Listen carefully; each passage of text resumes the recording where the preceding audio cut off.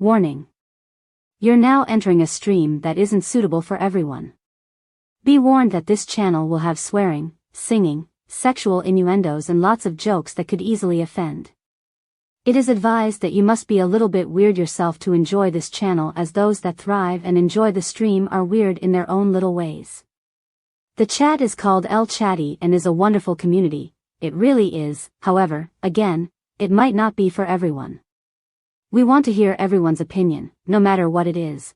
We encourage debate as long as it's done respectfully. If you're easily offended or don't like differing views, then again, this channel is not for you. By entering this stream you do so at your own risk. If you want to try it out, that's absolutely fine, but if you don't like it, no need to announce your departure, you can just leave quietly, as this isn't an airport.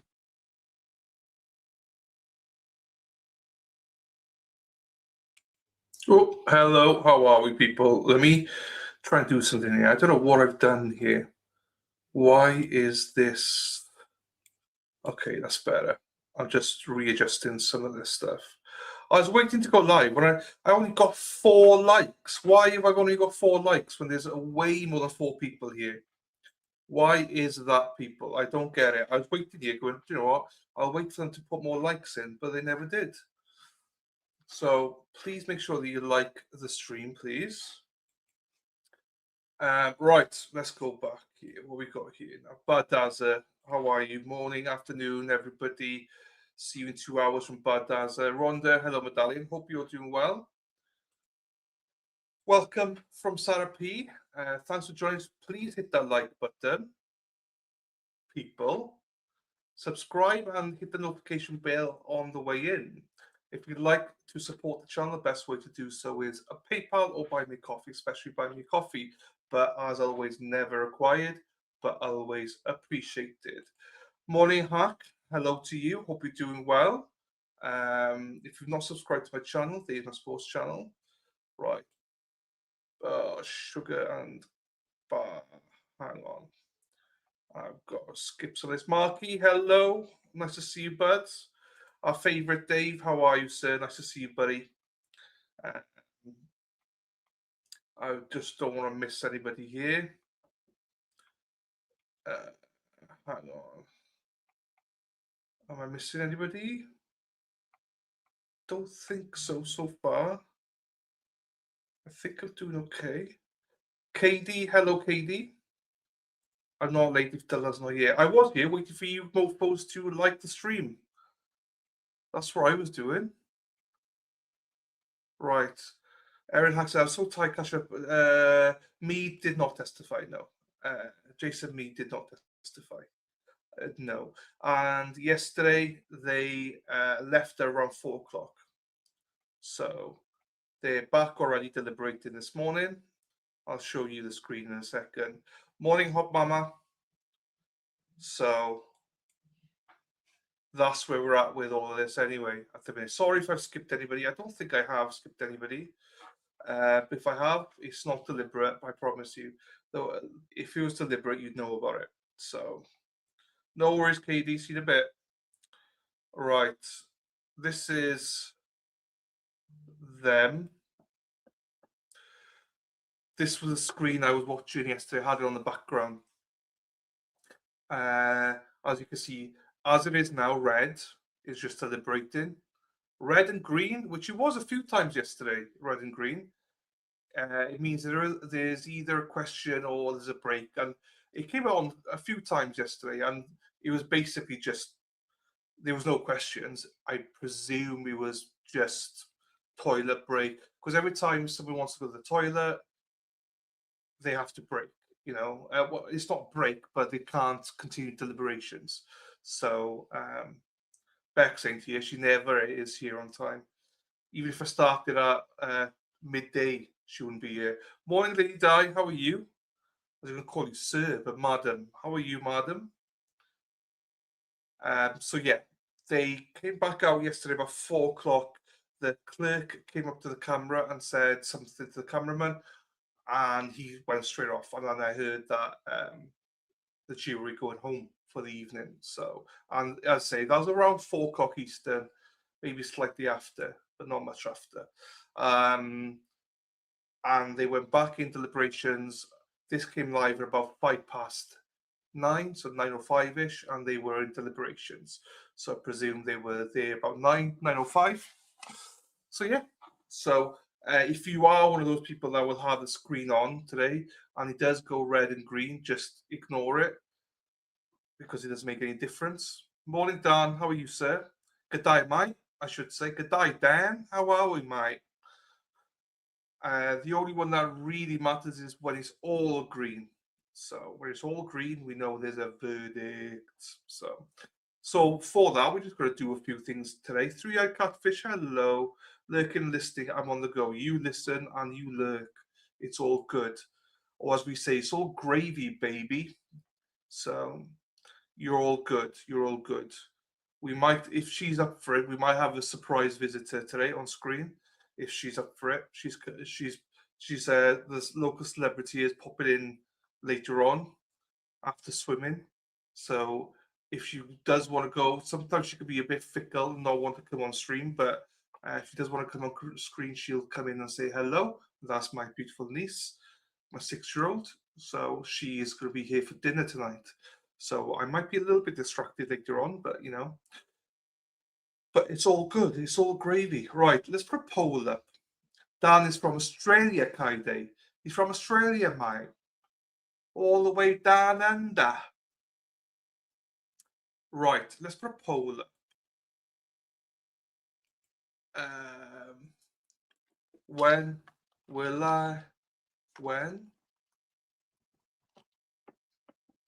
will we get a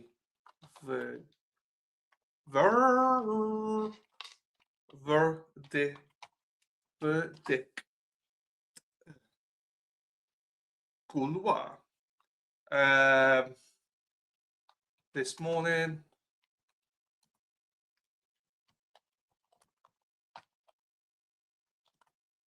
this afternoon,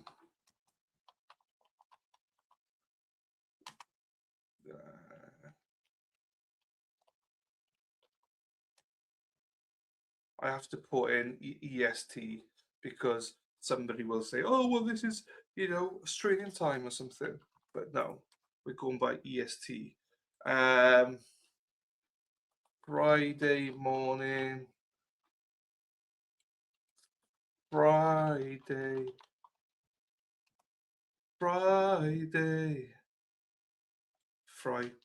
is the one for me. Friday is the one for me. Papa. Friday afternoon. You are my fire, my only desire, and I have to clarify all these things because we know when Dave Hamburger comes in, he'll pick away on something. So there you go. I have done that. Now the poll is up. So I'll be honest with you, Katie, I don't actually. So I'll be honest with you, I don't. But I know some might. Right. Kulua. So morning, Dave Hamburger. Top of the morning to you, lads. You're not Irish, but sure. Right. So as you can see, there is that. There, we can see the screen. But what I'm going to do now is, I don't know, chat to you all for a few minutes, and then what we'll do is we'll hop. Keepers, I can't speak. I will hop along today. Because there's a few things I didn't know about. I didn't know about that husband living double life and strangled his pregnant wife. He flees to Italy. Dave, if there's no verdict today, then tomorrow I will do one for Friday morning, Friday afternoon, or next week. So, but for now, let's keep it to today and tomorrow and see what happens. It could well be next week. I don't think it will be next week, Dave. But we'll keep it as it is for now. Right. Here we go then. Let's do this then. Let's watch this one first. Again, this is about, it's a case against Lee Gilley, accused of strangling his pregnant wife. Took a dramatic turn after authorities say he fled the US ahead of his capital murder trial. Prosecutors allege Gilley killed his wife Krista, whose death also claimed the life of their unborn child, while living what they described as a double life. Despite being out on bond with a GPS monitor, officials say he tampered with the device and made his way to Italy, where he's now in custody. Oh, wow. Wow.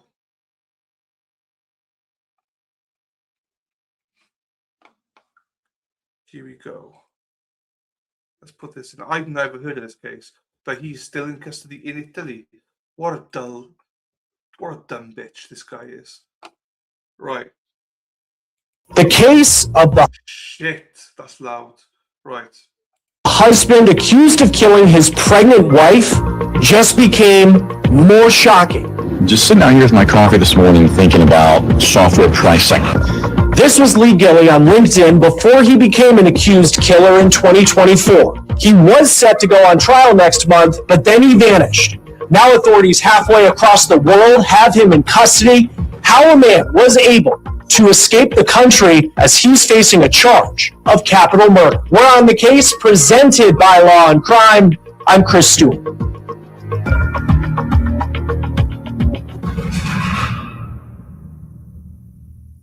There are not many defendants facing capital murder charges who are able to prepare for trial at home. It doesn't seem like Lee Gilley is going to be able to have that luxury anymore after what he just allegedly pulled. Authorities have him in custody in Italy. And I'll tell you in a moment what he told authorities when they pulled him aside in Milan.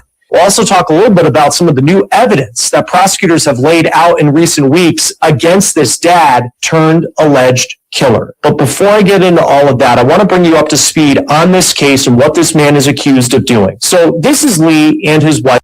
Did anyone actually know? Did anyone actually know about this case? Because I've never heard this case before. Well, fuck me sideways. Here she is. She disappeared. She disappeared, left us, and now she's back. I nearly dropped that song.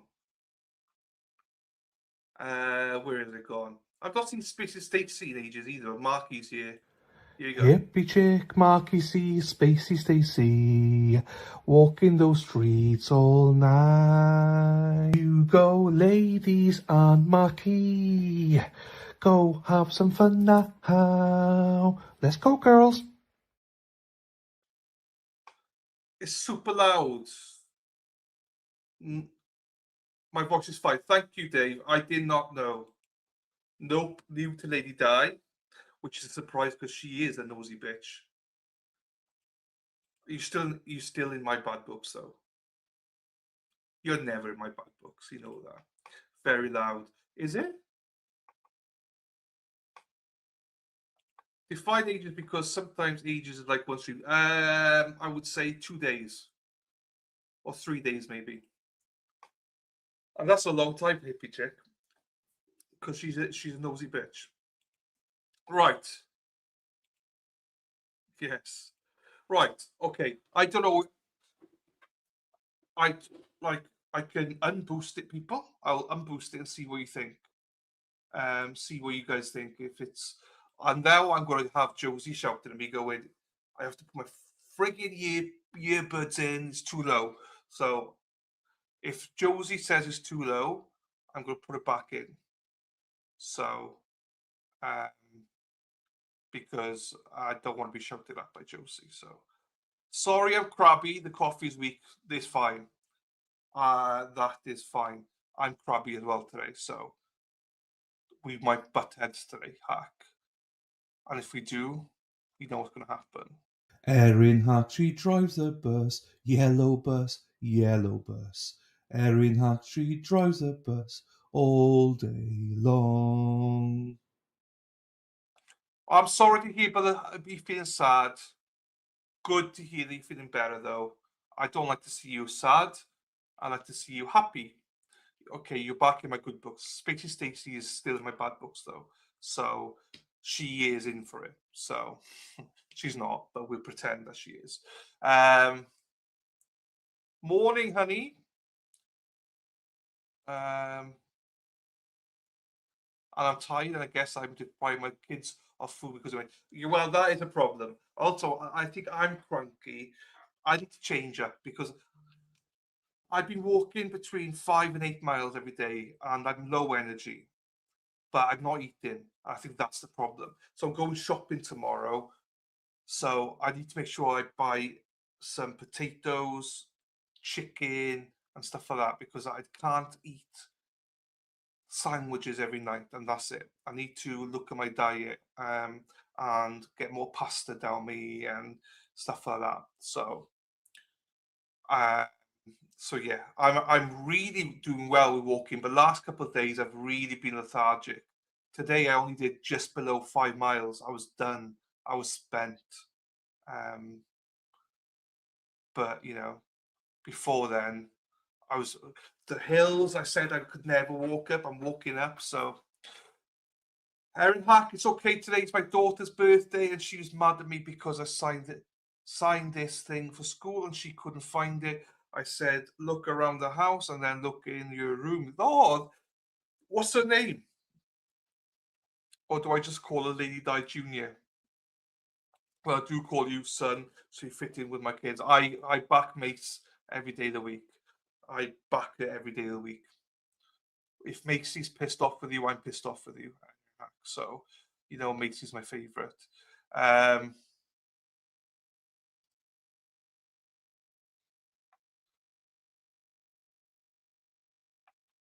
Okay. Happy birthday to your daughter. I have to go shopping now the day after the trip, the morning after the flight, and after drinking weak coffee. Should have planned ahead, Erin Hack. So no excuses. Get Mace and the girls bed.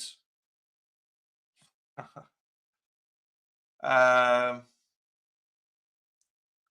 getting there, KD. Yeah, it sucks when you're feeling down. I get it. It sucks, people. It does suck. I'm sorry to hear this, RP. I know I feel like that, drained, but I think it's my diet that's making me drained. She said, I don't care, and then I said, I don't care either. I sing a happy birthday. What's the name?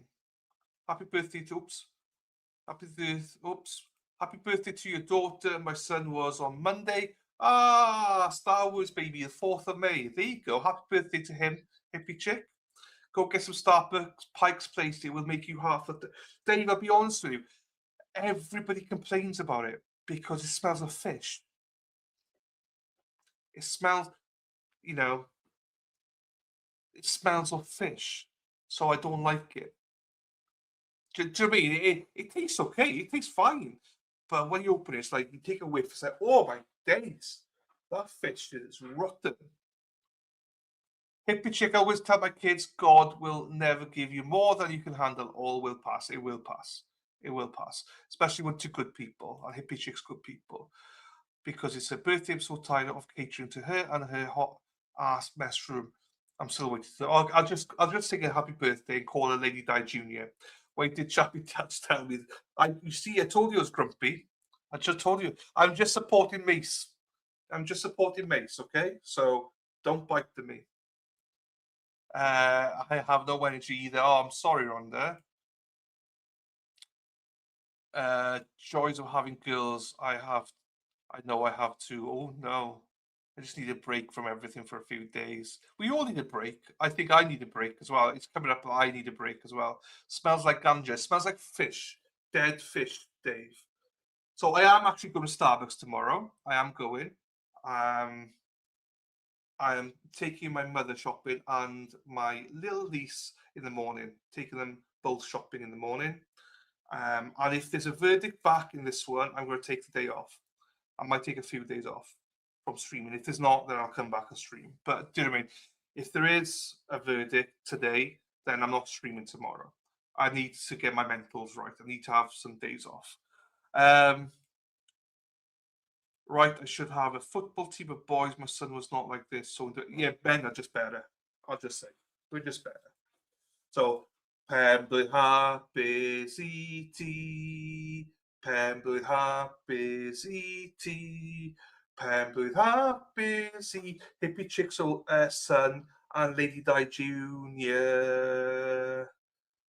Pembley hapus et. Hip hip hooray, hip hip hooray, hip hip hooray. There you go. Happy days. All of the beach smell like the marriage you want at 24/7 where it's illegal. It's Mother's Day this weekend. There you go. Happy Mother's Day to you all. Happy Mother's Day to you all in chat as well. All you beautiful mothers out there. Our Mother's Day has been in the UK, so bad dads, don't worry. Every year, the American Mother's Day catches me out. I see people saying Happy Mother's Day. I'm like, oh shit. Then I remember, no, ours was in March, so I'm done. I've done my duty. I actually bought my mother a heater and a card. She needed a heater because she was cold, so I bought a heater. Hippie Chick's been busy. She's got half a baseball team of boys. There she is. There she is. The Hippie Chick is nothing like Sarah P. Maybe she is. Oh, thank you very much. What's this? Welcome. Whale, what? Welcome. Welcome. I'm sorry, honey. They're not serving so whale sorry, semen. baby. I've got it. Thank So there you go. Right. I will get back to this video then because I've not heard this.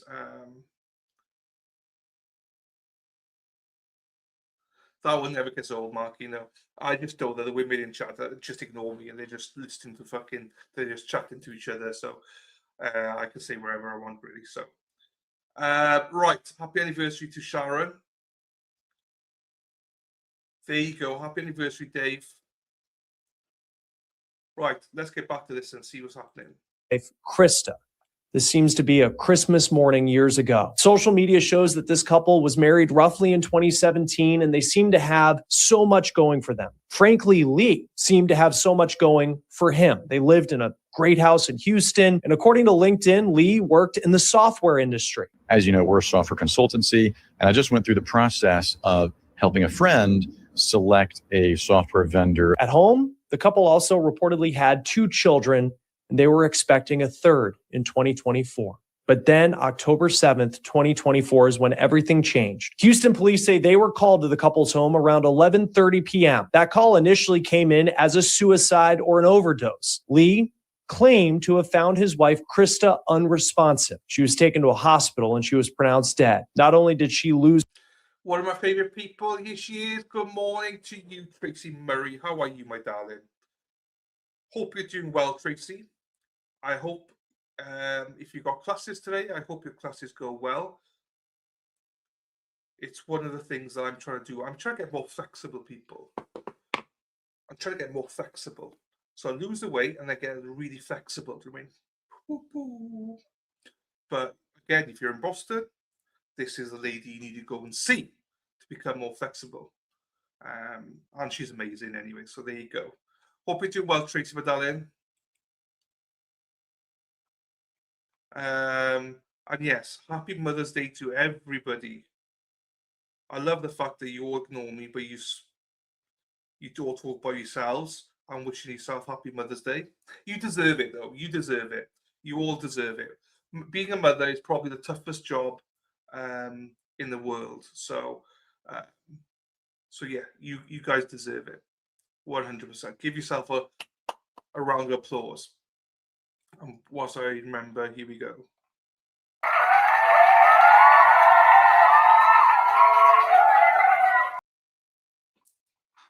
Come to Virginia, Tracy.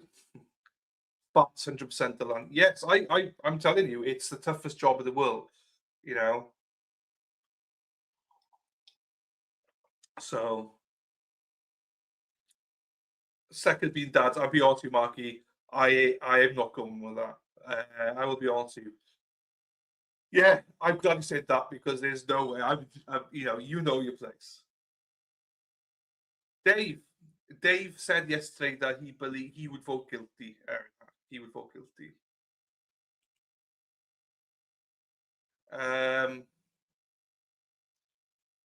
I know, but you all love them.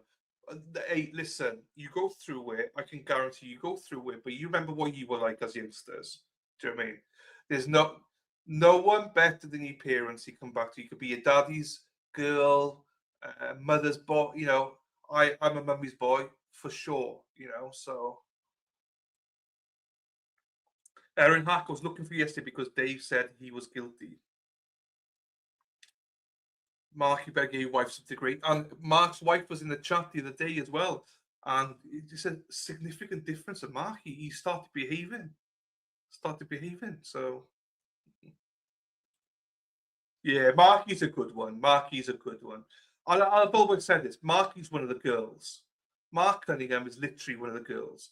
He's a nosy bitch as well. So he fits in. He's basically a woman. Mark Cunningham is. So I love it. Thank you, Dan. Good day, mate. Thank you, Dan. Thank you, my friends. I appreciate you for the membership and for becoming a member. He can't tell you because in case she's in chat. She was in chat the other day for Stefan Diggs trial. Oh, you told him. Imagine she's here, living in Oregon and stripped Davis baseness.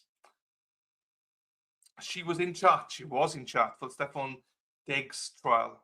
Lovely, lovely, lovely woman. Again, eye roll. Again. Or is it my accent? Trying to do the Australian accent. He explained yesterday why I was looking for you because I would vote not guilty, but you know this clip and me to debate him.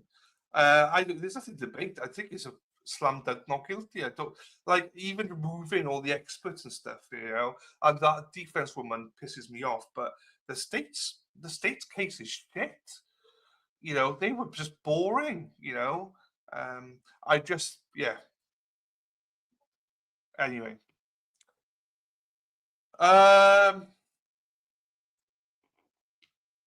Okay, let's get back into this then. This woman, I'll come back and forth, but I had to stop it for our beautiful Tracy. I had to do that.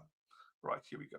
Her life, but she lost her unborn child as well. Krista was 9 weeks pregnant at the time of her death. Lee was the one who allegedly called 911, and he allegedly said that his wife had gone to bed 3 hours before he did, and then he went into their room, and that's when he found her. Court documents say that he told doctors that his wife wasn't suicidal or a drug user. Seems like he was claiming he had no idea what happened to his wife. The couple's 2 young children, they were also at home when all of this allegedly happened, when their mom lost her life. Now, even though police say Lee was claiming that he didn't know what happened, authorities are now saying the truth, it is allegedly more disturbing than anyone could have imagined. Court documents show that Krista's injuries were allegedly consistent with strangulation. Doctors also show that Lee allegedly admitted that the couple had been arguing the night that she died. Now, this couple, they appeared to have a perfect marriage. But prosecutors are alleging that Lee had some very concerning behavior in the years leading up to Krista's murder, as well as in the days surrounding her death. We'll talk about that here in a moment. But I do want to talk about what happened after Krista died. Lee was arrested 5 days later, and police charged him with capital murder. Here he is making his first appearance in court in Houston in 2024 per KHOU TV. A judge set the bond at $1 million. Now, that is a lot of money, but Lee was able to post it with a surety bond the same month as... Me? Are you talking about me? Am I the one that's sucking up?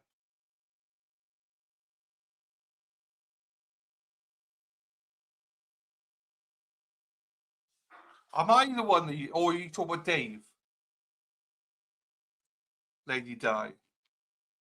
I'm going to clear my name. No, Dave, I was going to say, why am I sucking up? I did think, what the fuck? I've said from day one, I couldn't find... I don't know if Jason Meade is innocent. I can't say he's innocent in the sense I don't know If there was a gun involved or not, I don't know. But you can't convict it based on what we know. So, but the defense did try their best. Well, that woman defense attorney did try her best to like push people towards guilty.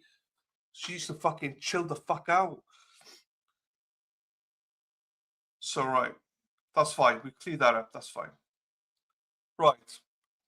The alleged murder of his wife. Lee has been out of jail ever since, but he was required to wear a GPS monitor. Now, how he was reportedly able to get out of the U.S. this month and get to Italy, it's a big part of this story, and it involves that GPS monitor. And just wait until I tell you what he reportedly told authorities in Milan when he got there. Court documents are also now shedding light on what was going on in the supposed picture-perfect marriage in the years leading up to Krista's death. Last month, prosecutors filed a document laying out some of the evidence that they plan to use in Lee's upcoming trial, and it includes some bombshell allegations. Prosecutors say in March of 2024, roughly 6 months before Krista's death, Lee allegedly posted on Reddit that he was, quote, bored in his marriage, and this man, now 39 years old, wanted a college-aged female for a friends with benefits arrangement. Then prosecutors allege in the days surrounding his wife. What I'll say to you about this, right, is she made me want to fucking vote guilty at some of the points. I think it was an easy case for them to win, but she made it so tough. If I was a juror, I hated her so much that she turned me off. It literally was like, I hate her that much. I could lean towards voting guilty because she's pissing me off right now. She had very good points, by the way, but she droned on and fucking on. She was up there with how much I hated the state, which would take a miracle because the state were awful. But I genuinely believe she was awful as well. The other defense attorneys were fantastic. I hated her that much. Literally hated her. But it doesn't step away from the fact that I would still vote not guilty. But she did everything she could to make me hate her. So I just don't like that sort of attorney. And for me personally, she's off-putting for me. And if it was a trial that was closer, she would have done enough for me to push, like not this case, but if it was another trial, I think she would have made me want to side with the state. And that's bad. I don't think I've had an attorney like that before. But as I say, the other defense attorneys were really good, but also the state was that bad that it might not make a difference. But if he was found guilty, I do think that she had a lot to do with it, in my opinion. But again, we're all different. So, as one juror, I honestly detested her. She really turned me off this trial. She made it an easy trial hard. I think she made it harder for the jury, in my opinion. But anyway, as I say, we're all different. And I love it when I've got a mic and I just say it and I can see people typing fucking disagreeing or Dan agrees. But do you know what I mean? So it is what it is. It doesn't matter. But if he is found guilty, I do think some of it was down to her and her demeanor.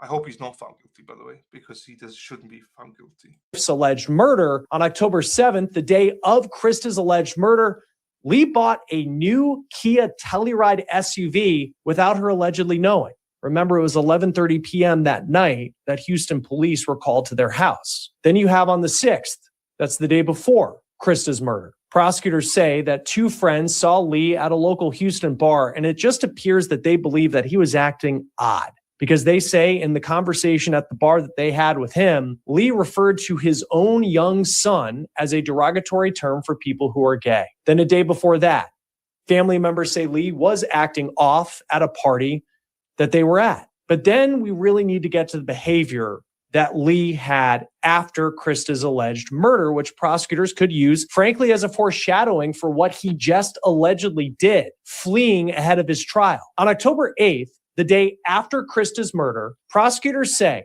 that Lee claimed he was allegedly being set up and that he was being targeted. He also claimed he needed to leave the country, according to prosecutors. Lee claimed, allegedly, that he needed to do it to take care of himself. Now let's go to October 10th. Witnesses say that Lee alleged he needed to leave Houston. And he said this time he wanted to go back to his native South Carolina, prosecutors say, and he wanted to go back on the 12th, which is the same day that he was arrested. Prosecutors also say that Lee didn't let his kids speak with Krista's family. But perhaps the most damning anecdotes that prosecutors say they want to use during a trial goes back to 2023. Prosecutors alleged back in 2023, Lee had an affair with a woman in San Diego. Then prosecutors say between April and May of 2025. So remember, this is while he is out on bond, accused of killing his pregnant wife. Lee contacted the same woman he allegedly had an affair with, and they say he talked about plans to flee to Mexico or other parts of the world. Lee allegedly said that he could remove his GPS monitor. He also allegedly talked to his alleged mistress about marriage and getting a new identity. He allegedly asked this woman if she knew of a Mexican identity he could acquire to help get him out of the country, prosecutors write. Now, it's important to note that the same month that prosecutors say this communication was happening in 2025, a Harris County, Texas grand jury indicted Lee on the charge of capital murder in the death of his wife. So let's talk about the evidence at this point. You have this autopsy that allegedly shows that Krista was strangled to death. And then you have these stories laying out a man who allegedly appeared to be unhappy in his marriage, but also seemed to be spiraling out of control. So now we're in 2026.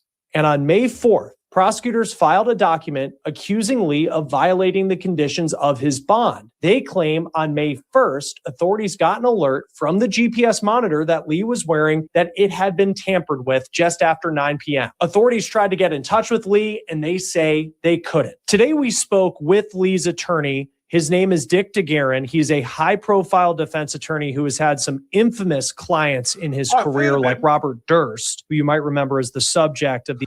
I've heard of him before. Who's Robert Durst? I've heard that name before as well. The HBO true crime documentary, The Jinx. DeGuerin. That's where I've heard of him before. He's a high-flying. He's had a few big ones in Texas. I have heard of him. Let's look at him. There you go. Okay, interesting. Well, his clients fucked him over, that's for sure. Who you might remember as the subject of the HBO true crime documentary, The Jinx. DeGuerin told us that Lee Gilley allegedly left the country, fleeing first to Canada and then flying all the way to Milan, Italy. And that is where Lee Gilley currently is in custody. Now, DeGuerin told us he's not sure when his client left the United States. And he also told us he's trying to get in touch with Lee Gilley, but he hasn't been able to speak with him as of yet. DeGuerin told KPRC TV that when Lee landed in Milan, authorities seemed to not believe his identification information, and his attorney says he then self-identified, and Lee claimed that he was being wrongfully prosecuted in Texas and that he wanted asylum. An interesting part of this is the reason he may have gone to Italy compared to any other country. Why he would go to Italy is an interesting part of this that we're going to talk about with our guest here in just a moment, because when Lee landed in Italy, he allegedly claimed that he was subject to the death penalty. I want you to remember that. Lee is facing a charge of capital murder, but DeGuerin told KPRC... that's why he did it. I imagine, because, I'm not sure if Italy is one of those countries that you can't extradite somebody if they're facing the death penalty. So if he was facing the death penalty, which is a capital murder, I presume he was, and it's Texas, so he would be, him fleeing to Italy would mean that Italy would not allow him to leave the country until America assured them that they would not seek the death penalty. So that makes sense. So I presume Italy is one of those countries, extradition countries, that won't extradite people that faces the death penalty. Okay. That would make sense why he did this. So I imagine, I'm speculating, we'll find out more now, but I wanted to stop and speak. He's facing the death penalty. He went to a country that does not allow death penalty and will not extradite anybody who is facing the death penalty. So that means he either gets to stay in Italy or Texas would have to drop the death penalty. Prosecutors never said they were seeking the death penalty in this case. Gilley's next court date is slated for June 5th. Join us now to talk more about this case and the process of getting Lee Gilley back to the United States is Eric Faddis, criminal defense attorney. Always good to have you here on Law and Crime. So Lee Gilley, he is in custody in Milan, Italy. There's a lot to talk about with how he was even able to get to Italy in the first place. But now, what is the process of getting him back to Houston? Sure, Chris. So this is a rather involved extradition process.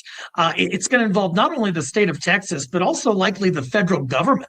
It's really a diplomatic type of process whereby our federal government has to get in touch with Italy. There are a number of requirements that have to be met in order for Italy to be willing to extradite the defendant back to America, back to Texas. And so, like I said, that's a rather involved process, and I imagined that measures are being taken towards that end right now.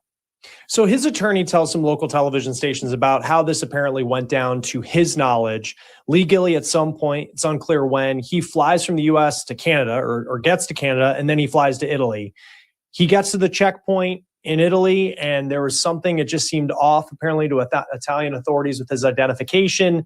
And that's when he says he's being wrongfully prosecuted in the United States, and he would like to claim asylum. How does that, and we talk a lot about asylum these days, across a lot of different fronts, certainly the political realm, how that works out. But in this situation, how does that work when someone shows up at a checkpoint at an airport and says, I want to claim asylum? That there is a higher threshold for asylum in most countries than just, I have a criminal case against me and I think I'm being wrongfully accused. That's probably not going to cut it. Usually there's a formal legal process whereby someone has to submit documentation showing persecution. Oftentimes it's relating to persecution of ethnic or political groups. There has to be a threat of death or serious bodily harm. All these things have to be documented for the receiving country to then process the asylum request. But simply, showing up, getting stopped and saying, hey, there's a case against me that I think is bogus, that's not going to be enough. Yeah. And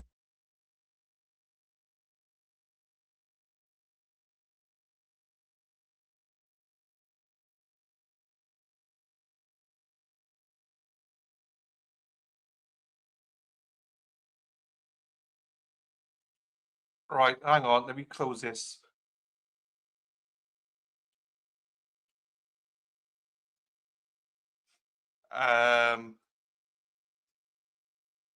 Because the other stream just went live again. Not live, but it went. We'll just wait here for a second. So this is what I meant about the red and green. It means there's either a break, they either have a break, or they have got a question. So I just heard the music. I was like, oh, fuck, what's this? So we'll give it, I'll wait here for a little bit just to see. They're back deliberating. So is somebody taking a piss? Okay. Somebody wanted to urinate. So there you go. That's all that was. Fine. We'll go back now. To this.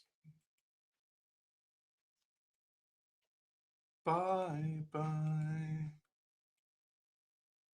so now he is going to come back, we assume, to the United States at some point in time.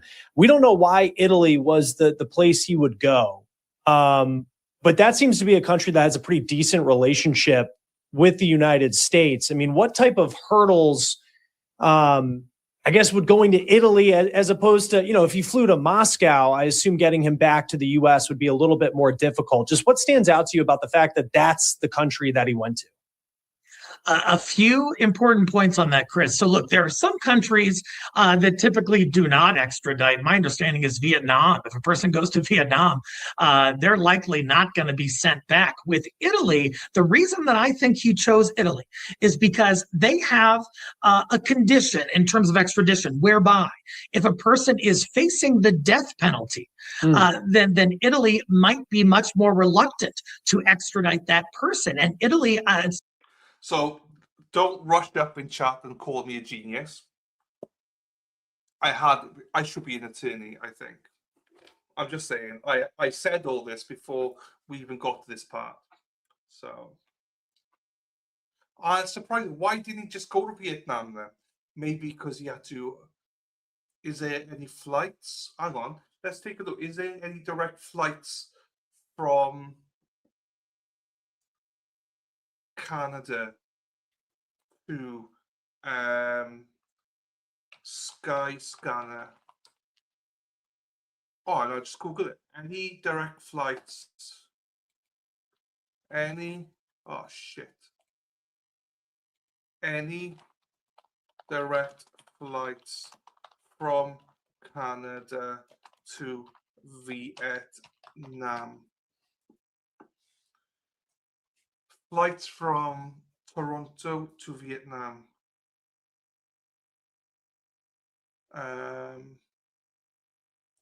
Yeah, there seems to be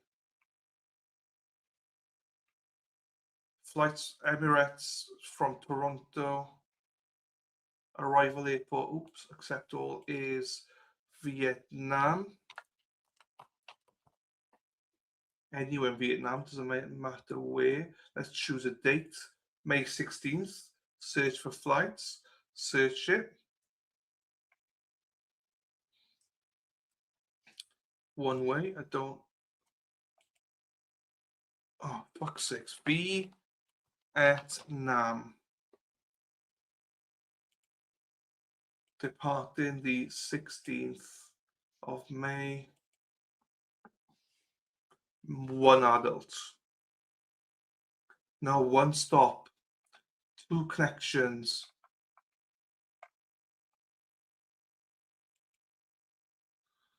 Dubai. Maybe there's no direct flights. London. I'm not fucking going from London, you mofos. Change search. Shit, that's why. London. Toronto. Canada. Update. No, there's no direct flights from Toronto. There might be from another way. Because my thinking was, he went from Texas to Canada. Like, you would think he would know that somewhere like Vietnam is a place to go. So, but he has to take a direct flight, if that makes sense. He can't just take... Why? So there can't have been a way to go from Texas all the way to Vietnam. I'm just wondering why he went to Italy. Was it a flight from Italy to somewhere else? Or maybe that was just the easiest choice for him. I don't know. Anyway, just thinking. To my understanding, requires assurances that even if the individual is subject to the death penalty, dude, I've said all this, so move on. I've said all this. The prosecutor is not going to seek it. Once Italy has those assurances that the individual being extradited won't be put to death, my understanding is they're much more inclined to engage in that extradition process, and I think it's likely that they will send this defendant back. That's interesting, because I know his attorney also said that at this point, prosecutors in Texas, they haven't said whether or not they were going to pursue the death penalty in this case. He is facing a capital murder charge. It's almost like now at this point, if he was really concerned about the death penalty, like this could be something that could work in his favor, that he was actually able to get to Italy. Perhaps. And I, like I said, I think that's why he probably chose Italy. I've read some reports about the case. My impressions were that the DA was not going to seek the death penalty, even though the charge is theoretically subject to the death penalty.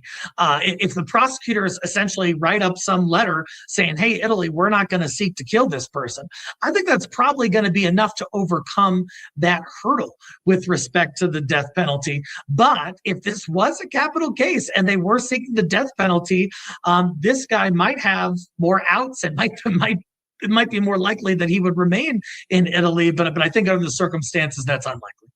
Yeah, no, that's certainly an interesting dynamic. And then just before we get to how it could play into his impending trial and how this all goes from here, how was he able to get from, because if you're facing the charges that he's facing, he obviously has this GPS monitor that he took off. Are you surprised that, I think of the checkpoints, and even if he was able to get into Canada, I don't know if he drove to Canada, we don't really know about that part of it, but he was able to get, over a border somehow, out of Texas and then to Italy, that there was no flagging along the way until apparently he had some identification that seemed a little sketchy to the folks in Italy when he got there. I'm surprised, Chris, that he wasn't stopped before that. I'm surprised he made it all the way overseas to my homeland of Italy. Usually what happens, especially if a GPS monitor is cut off, there's a notification that's sent to the entity that is supervising that. Oftentimes there is a warrant for that person's arrest that is issued in very short order. And then when an individual is traveling, especially internationally, there are officials who are looking to see whether any of the individuals coming into the country have a warrant for their arrest, and they're often stopped. Look, Chris, I've had clients who were on probation who didn't even have a warrant. They were simply traveling and had a court order granting them that permission to travel, and they were stopped and questioned for a long period of time. So the fact that he made it all the way to Italy is rather surprising. Yeah, it really is, because I know the GPS monitor, I guess there was something that was tipped off around 9 p.m. on one night, but it's like, even if he drove to get there, like you would think that would have triggered some sort of alert, and then you would have had a good period of time to get to it. Now that he's in custody, eventually he'll come back.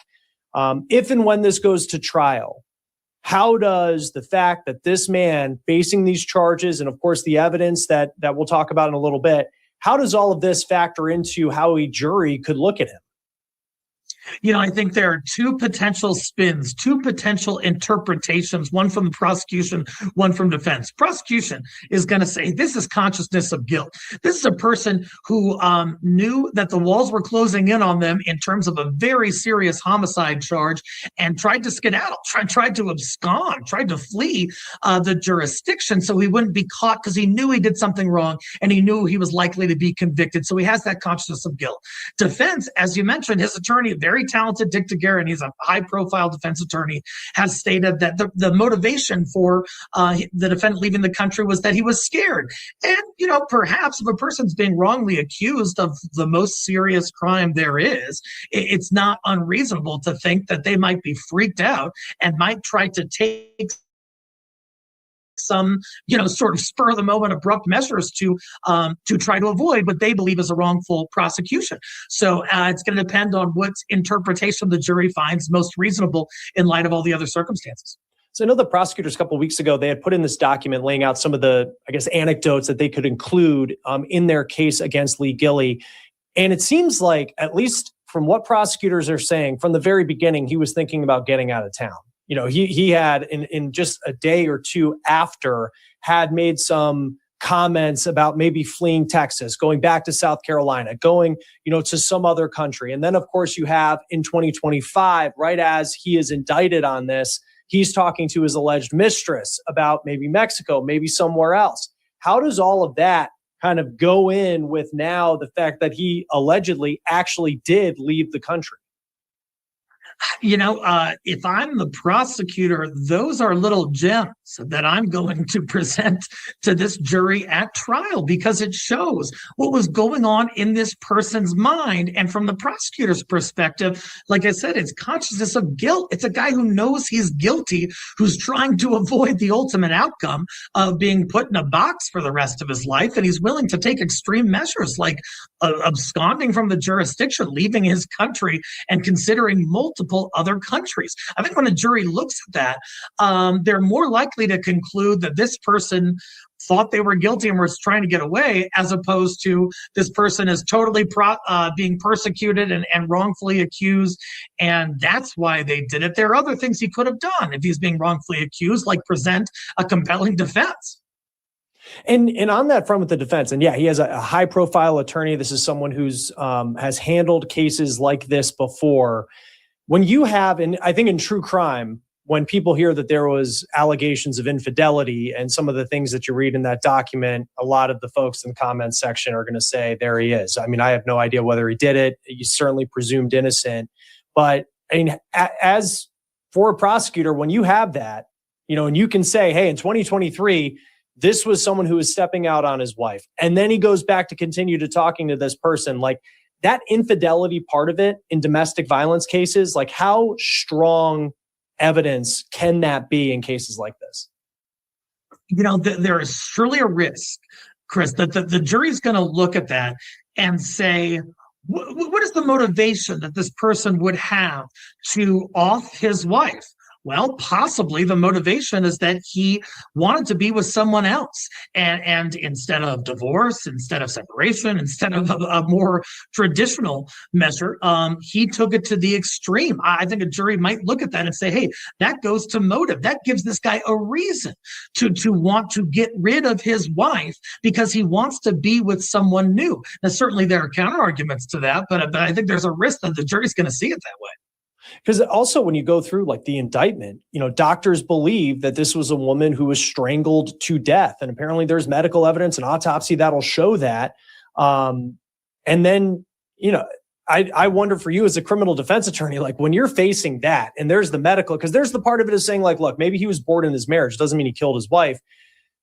When it seems like she was strangled to death, how do you push back on that in defending a client? One thing to be mindful of is that the prosecution has their own experts and they talk with these folks. Sometimes they have personal relationships with these folks, and these experts are not necessarily 100% impartial.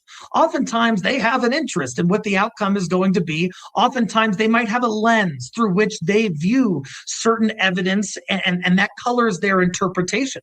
Strangulation is an opinion. It's an opinion by one medical expert, but defense, it wouldn't be uncommon for them to hire their own strangulation expert, perhaps for them to even do their own autopsy, to conduct an in-depth investigation and say, wait a sec, that first opinion on strangulation is wrong because of X, Y, and Z. And so I think when people hear about these medical examiner reports, they say, oh, that must be gospel. That must be a medical fact. And it's not necessarily the case. Yeah. And I mean, I think even, very, very different situation.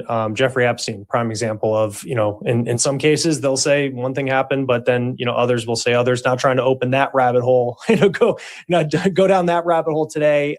In this story, he is slated to go on trial. I'm just looking at KPRC in Houston. June 8th was the latest trial date that was set. The fact he's in Italy, and you think of the extradition process of going back, maybe the hurdles that are now in place with what he did. I mean, what do you think the timeline might look like going forward? Yeah, good question. What Italy is going to want to see is they're going to want to see the complaint listing out the charges. They're going to want to see the affidavit in support of probable cause. They're going to want some assurance that this guy, that there's significant evidence against this guy. Oftentimes in extradition, if there is no probable cause determined by the receiving country, if the receiving country says, hey, I don't think there's a shred of evidence supporting this prosecution, that can make extradition a lot harder. So the government has to provide those materials. Italy has to review them. They have to make logistical arrangements for transferring a person in custody charged with murder back to another country. I think we're looking at weeks. Will it lead to a continuance of the trial date? I think that there's a reasonable likelihood it will. And then just lastly, when he was arrested, police charge him with capital murder. He has his first court appearance. Bond was set at $1 million, and then he posts a surety bond for $1 million, and he's able to get out. Knowing that, I mean, how common is it for a capital murder defendant to actually be able to be out for as long as he's been out? I mean, I know now the bond's been revoked, and when you flee the country, that changes things. But just in general, it seems surprising that someone facing that charge would be able to spend time at home on a GPS monitor as opposed to being in pretrial detention. It's rather uncommon, Chris. In Colorado, where I primarily practice, the judge has the discretion to not give a bond at all when the highest level homicide charge has been levied. And so the fact that the judge granted a bond, and this person apparently had the resources to assist a surety in posting it, that's pretty uncommon to be able to fight a homicide charge from the outside. But like you said, all that's going to go away. The bond's going to be revoked. He's going to owe the bonds person gobs and gobs of money. On top of that, he'll likely be charged with violation of bail bond conditions. On top of that, this is a fact that arguably shows consciousness of guilt. He's dug himself an even bigger hole that he'll have to try to climb out of once this trial commences. And actually, you bring up a good point. That probably should have been one of my first questions. He posts this surety bond. Like, how does the fact that he then fled, allegedly, impact like the financial situation of how that whole world works? Totally. So how it usually works, Chris, is let's say in this case, there's $1 million bond. Defendant goes to a surety and says, hey, I can't post $1 million. Can you help me post this? The surety says, hey, we need at least 20% of that, $200,000. Defendant gives the surety that money. Defendant promises that they will appear at each future court date, because that's what the surety is essentially promising the judge. And so when that condition is violated, that bond is revoked. The surety is likely out that money and has to try to recover it personally from the defendant, which it sounds like they likely never will. So it's a tremendous mess, and this guy is never going to be granted a bond again should he somehow get some traction in this case.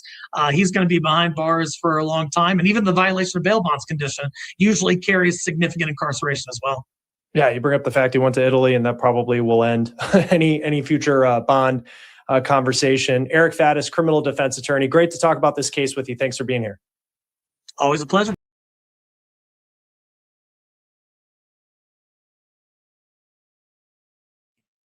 That's quite just something to keep an eye out for, I think. I'd never heard of it, but it looks good. Right.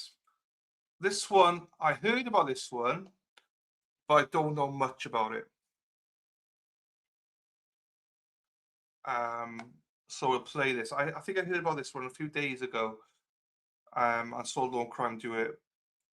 What do you guys think about this one? Hang on, let me. So this is a student teacher. A student teacher was pulled out of class after authorities said that this disturbing social media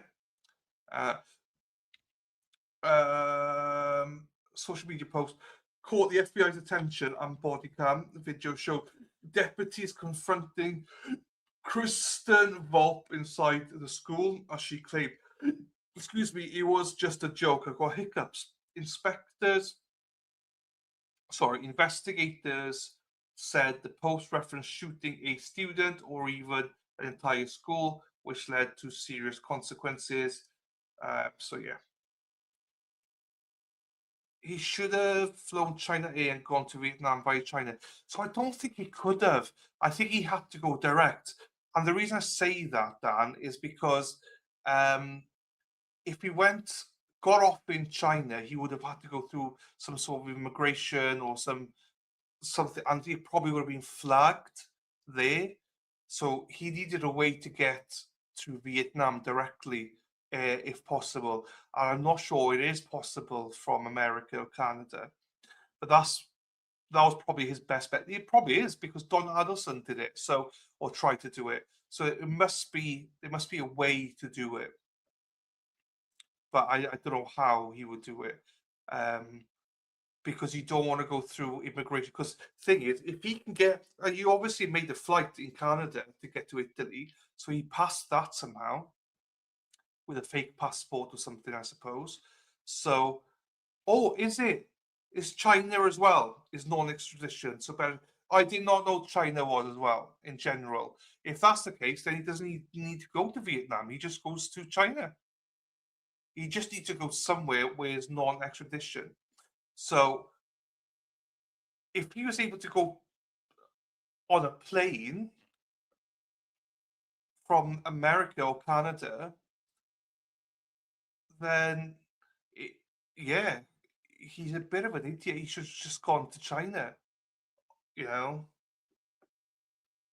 But what happens then? Does he still get incarcerated there? Do you know what I mean? Once he's found out, would he still be in jail though? Or would he just be tried there? I'm just, you know, China's awful beaches. Maybe he knew people in Italy. Maybe.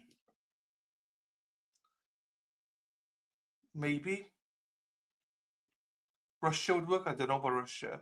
But I'm just thinking, what is the process though? You know, when someone gets caught, like, you go there, would he not be tried in Vietnam, or is that not legal? I know that's a dumb question to ask people, but like, would he just be left off? Be like, well, it doesn't really matter because we don't care.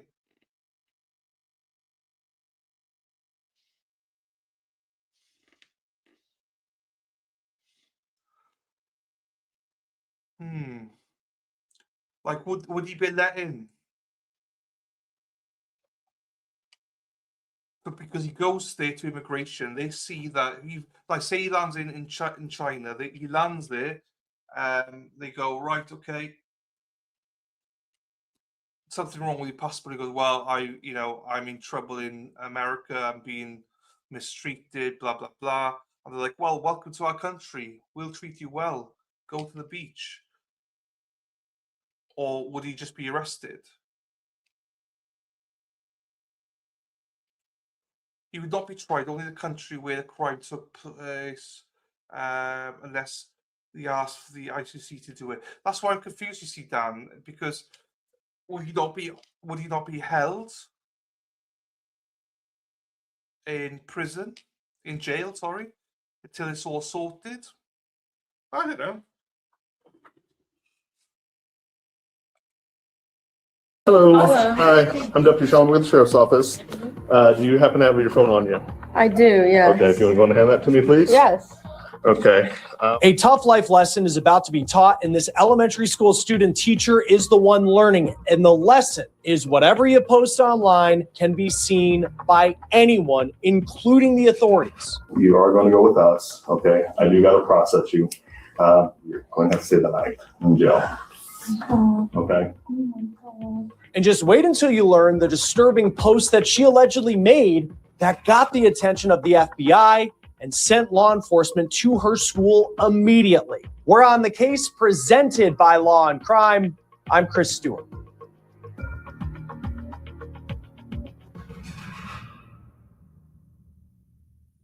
All right, hey guys, thanks so much for following this episode of On the Case with us. We're able to bring you this story because of our partner, Morgan & Morgan. There's a reason why On the Case is one of the top true crime shows on YouTube, just like there's a reason why Morgan & Morgan is America's largest injury law firm. For more than 35 years, they have been fighting for the people, and they've recovered more than $30 billion for their clients. And the proof's in their track record. They have more than 1,000 lawyers across 100 offices nationwide. Hiring Morgan & Morgan is like hiring an army to go into battle for you, a team that will fight hard to get their clients the compensation they deserve. Not all law firms are the same. If you hire the wrong one, you may be beat before you even start. So if you're ever injured, you can check out Morgan & Morgan, and their fee is free unless you win. For more information, you can go to forthepeople.com/OTC, click the link below, or scan the QR code on your screen. We see a lot of stories where students are arrested for making threats on social media, but it's not often that it's someone in a teaching position who gets pulled out of class. It's recording, just so you know. All right.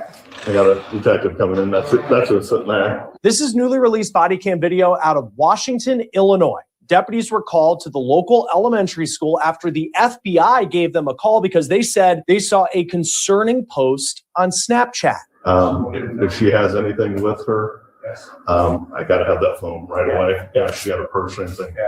I'll take that also. Okay. So she will okay. be any wiser. She looks very young in the picture. She is very young. Yeah. Can't believe that. So that's why I got up here as quick as I could. So. The account belonged to a woman named Kristen Volpe. According to law enforcement, she's a student teacher at this school, which it's kind of like an internship, but it is still a position of authority. Now, the administrators at the school escort the deputies to a classroom where they wait for Kristen to show up. And once she walks in the room, things get serious. Now, before we get into specifically what she said, this is the moment she's confronted by deputies. Hello. Hi, I'm Deputy Sean with the Sheriff's Office. Do you happen to have your phone on you? I do, yeah. Okay, if you want to go and hand that to me, please. Yes. Okay. The reason we're in contact, anything else on you, if you wouldn't mind, just lift up you got any weapons on you? No. Okay. All right. The reason we're here is, have you been on Snapchat earlier today? Yes, I was, yeah. Okay. And like I said, well, I'll go get some stuff first while we, hold off for a second. Okay, sure. If you want to hold that, I'll go grab, because I don't got the warning or anything. Okay. If you want to, I'm going to go get my computer. Before we get into the intense discussion that's about to take place, I want to show you the police report that lays out why the FBI decided to call law enforcement and what Volpe allegedly posted. The sheriff's office says that the FBI picked up a possible threat that was made on Snapchat. And that threat stated, quote, "I was halfway through my lesson plan and one of my students pressed the power button on my computer. Lesson plan is gone. Chat, do I shoot the child or just the whole school?" Now, some people might look at that and say, hey, look, it's just a joke. She's a student teacher. Everybody makes mistakes. But the reality is the world we live in and the reality that school shootings have become far too common. Law enforcement can't take these things lightly. And that is the way that they played this. Like I said, I want to introduce you. That's Detective Robinson. Like I said, Deputy Shelmer. And then want to go ahead and just read your rights here real quick, okay? Okay. You don't need to. No, not yet. You have the right to remain silent. You give up that right to remain silent. Anything you do can say will be used against you in court. You have the right to speak an attorney. Order of choice before questioning. Have the attorney present during questioning. And for an attorney, one will be appointed for you by the court prior to any questioning if you do seek so. You understand each of these rights that I've explained to you? Having in mind, you understand that you have the right and you're willing to talk to us. Okay, perfect. So we got a call about a snap. So did you happen to make one today? I did, yeah. And what did you say in the snap? I send a lot of snaps back and forth. I don't know really what this is about. Okay. How about school today? Anything about school today?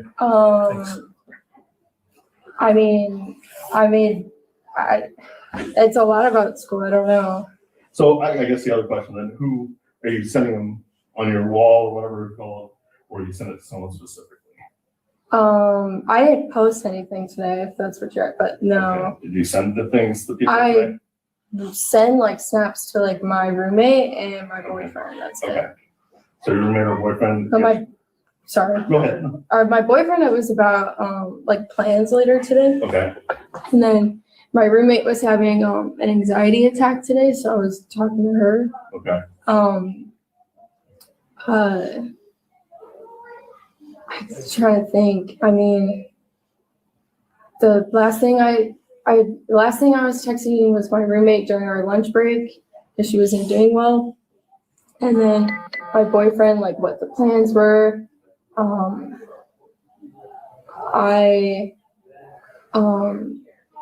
allowed to take pictures of the kids. Yeah. My supervisor from ISU said take as many pictures as you can. So I take pictures of the kids. I took a picture of one kid because I always tell stories about it. Yeah. So I have that saved. I can delete it if you want, but I do have a picture of one of the students, but I keep it for like my safe keepings of the kids. How about the day the kids make you mad today? No. Kristen, in this conversation, seems to not know why deputies have come to the school to talk to her. Nothing about your computer or anything like that? I had a lesson plan and one of the kids turned off my computer on my lesson plan. And I was like, oh, dang. But I never get mad with the kids ever. What did you snap after that? No. Nothing at all? No. Sure. Yeah, I mean. What? I'm so confused. So what I'm going to show you is the snap we received. Okay. That is you, correct? Oh, yes. But, okay, yes. This was a joke, though, but yes. Who did you send that to? That was just just to 3 people. Okay. Yeah. Who would be the 3 people? It was like not a private story, but like a private. Like there's only 3 people on there. Okay, yeah, I'm realizing that was a bad joke. That was a bad joke. Who were the 3 people? My boyfriend, my roommate. 2 roommates? Yeah, I have 2 roommates. What are their names? Now, the next couple of minutes of body cam video, it's redacted, but then the audio comes back and Kristen is laying out what she says was just a joke. So you're saying you did do this, but you did it as a joke? It was as a joke, and it was only 3 people. I'm realizing now that it was stupid. And I did not mean it at serious at all. I'm not a violent person. You can ask any of the teachers. I'm very calm.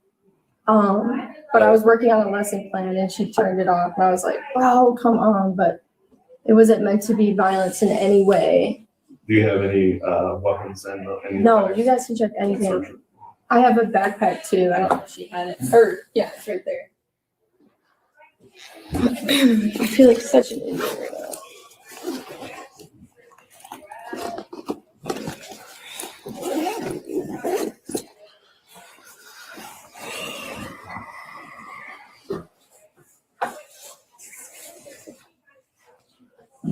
So phone job.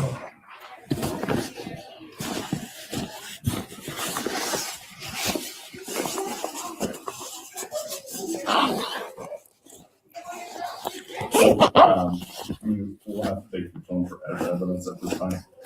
Is there any numbers that you want to get out of here before? Yeah, probably my mom's phone number. Okay. For my roommates Do too. you want to go ahead and that for me? It's 2626. I think you can go into the phone contacts, but I might need to write it down somewhere. Is there contact?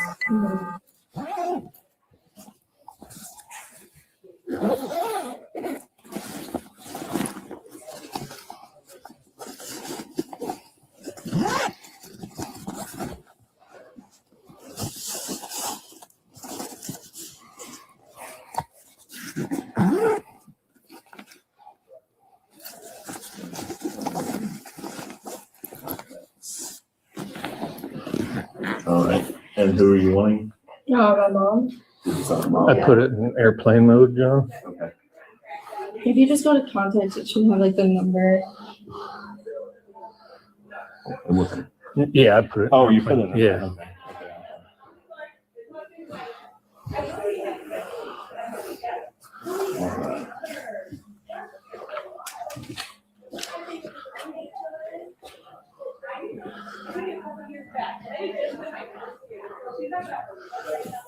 All right.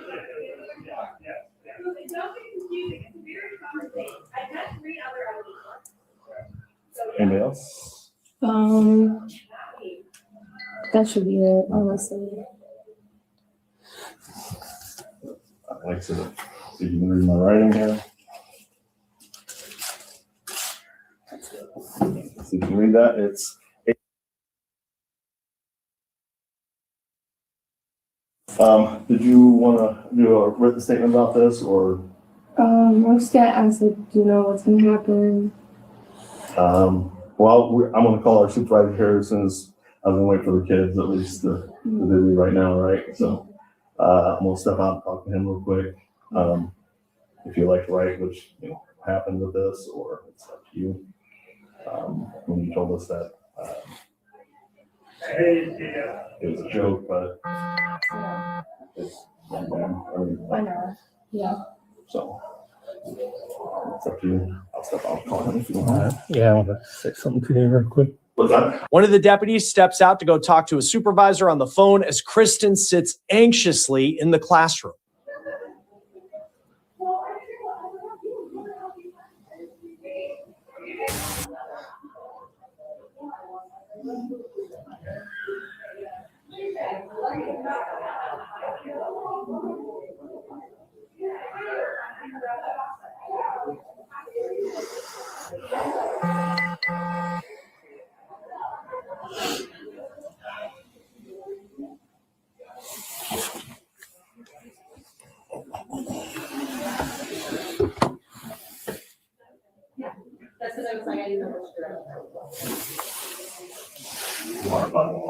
Can you check on this? Yep.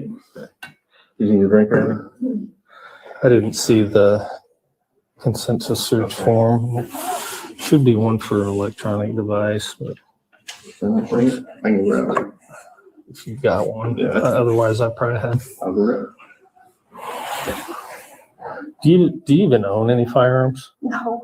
Do you have a FOID card or anything? No. Do you have access to firearms? No. Okay. No one I know even has a FOID card. Okay. What we're gonna do is probably have you sign a consent to search your phone so we can go through it and make sure there's nothing else as far as your statement you made. And then I don't know, it probably won't be today. It'll probably be tomorrow or Friday before you get it back. You have access to another phone? No. No.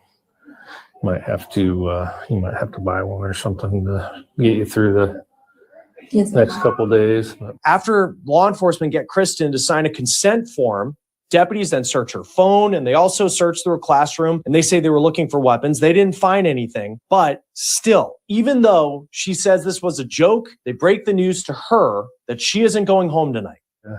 Okay, so I'm gonna be honest with you. This is a serious offense, okay? I know.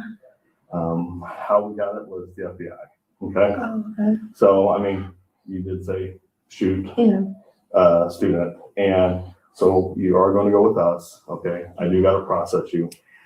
You're going to have to stay the night in jail, Oh, okay? oh my God. This is crazy. I know.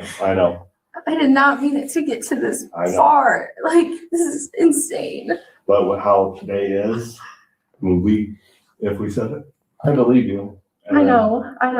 It's tough. I'm gonna be honest. Like I said, we are going with what we saw, and so we have to respond that way. And okay, so if you would like, they could take your car.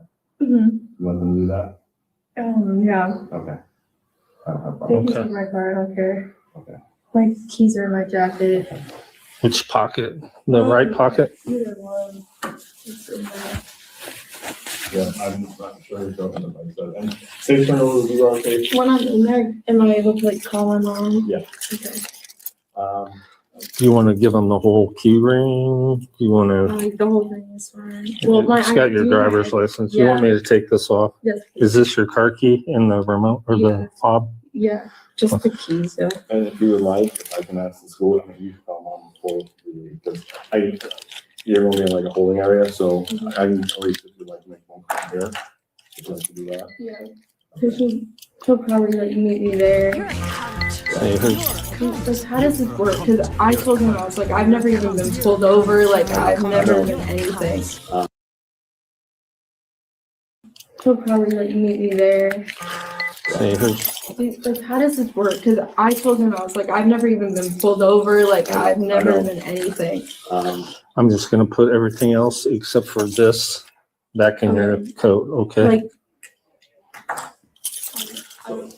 What's gonna happen is it's gonna be processed and, okay, so they'll ask you, like, I'm gonna ask you the questions right now and they'll take in, they'll ask you the same questions, take a picture of it, they just then hold themselves until tomorrow. And this time, when you do all the reports, She's given permission for them to take her car. Okay. Okay, She's we'll go gonna be find staying overnight. Oh, okay, very good. Are you Mrs. Ellis? I am not. I'm Mrs. Okay. Davidson. Do you need Mrs. Ellis? I don't know if John's talked to her yet. I was gonna talk to her for just a little bit. Oh, no, they ain't got a ride. There's a student teacher at Manor that can take them. Or Would does she like them? want She would like them to take her car, yeah. Thank you. Otherwise, it's gonna be here Okay. for overnight. When I get asked why they're taking her car, any guidance on what I can and cannot say?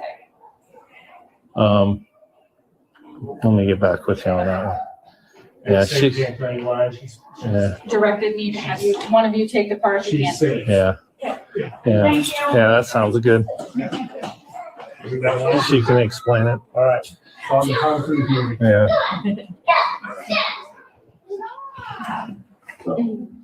where's? you're gonna be in Meade. Okay.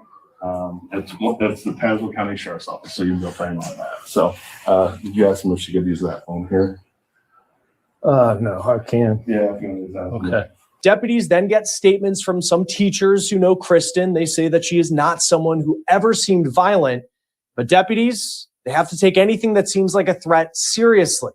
Kristen, in the meantime, she's calling her parents to let them know that she is off to jail. Where's? You're gonna be in Meade. Okay. That's the Tazewell County Sheriff's Office, so you can go find them on that. So, did you ask them if she could use that phone here? No, I can. Yeah, if you want to use that. Okay. Yeah. Can she dial out on this phone in here? Yes, 9 first, 9 and then The number? the number she's dialing. Okay. Yeah, if it's long distance, 9-1. Okay. Thank you. Just dial 9-1 and the number. Just so you can go ahead. Yeah.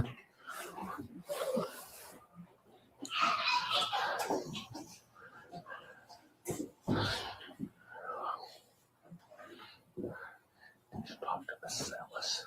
Yeah. That would look her. That she's student teaches for. Quiet. Okay. She's out there, gonna go. I didn't know if you wanted to talk to her. You want me to talk to I her? guess I could go. It's up to you. Yeah. Okay. Yeah, I don't want to step on your toes. It's me. I'm at the school right now, and I made a stupid post on Snapchat, and it was a joke. It was fully a joke. It was so stupid. And now somehow the cops came and they found me, and they're taking me to jail. They're taking me to Pekin. I wish this was a joke. I really do. I'm so scared. They're taking me to Pekin. So I need you to meet me out in Pekin. What's it? Pekin jail. Pekin County Jail. I need you to meet me there. I don't know what. It was just a joke. It was a stupid Snapchat. And now it's got it. I am so sorry. I don't know what to do. It's Pekin County Jail. Tazewell County. Tazewell, Pekin County Jail. They're making me spend the night.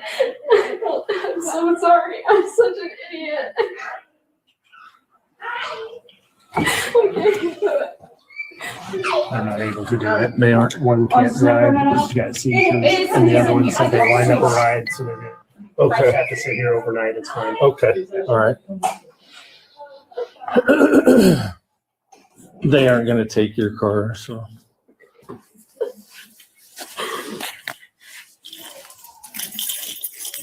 Just put this back on here.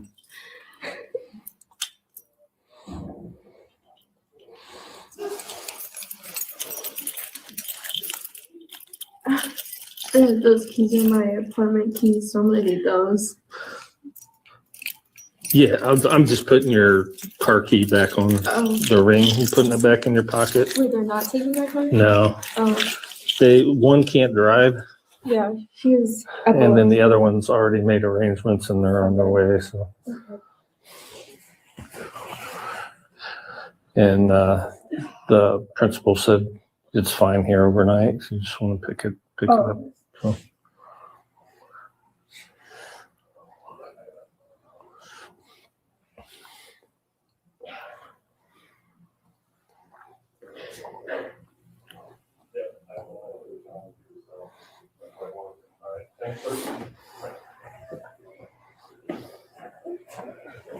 Yeah. Get hold of mom? She's meeting me there. Okay. Do you think there will be a bond or no? So the whole new law changed about bonding and that, I don't know how it works anymore. I mean, I'll be I honest. don't think there's a bond. I mean, tomorrow, Yeah, like when she sees the state's attorney, Yeah. it's either hold or release, right? yeah. So they'll So just, for sure I'm staying there tonight. yes. Okay. Deputies reportedly said that they came to the conclusion that Volpe posed no threat. And she did make that comment out of what they called exasperation, according to local media. You want to park your trunk there? Yep.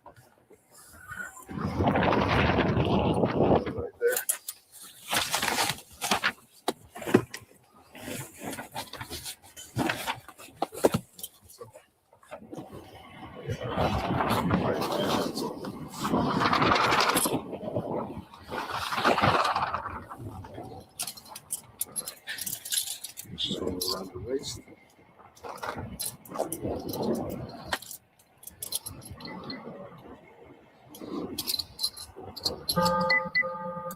Deputies arrested Volpe. She was then booked into the county jail on a charge of disorderly conduct. According to 25 News Now in Illinois, the superintendent sent a letter to parents about what happened. And that letter said that Volpe would not return to finish her educational assignment as a student teacher. That will do it for On the Case, presented by Law and Crime. Subscribe to us on YouTube and Spotify. And we're also now.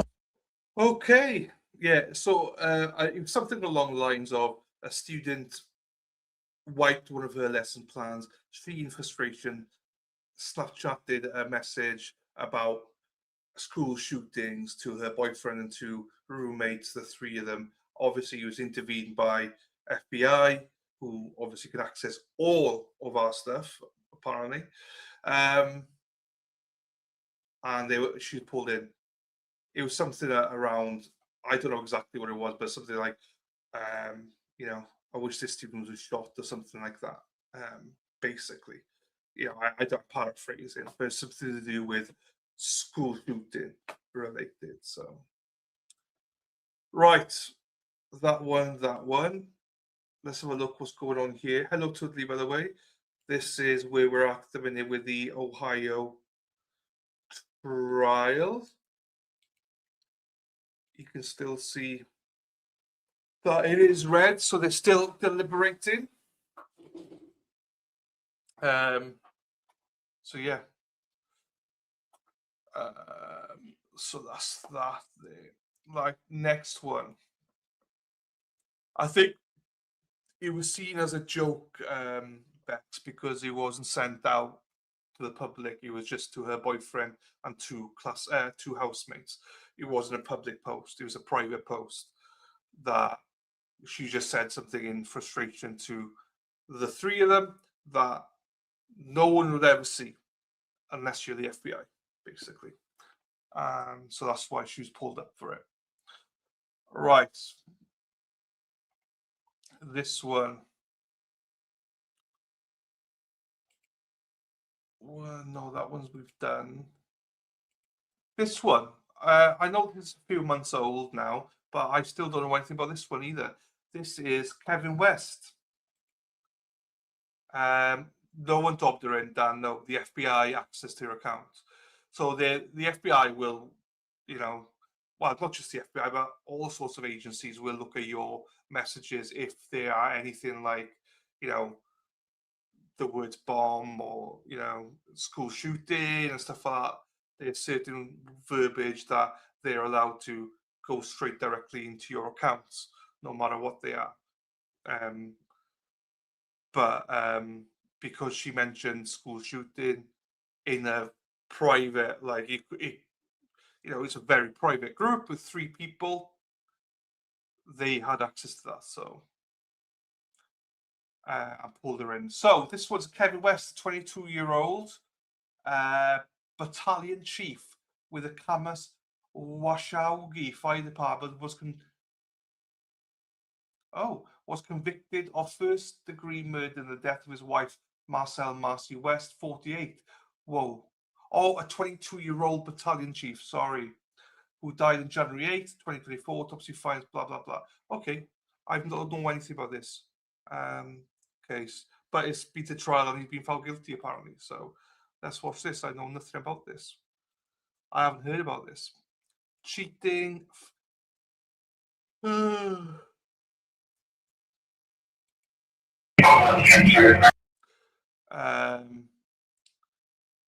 I don't know if they had permission to forward it, and we just know that it was just the FBI intercepted it. I think the FBI. I think there's certain things that I think there's certain words that they are allowed to access. It gets flagged, I think. So, obviously what she said would have been flagged somewhere, and they would be allowed, I presume, access because of the flag of it. I think the FBI look at millions of messages every day that we're not aware of, but they don't do anything with it unless it's a threat or something like that. So we'll see. Hack, I hope you've been shopping. I hope the house is full of food. I'm hungry. And Macy will be hungry. Don't wind me up and die. Only the people who are billionaires have to.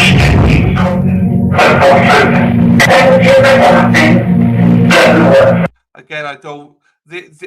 Apparently, this has been done and dusted. It was a. So yeah, I think this is done. But we'll cover it because I don't know anything about this. I've heard about it, but I don't know anything about it.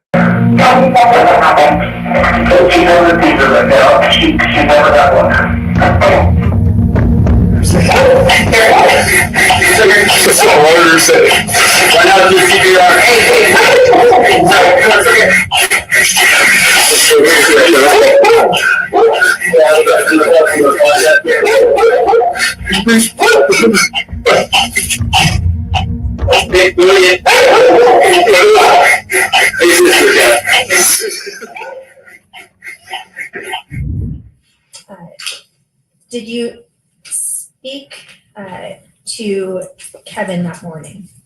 Yes. And where was that? We were inside the residence, downstairs in the kitchen area, the West residence. And was there a point at which the two of you were alone? Yeah. And what did he say to you with regard to Marcy's passing? He said, I feel bad for not feeling bad.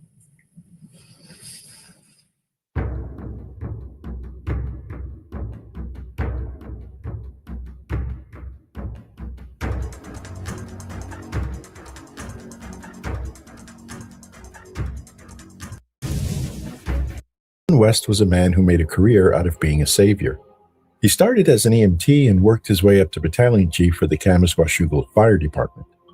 With 22 years of service, he was the person you called on the worst day of your life, the calm voice in the chaos, a trusted leader and a pillar of the community. But while Kevin was the public face of heroism, Marcel was the foundation. Known to everyone as Marcy, she matched his work ethic with a quiet strength of her own. She spent more than 20 years working as a unit coordinator at a local hospital. Away from work, she nurtured a creative side, including playing the violin.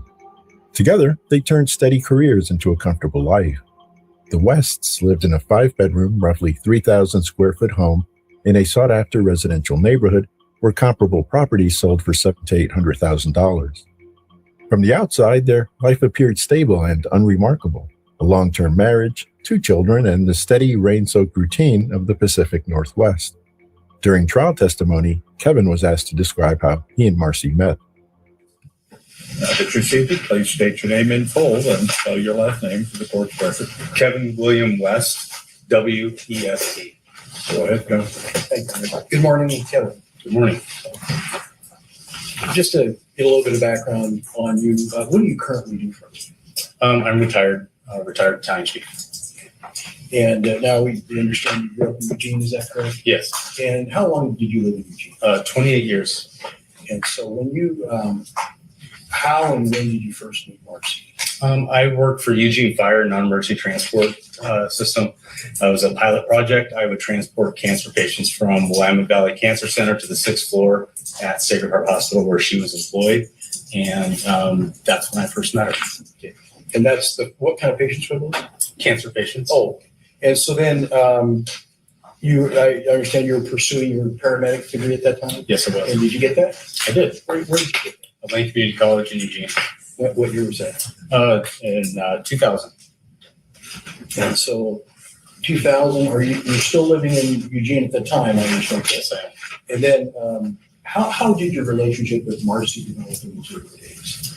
So in those early days, we, after we met at the hospital and some time had passed, we moved on to living together in an apartment. And we continued until I moved up to Camas when I was hired by the city of Camas. And that's before the two departments joined forces? That's correct, in roughly 2011. And did you and Marcy get married at some point? We did in 2002. And where did you get married? May 24th, 2002 at Edgefield McMenamins in Troutdale. So how's your marriage starting? Well, I would race down there just to see her during the academy.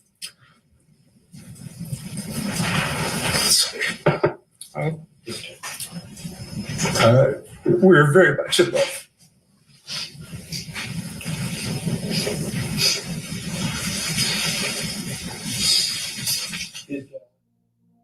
On the morning of January 8th, 2024, that marriage came to an abrupt end. According to police reports, Kevin told investigators he woke up to his dog whining and realized Marcy was experiencing what he believed to be a seizure. He said he called 911 almost immediately. The first responders who arrived were not strangers. They were Kevin's own colleagues from the fire department. Despite their efforts, Marcy was pronounced dead approximately 44 minutes after they arrived at the home. At first, there were no obvious signs of foul play. Later that morning, when the medical examiner arrived and Marcy's body was repositioned, investigators noted several unusual details. Her bra strap appeared misaligned and her pants were inside out. Both observations were documented but not immediately explained. 2 days later, the autopsy revealed subtle bruising to the neck and trauma to the head, findings that were not typical of a seizure disorder. Still, the evidence was not yet sufficient to definitively classify the death as a homicide. The manner of death was ruled inconclusive, but the physical findings raised concern. That concern prompted a deeper investigation. On January 11th, the case was transferred to the Clark County Sheriff's Office because of Kevin's position within the fire department. Around the same time, detectives began receiving information from people close to the couple. They heard about financial strain, tension in the marriage, and a woman Kevin appeared unusually close to at a local bowling alley. Investigators now had unanswered forensic questions and the outline of a possible motive. Nearly 2 weeks later, on January 23rd, detectives observed Kevin out drinking with the same woman. Rather than confront him publicly, investigators chose a different approach. Later that day, they arrived unannounced at his home to speak with him.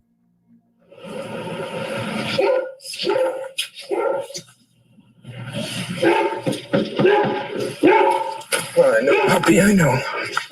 I'm sorry.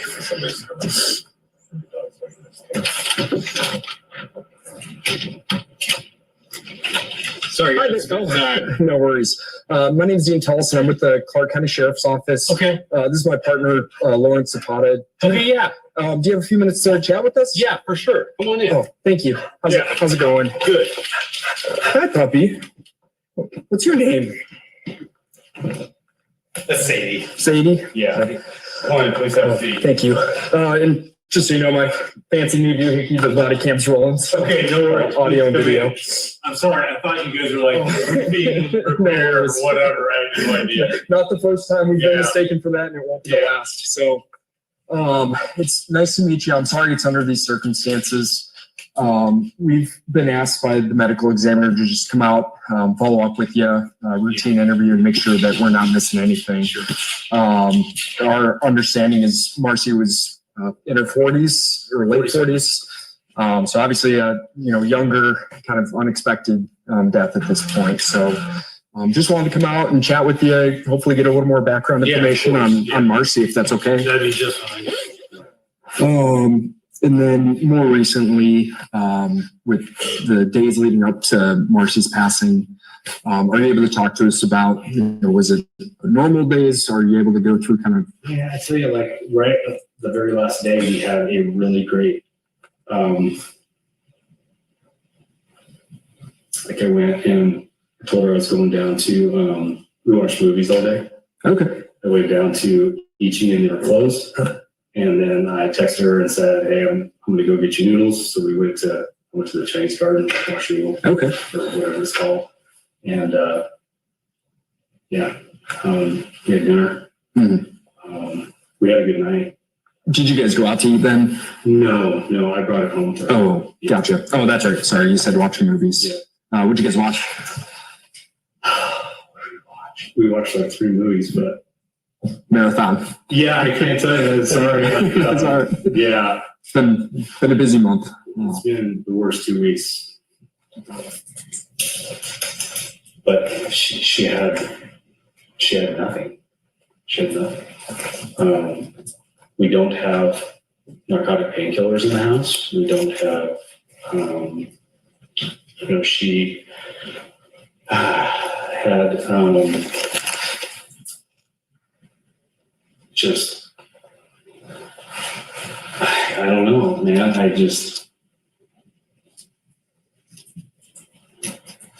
There's no possibility. I mean, she doesn't drink, she doesn't smoke, doesn't do anything like that. She's not going to overdose.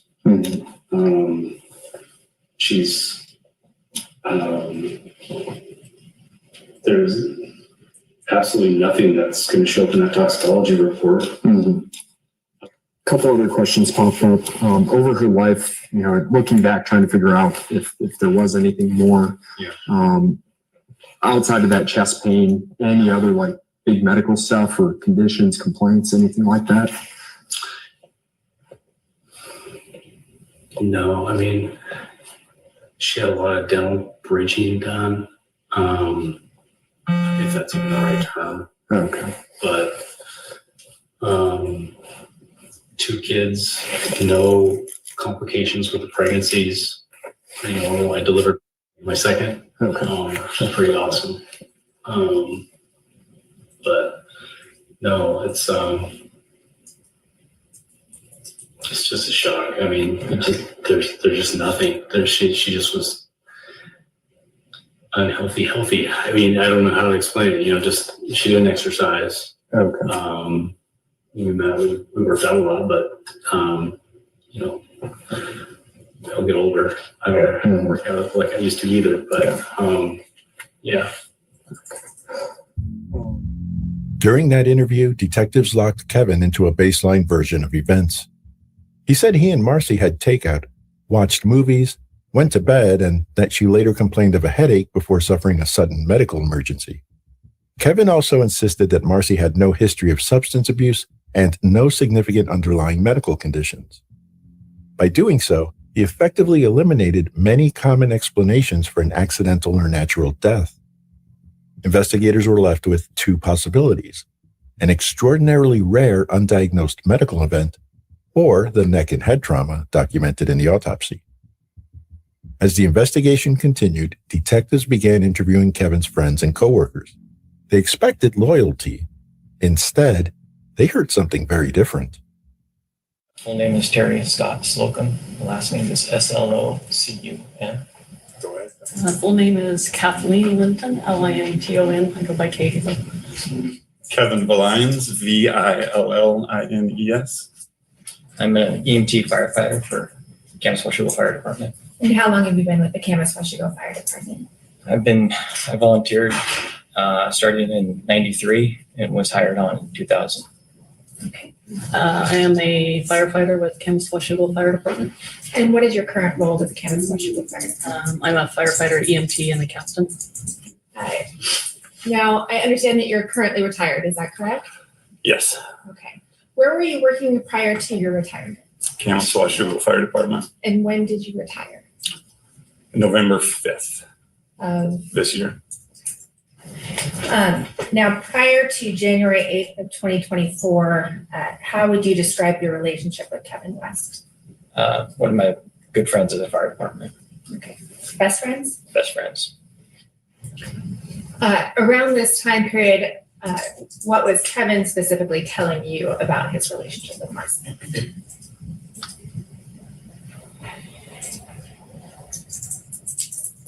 Not sure how to answer it with that. I did ask him at one point, because I'd heard he was getting a divorce and moving out. And then he made a comment. I was working, I believe, an overtime shift about plans they had in the future. And I did ask, are you not getting a divorce? Okay. And what was his response? He had told me that he had talked to a lawyer and that he would only have $1,600 or $1,800 a month to live on if he got a divorce, which seemed odd to me. And I did ask, Objection to relevance, move to strike. I understood it. She was about to relate part of the conversation, so I'll overrule the objection. She said it seemed odd to her. She said it seemed odd to her, and so she said she was going to ask him something. So if it's related to your conversation with Mr. West, you can answer. If it's your own speculations or discussions with someone else, you can't answer. it was a conversation I had with him, and I asked, how could you only have $1,600 or $1,800 a month? We make a pretty good living. I just didn't see that, and he just said he had talked to a lawyer, and that was what they told him, and that he was stuck financially. Okay. How would you have described your relationship with Kevin? Both personal, very close. We hunted a lot together. Spent as much time as we could. Then professional at work. At that point, he was also a battalion chief. Okay. Did he express any reasons why he was reluctant to divorce Marcy? Yes. And what was that? Financial. Can you explain further? Yeah. Every fireman and cop puts in a lot of years. Objection, non-responsive. No foundation rule. You can go ahead. Thank you. It's like your worst nightmare. You've built a pension for 20 years, and then say your wife comes up to you and says she wants a divorce, right? By that time, you're ready to get out of the field. And now you're worried about getting rid of 50% of your stuff. Sorry. I'll sustain the objection. And on the day of Marcy's passing, when you were with him at the residence, was there a point that just you and Kevin West were alone together? Yes. And when was that? As I was leaving the household, we had driven up to Seattle to get his daughter and brought her back. And then I was in the entryway leaving. And was this in the evening or midday, morning? Evening. Did he say something to you about Marcy's passing? Yes. What did he say? That he was relieved and that a burden had been lifted off his shoulders. No further questions. Did you ultimately learn that Marcy West had passed? Yeah. Without going into specifically why, did you have concerns that the death may not have been natural? Yes. And did you report that information? I did. To whom? I came in to talk to the sheriff, and they stopped me and redirected me to the ME's office. Okay. Did you then go to the medical examiner's office? Is that a yes? Yes. And did you convey to them your concerns? I did. And did you originally ask to remain anonymous? I did. And why was that? Because I was scared. Why were you scared? Objection, roll of spade. I have no further questions. And approximately what time did you arrive at the restaurant? Sometime around 8 in the morning, 0800-ish. And who was there when you arrived? I remember Michael Brown being there. I remember Scott Slocum was also there. Mark Woodland was there. There was Washougal PD officers there. I don't remember anyone else so much. Okay. And were you there in a professional or personal capacity? Personal. Did you speak to Kevin that morning? Yes. And where was that? We were inside the residence, downstairs in the kitchen area, the West residence. And was there a point at which the two of you were alone? Yeah. And what did he say to you with regard to Marcy's passing? He said, I feel bad for not feeling bad.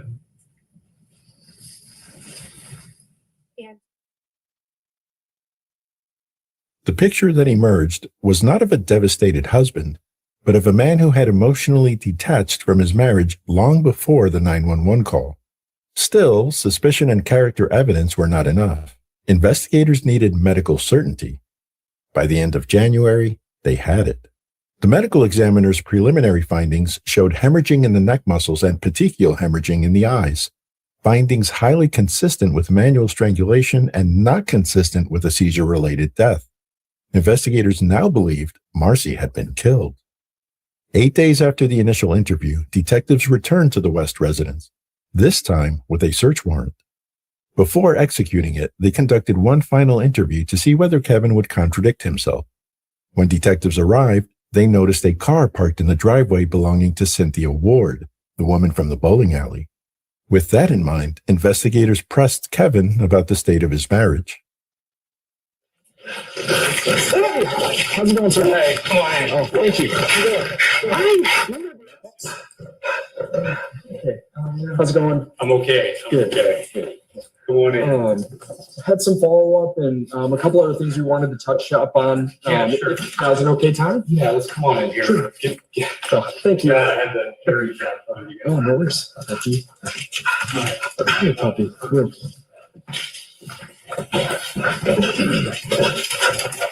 Yeah, I think so. Comfortable. Oh, thank you.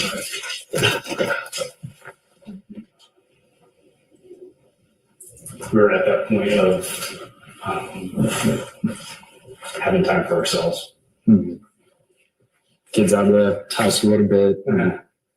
Maybe through every weekend, she's tracking her way down here. Ted's here 1 out of every 3 nights.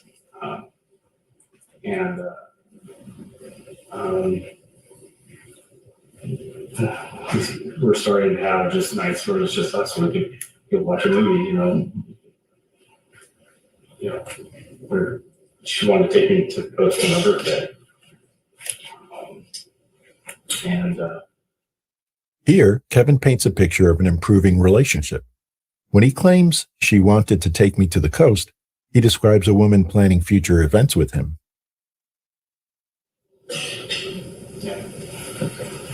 And these are some uncomfortable questions. You said no one else is here right now? Okay. As far as the medical examiner's office, some of these follow-up ones that we're more or less required to ask, or we need the answers to. Are you able to remember when the last time you and Marcy were intimate? That night. That night? Okay. So the 7th, leading into the 8th? First night of that. Okay.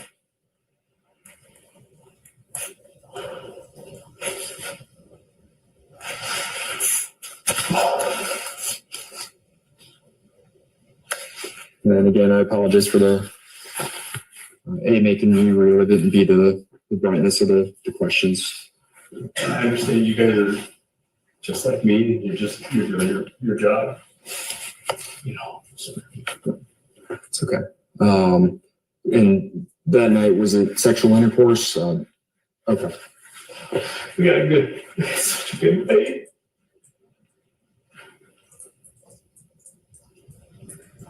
And like I said, if you need a second, feel free.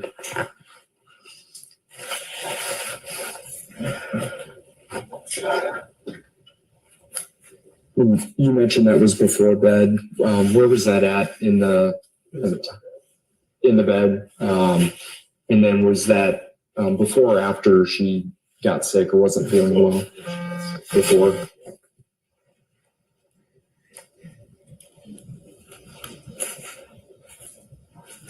And then kind of an odd question, but we have to ask, any like rough sex or anything like that?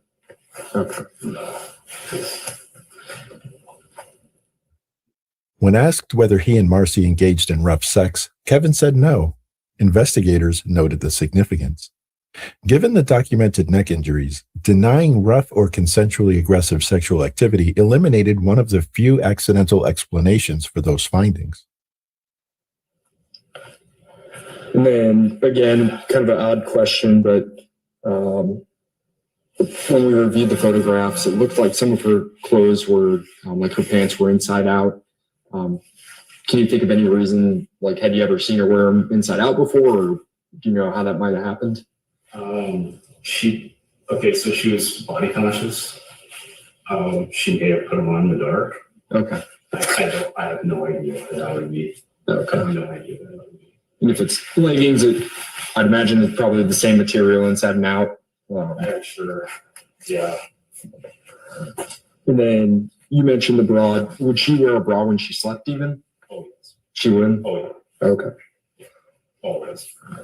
And then we don't have to go up yet, but is the bedroom still more or less in the same like configuration or? No, because what I did is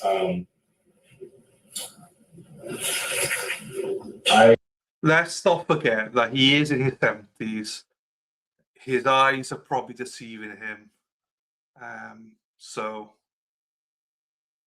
yeah. So let's give him a pass for the 20th time. So it's old age. We're all gonna have it. So you know he's probably the oldest one here. So we'll give him a pass. The mattress had cat urine stain on it. Oh, okay. But I was having a hard time. I want new furniture. So the guys helped me last Monday. Okay. Came by.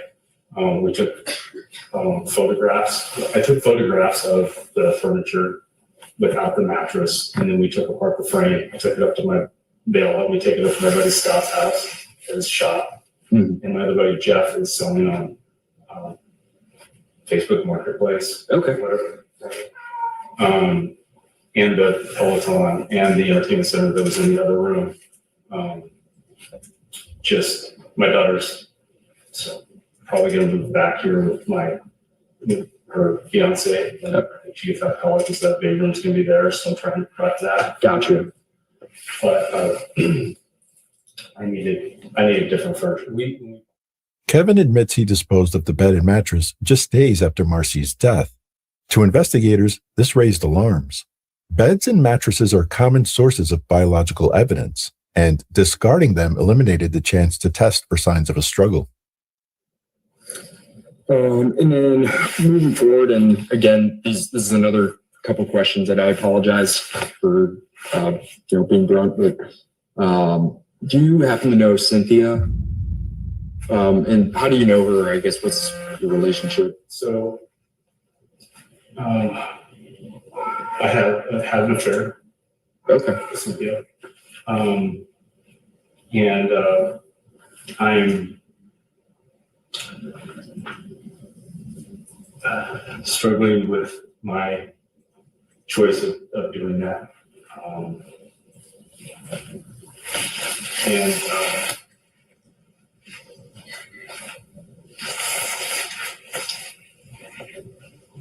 I knew of her in in the early 2000s.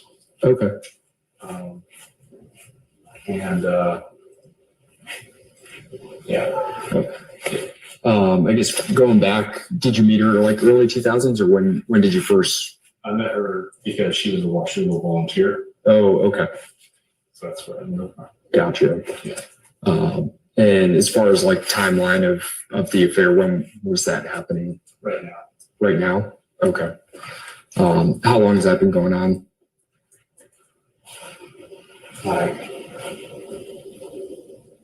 I talked to her once on Messenger in July. Okay. And By getting Kevin to acknowledge the affair, investigators finally had a clear motive. In the next segment, he makes a startling admission.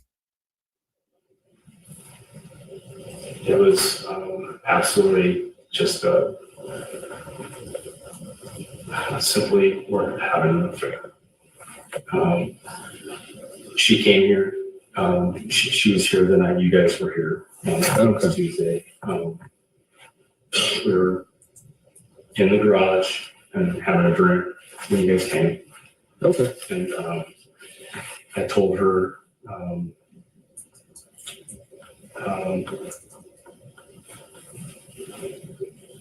that you guys were here, went out there, and I told her that I expected, to tell you guys everything about it,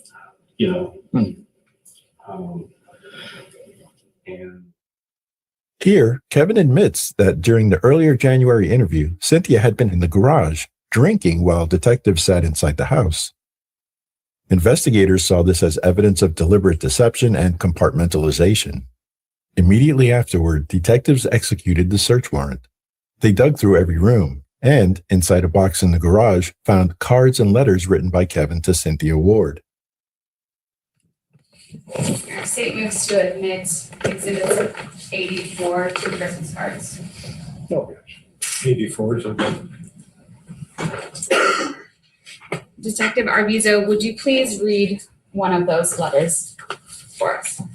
Sure. I'll start with the Merry Christmas card. It states, Cynthia, this Christmas we had to be apart. Although apart, the day was spent with only thoughts of you. The holiday spirit was alive because of the love we share. I'm always feeling the warmth of your love and the laughter we share. You're my Christmas gift I will never forget. Every year forward, we will create new traditions, share holiday memories, and feel the Christmas spirit because of the traditions we create. Our family will grow as one together, looking forward to sharing the holidays with us. From the Christmas tree, the food we prepare, the home we make, to the decorations we display, our love will be present everywhere. Next year, 2024, will be our year. We will be together celebrating every day with love and understanding of what it means for you and I to be together. Our story will ring in the new year, loud for all to hear. From there, the investigation moved from the physical scene to the digital record. Text messages recovered by investigators established a timeline that contradicted Kevin's narrative. They learned he had planned to move out on January 8th, the same day Marcy died, and intended to sign divorce papers the following morning. Marcy suspected the marriage was near its end. In one message, she wrote, "You have made yourself clear that I have made you unhappy for 23 years. Financial records introduced at trial showed the couple was approximately $100,000 in debt. Prosecutors argued that if Kevin divorced, he faced significant monthly obligations he could not afford. The state's theory was simple. Divorce was expensive. Murder was permanent. With this new context, the medical examiner reevaluated the case. On March 20th, 2024, the conclusion was officially changed to homicide by strangulation. 2 days later, Kevin West was arrested. At trial, prosecutors revealed that Kevin became engaged to Cynthia Ward just months after Marcy's death, evidence they used to rebut the image of a grieving husband. And how long have you lived there with Kevin West? I don't know the approximate date, but probably 5 months or 6 months. And what is the current, well, are you and Kevin West in a romantic relationship? Yes. And what is the current state of your relationship? We're engaged.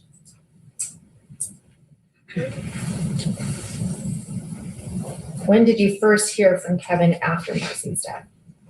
I texted him and said, good morning, how's everything? Just kind of a normal good morning. And I didn't hear from him. So it was probably 9 o'clock in the morning when I heard something from him, and he said that she had passed and he was going to Seattle to get Megan.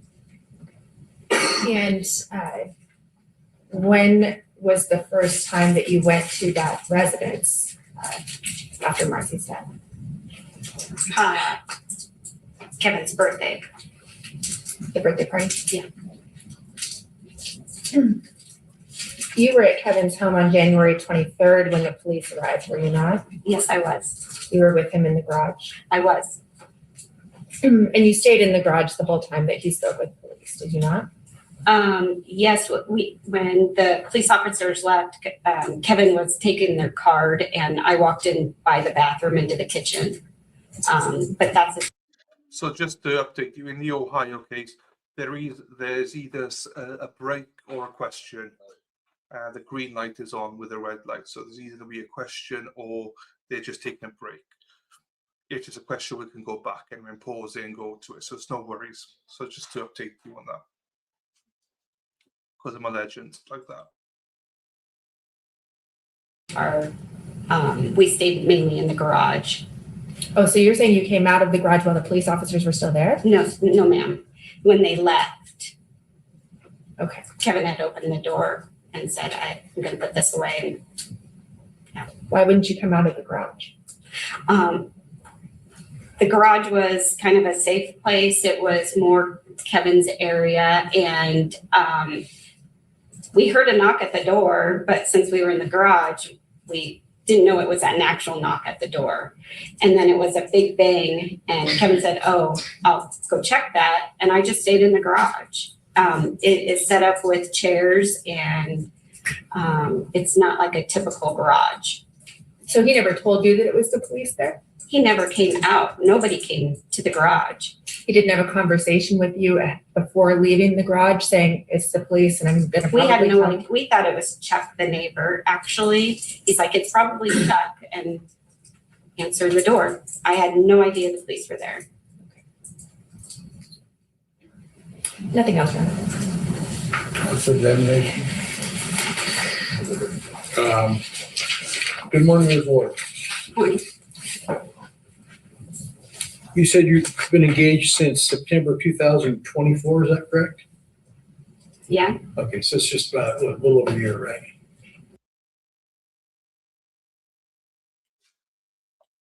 Here you go, everyone. Somebody wants to say hello. Hello. She's just come from swimming. Beth ti'n gweithio there? Hello. Hello. Do you enjoy swimming? Yes. Oh, okay. That's on there. Don't you in now? But no, ti'n gweld un nawr? Ti'n gweld un bach well nawr? Yeah. O ti yna? Yeah. Fe'n deidi, dwi e. Fe'n deidi. A pawb gwe hello I ti? Hello. Hello, beautiful girl. Come, ac i'n gweud hello. Be ti'n gweud nôl?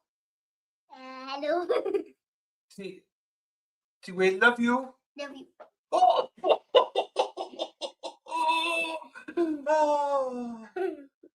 So, ti'n mynd siopa da fi fory? She's going shopping with me tomorrow. So we'll get her some chocolates. Do you want chocolate, fory? Yeah?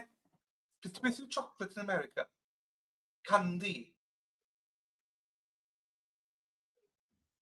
Candy yw e. So awn ni fod siopa fory. She's just been swimming and her hair is very wet. She's been not holding her hair. Oh, soaking.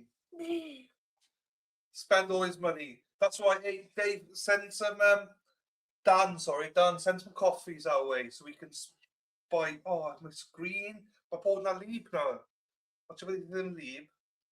I've got some maths projects to do with it tomorrow as well. I will buy the best. Donna, my darling, hello, my darling. Hello, everybody. Speak now. Na, wel, bydd wedi nawr, achos bydd nhw'n ffili gweld ti wedyn os fi roi ymlaen. Iawn? Yeah. Ti moyn mynd o'n to mam, de? Bydd mam yn mynd nawr. Hey, quick to tie, pal. Ta-ta, everyone. Right, we'll be back in 2 seconds. Let me put it back on for you all. Let me put it back on for you all. Hang on. I will buy the best chocolate. Don't you worry. I'm going shopping. Me, my mother, and her are going shopping tomorrow morning. My screen is now wet. Right, hang on. Let me put this back on for you all. Oh my days. Hang on. I need to see what's happened here. Hang on. Something's happened, first of all, in the Ohio case. It just shut the stream.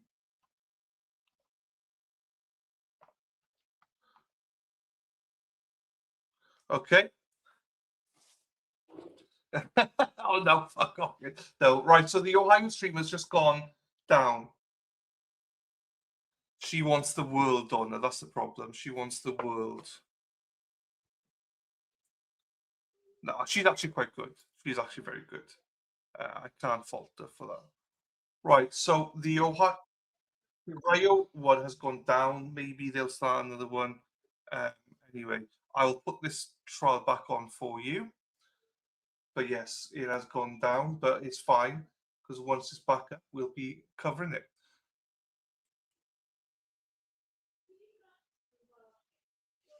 Right, let's put this up here. And this here. No, wrong one. Oh, this one. Yeah, that was because my mom was unhealthy and he wanted to there. Understood. It's fair to say that at some point, you two are hoping for a life together. Isn't that accurate? Yes. And Megan's marriage, you said, was scheduled to be in July. That would have been July of 2023. Is that right? 23, 24. Sorry. It would have been the July after Marcy passed. Yes, sorry. And you might not have had specific conversations, but there was a general understanding that at least someday in the future, Kevin would get divorced. Yes. On the 23rd, when you remained in the garage and the police came, you said you weren't aware it was the police, right? I was not aware. And you thought it was the neighbor Chuck? I did. Did you not want to meet the neighbor Chuck? If Kevin wanted to, I would have. I wasn't hiding in the garage. I made that pretty clear. Okay. And the reason you didn't go in the house is because you just weren't comfortable being in the house. Is that right? That's correct. Okay, that's all I have. Thank you. Thank you. Indirect. Yeah. Can the witness be excused? Yes. I will reserve on this witness. Cynthia Ward was not asked any further questions about the death itself. With the prosecution's motive established, the defense focused entirely on an alternative medical theory. They argued that Marcy suffered from untreated migraines and that an intense massage earlier that evening triggered a fatal seizure. All right, now, Ted, would you be able to demonstrate the massage that you gave your mom on the CPR dummy there for us today? Sure.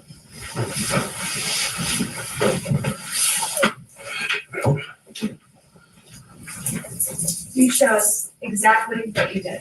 Sure. You want me to plan to face the jury? That'd be great, so we can see. Okay. Usually Usually I'd start at the shoulders. I use my thumbs, kind of pressing in the front fingers and back. And then sometimes I go to the side and kind of do some circles on the side. Sometimes I be kind of doing circles on both sides of the spine. And this could be with fingers, knuckles, or it could be with my elbow. I would also do knuckles here at the neck. I would also do elbow here and behind the carotid here. And then I'd also do it right about here on the neck. And that was the extent of what I do every time. And you say that that's what you would do every time? Every time. Not in the same order, but right about there. And so your testimony today is that you would do this every time? Every time. Okay, let's just see. Sure.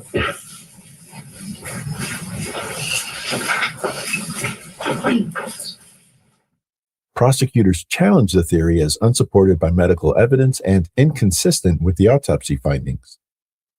In the end, the jury had to decide whether Marcy West died from a tragic medical event or whether her death was the result of a calculated decision.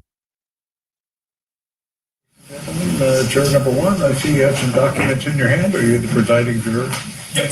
The jury reached the verdict? Yep. Would you hand the documents then to the committee?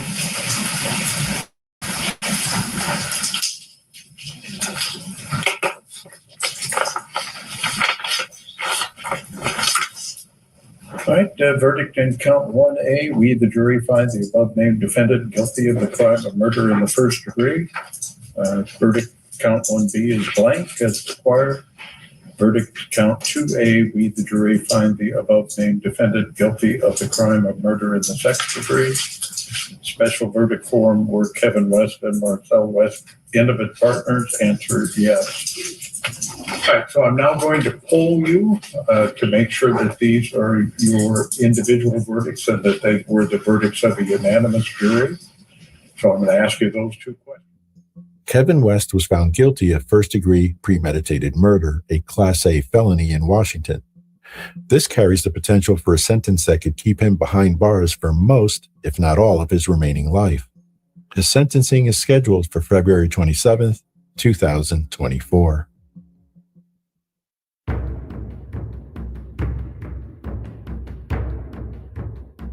Okay. They're still they're on a break, I believe, in the Ohio case. So we will watch something else. Yeah, we're just doing this to just, I was going to say kill time, but I have not caught up with what the chat is saying because I'm sure there's some Lucas multitasking and shit, Dylan, take lessons. I can't multitask for anything. I literally can't. I can only do one thing at a time. I know that though. So, you know, I don't pretend that any different. So I know that I can only do one thing at a time. Nothing yet, no. Right, you know what? Because Katie says making lunch, let's do something different. To do something different. Oh, because Josie's in the chat. So we've got two Mexicans as mods. So one of them's here. So we'll do this, Josie, just for you. Let me search it. Here he is. Now, I'll be honest with you, I don't think let's go with this one. I'm not sure if I'd eat this. Maybe I would. I will just see if Josie would eat this. Let's put some food, but I'll be back. No worries, Lady Dice. See you later, my darling. Right. Let's do this. This is 3 best jalapeno popper recipes. So, jalapeno sounds disgusting to me. So let's. I'm going to share this with you guys. I've never made a Texas Twinkie before. Today is the day. We're going to find out what is all that rage about. Oh, I just seen it. Sorry, Erin Hack. Thank you so much, Erin Hack, for the PayPal. I've just seen it. I have to tell her. Hang on, I'll tell her now. Oh, and Donna. Thank you, Donna, as well. Hang on. Before I get into this, let's do this first. Let's do this. Hang on. You see, I told you I can't multitask, but so that's why I've got to do this twice here. Hang on. Right. Bear with me whilst I do this.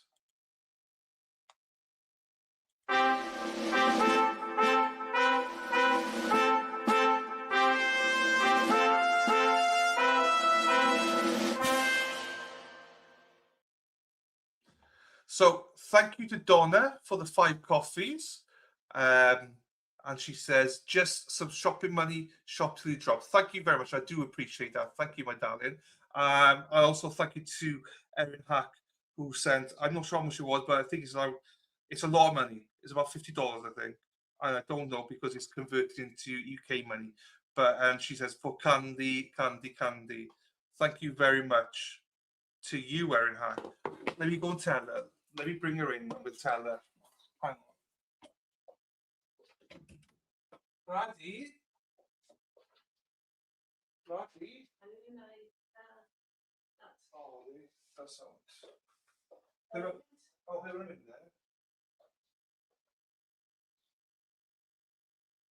They were in there. Oh, I went down and bush with it. Oh, she's got a knot here.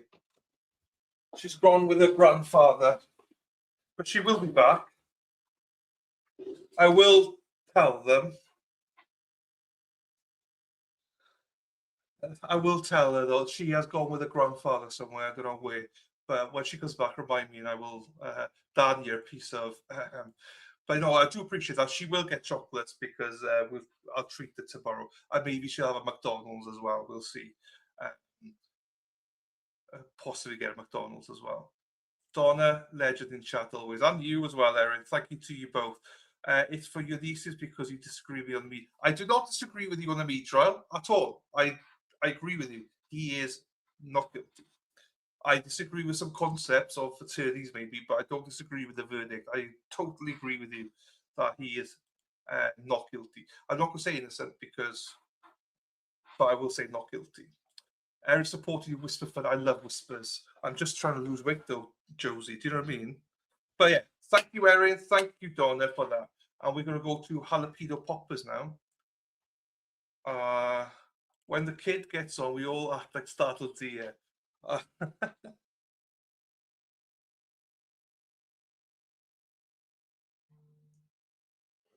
Hang on.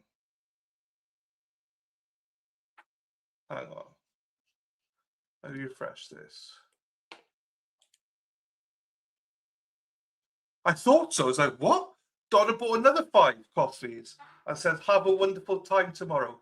Donna, thank you for the 10 coffees, Donna. I appreciate them.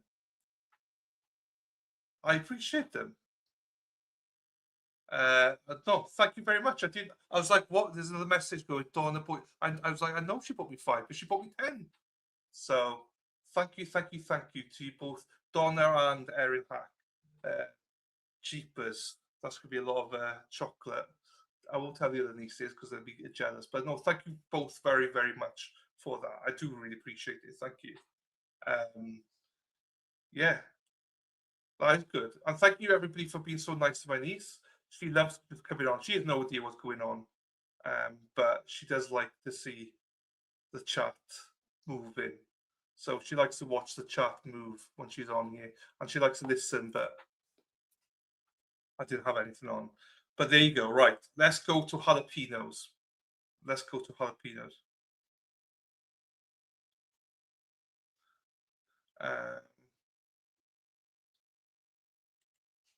Here we go. This guy's a legend, Arnie Tex. Oh, look at that. Now I love jalapenos. I think everybody loves cheese. I hate jalapenos.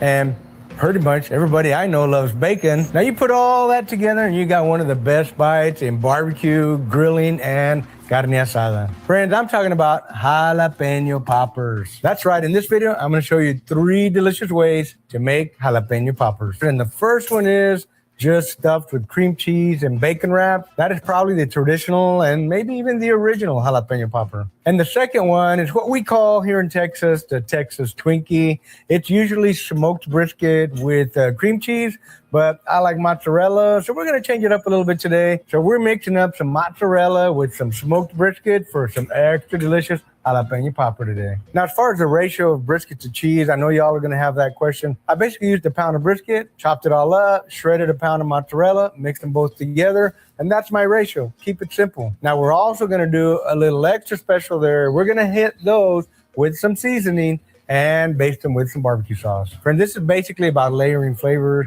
You can add anything you want. You can make them any way you like. And that's what I'm doing for recipe number 3. I'm making a chori queso jalapeno popper. And the way you prepare this is just make your chorizo ahead of time. Add whatever you want. If you want to add anything, I added chiltepin.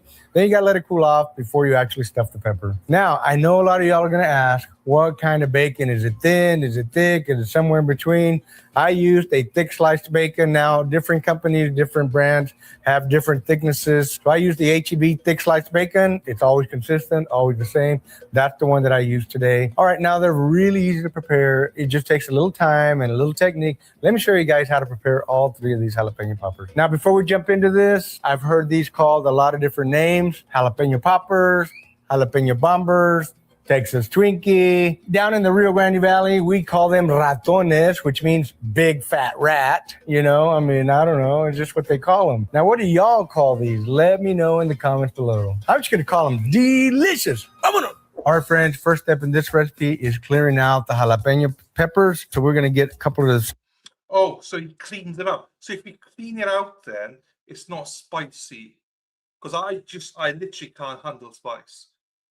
Side here, and we're going to work on them. I really prefer myself to just kind of dig them out like this, very carefully. If you had a nice, long, sharp knife, you eventually get most of the core out, and then you just kind of tap all the seeds out. You want a nice, clean jalapeno on.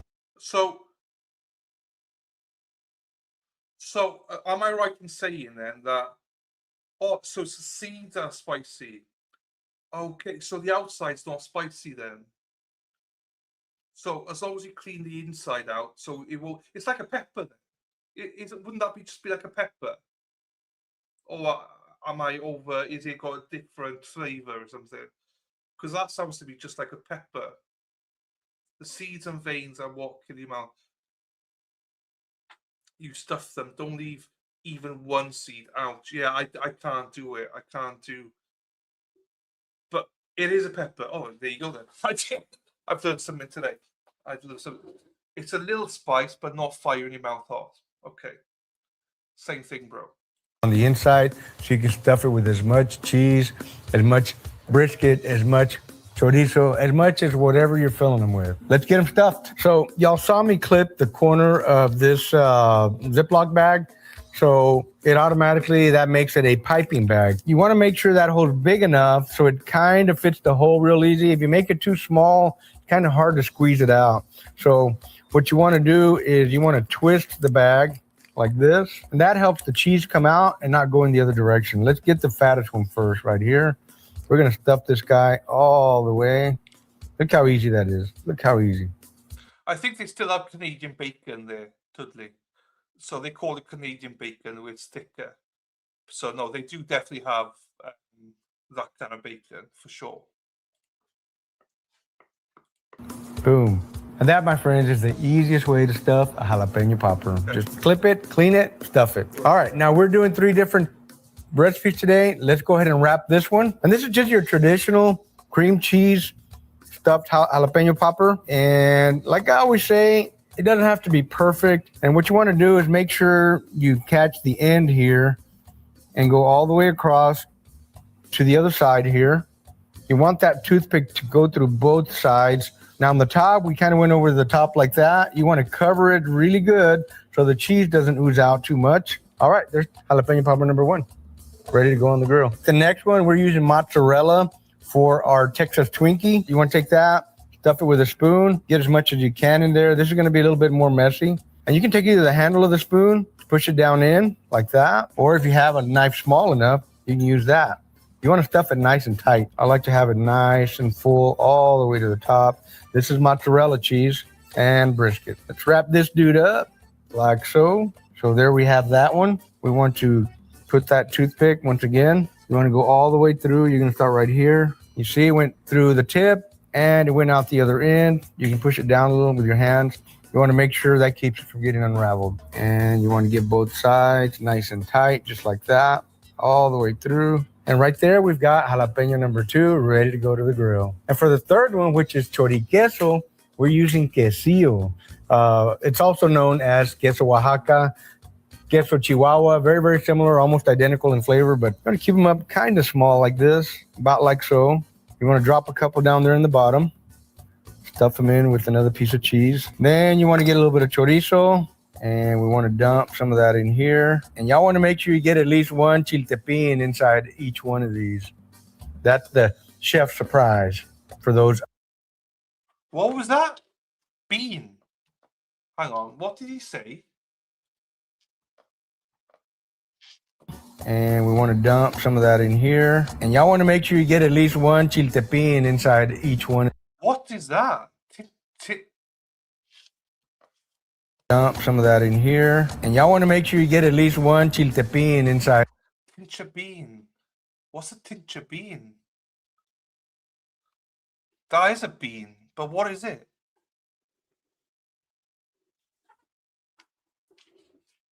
I'll just wait for the chat to catch up.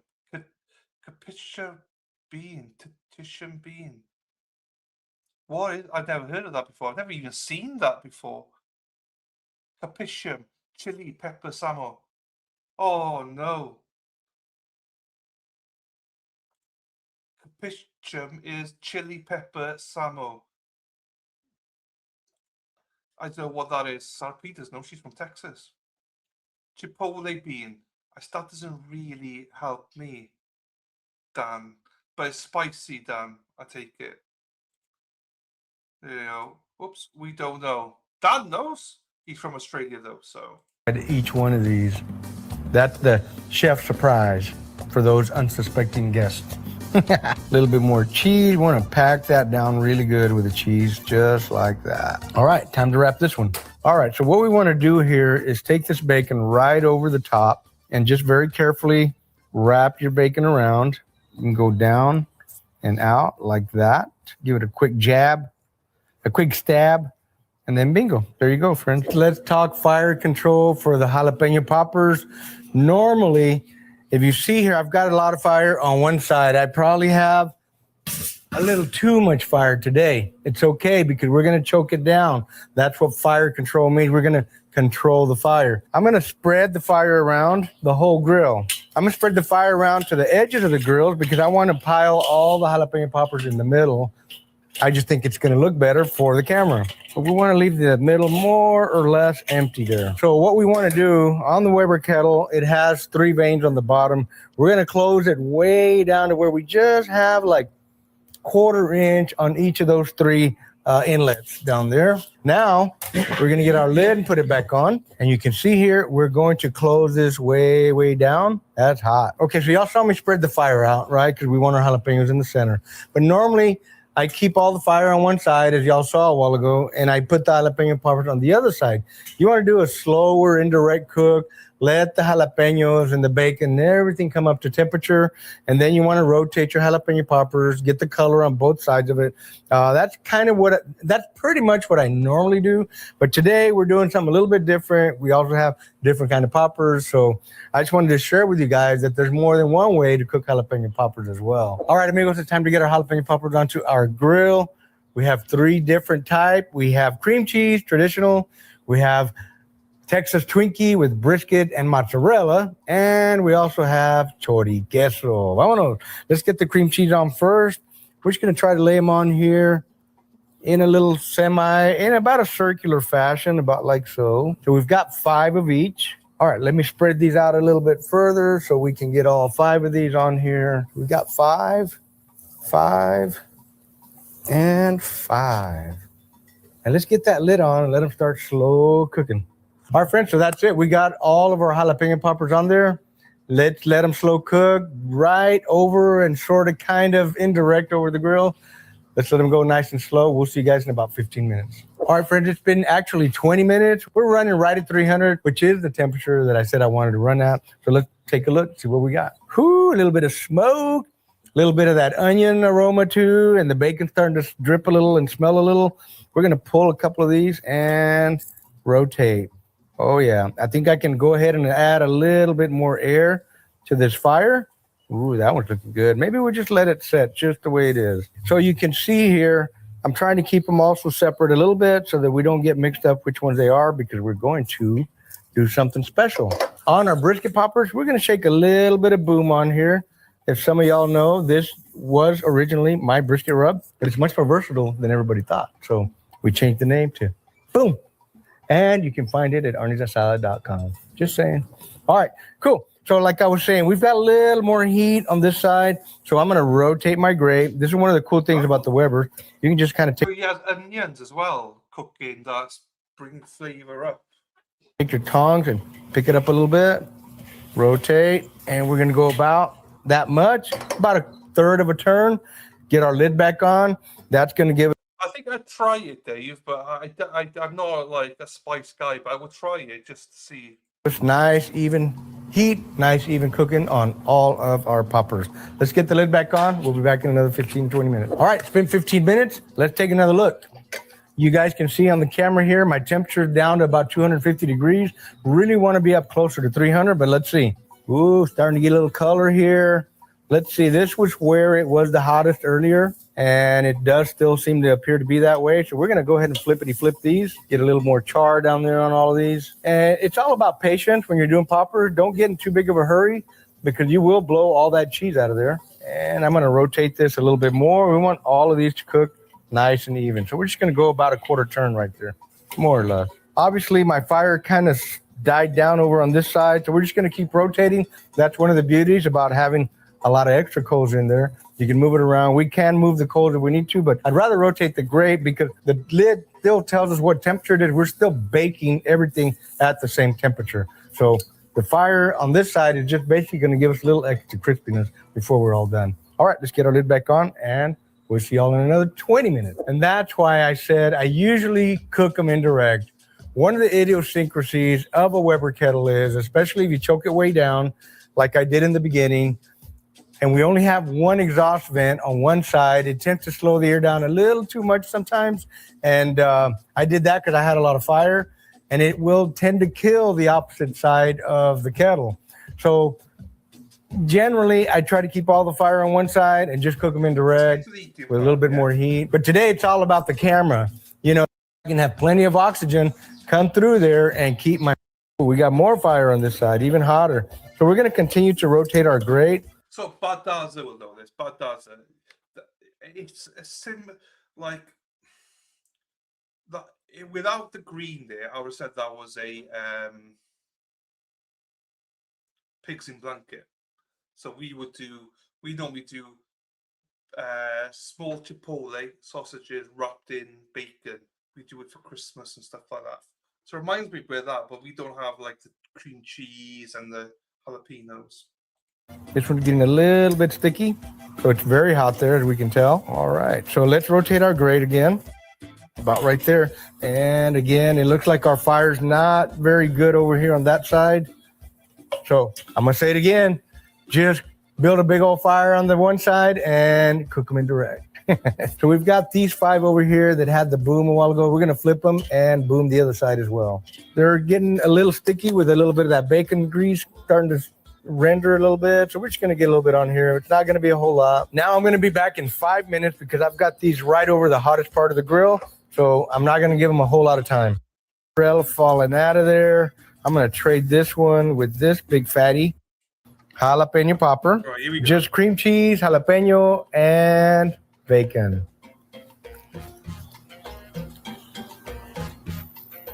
Whew, they're hot, but hot.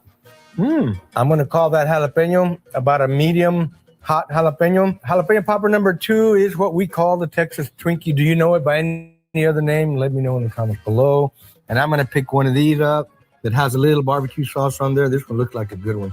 Looks nice and fat and plump. So I know I'm going to get a lot of brisket in there along with some mozzarella cheese. Now, one of the tricks to get the toothpicks out, give it a twist. Twist it like this, and you won't have any trouble getting it out. I'm going to share this with you guys. I've never made a Texas Twinkie before. Today is the day. We're going to find out what is all that rage about, why it became such a hot trend.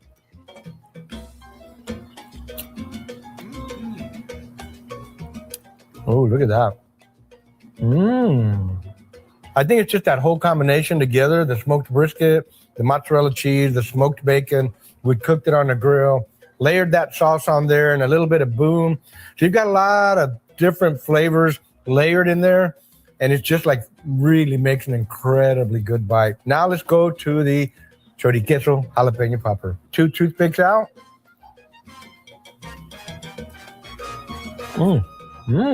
Hard to beat chorizo, man. It's one of the best, most well-known in Mexican restaurants, even in Texas restaurants. That's really good. I love that chorizo flavor. All right, amigos, that was 3 ways to make jalapeno bombers, jalapeno poppers, whatever you want to call them. I'm going to rank all 3 of them, okay? Because all 3 were delicious. This is really hard because I would take any one of those any day, anytime. I'm going to say number 3 is the traditional. It's super delicious. It's excellent. Always a crowd pleaser anywhere you go. But that chorizo, man, that really shakes it up. It's a familiar flavor that we really love in our house. So that's my number 2. It's really, really good. I got to say, friends, the Texas Twinkie, as we call it, was my number 1. Again, I think it's just the different layering of flavors in there. It was the smoked bacon, the mozzarella, plus the barbecue sauce and that little shake of spice on there. The boom, it just really did make for a boom overall flavor. Friends, all of these were amazing. This particular recipe is not in my cookbook, Arnie Tex, but we do have the chorizo recipe in here. This is Arnie Tex, over 100 recipes, Mexican-American cooking, and Texas-style barbecue. You can get your autographed copy at arnisasada.com. Alongside with my Arnie's Asada seasoning, starting with the wow, the OG, that perfect blend of salt, pepper, garlic, the boom that we used today that added that extra little punch with a peppery kick, and our Mexican rice seasoning and our newly released charro bean seasoning. If y'all haven't tried that one, folks, y'all need to get onto it. AS. Pause that. Right, fi moyn ti gweud, diolch donna. Diolch donna. Na, gweud deidi. Come on, gweud deidi. Achos ma nhw'n... Ti'n moyn chocolate for i? Mae hilariaeth, ti'n dweud? Gweud diolch donna. Diolch donna. A wedyn hefyd gweud diolch Erin. Diolch Erin. Iawn, ti'n mynd hac, hac, hac. Hac, hac, hac.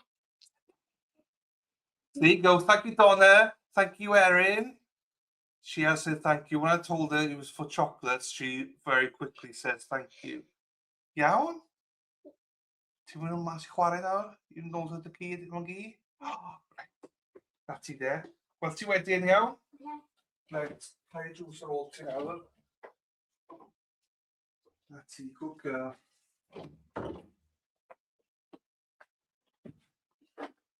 So she did. I'm not sure you understood it. She said, "Thank you, Donna," and she said, "Thank you, Erin," and then she went, "Hack, hack, hack." So there you go. I hope you heard it. But again, thank you, Donna. Thank you, Erin. Obviously, she's a little bit shy, but yeah. But she doesn't. Welsh is her first language. So she said, "Diolch" means thank you. Person couldn't say, "Warm welcome to you." Yes. So diolch means thank you in Welsh. So unless you didn't quite understand it, but she did very much say ha ha ha. Right. Ole, ole, ole, ole, ole, ole, ole, ole. Erin hack, hack, hack, ole. Right. Yo, let's get another one. Oh, hang on. There's one here. Let's do another one here. This is going to be the interesting one, I think. Cheapers, that's loud. Right, I'll do this one now then for you. This is a little bit of a different one. This is another guy, but this is cheesy steak and chicken quesadillas with secret sauce. I hate when I say secret sauce. Just tell us the friggin' sauce. Right, here we go, ladies. What's going on, ladies and gentlemen? YouTube is Dad here from Dad Simply Cooking, and I'm about to show you how to make the best simple, easy, cheap steak and chicken quesadillas for a quick, easy meal. Hey, as you saw what we're making, I'm excited. I got my flank steak already chopped up, marinated, and ready to roll. Add gas on my propane flat top. You're doing good. It ain't got no gas in it. So we're gonna improvise. I got my chicken, and we're gonna go ahead and slice and dice this chicken. It's been marinating. I was gonna grill it and then dice it, but it ain't got no gas in it. We have to overcome and adapt because I don't feel like going to fill my propane tank up. Oh, get my chicken and my knife, and I'm just gonna start cutting it up. Because with quesadillas, Oh, Dada can and Mommy can cut the knife. yeah. You know, Taco Bell is one of my all-time favorite places to go. But they're always changing the menu. Like every time I go, it's always different. And it's not like it used to be. Cheap. You want to show your ribbon? Axel got a ribbon today at field day. It is blue. And I got blue on the shirt. Yep, Sonic.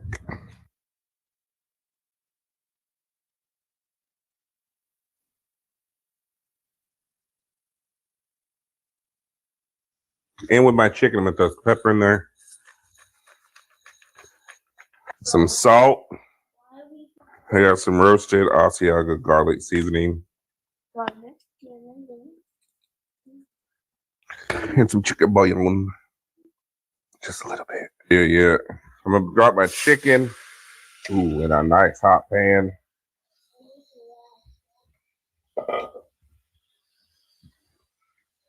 We're gonna make some rice to go with this.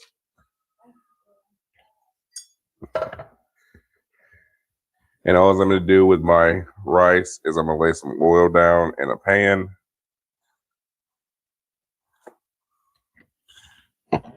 We got 2 bags of the small little whatever yellow rice. I'm gonna fry this one down. You love cooking. Cooking.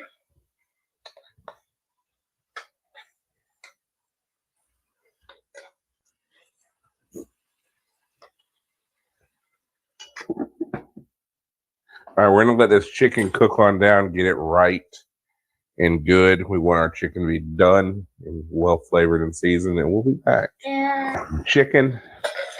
I've never had, obviously, Taco Bell, so I will take your word for it.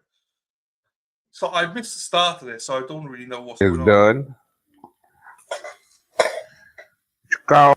Now, my flank steak. Drop it on in.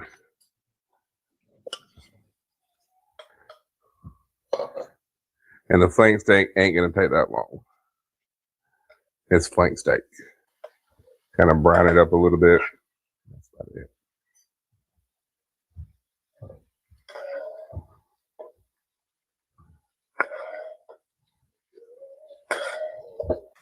So we got our tortillas here.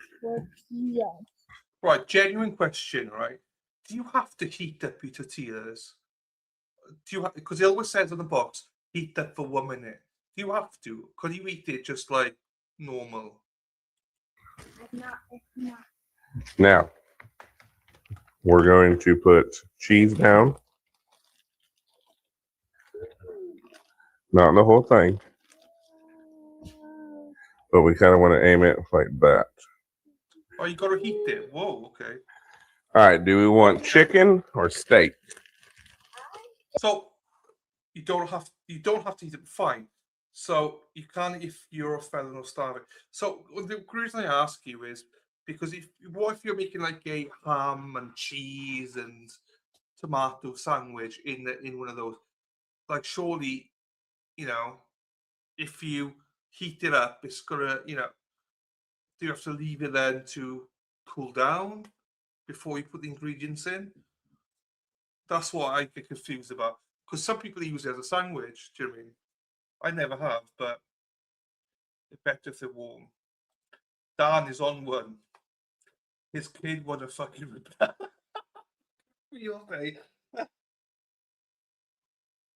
Warm it up. So what? So you warm it up and so you can't. What about? So we have wraps in the UK. You get them from the fridge, from a store, and you eat it cold. Like I've never understood how they do that.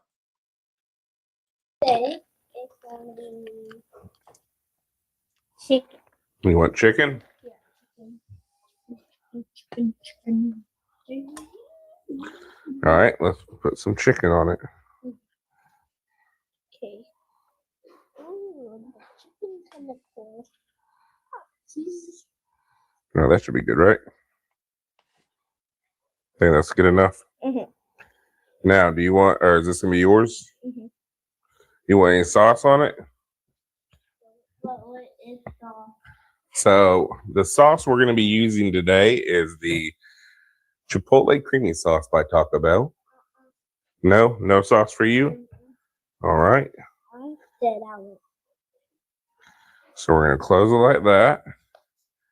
Now that's my house. Ooh.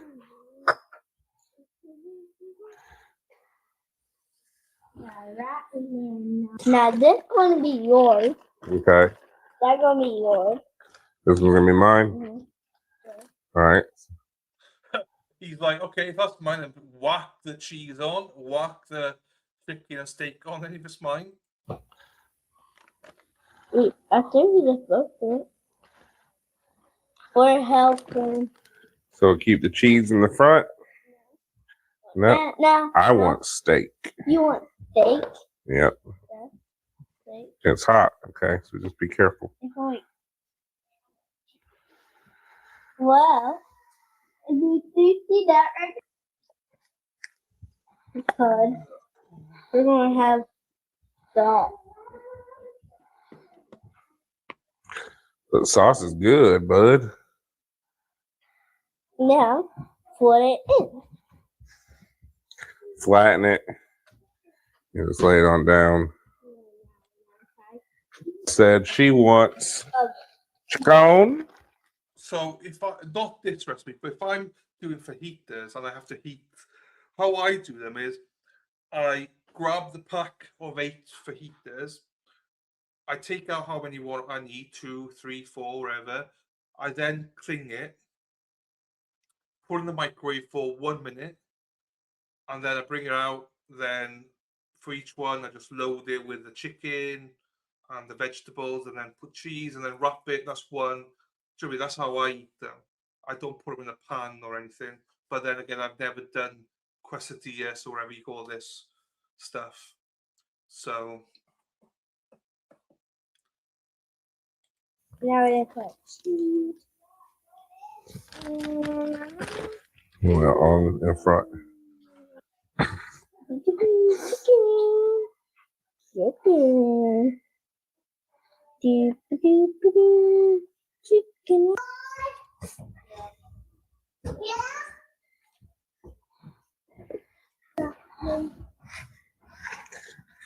Plates for the kids. Blue. So Jerry requested the chicken.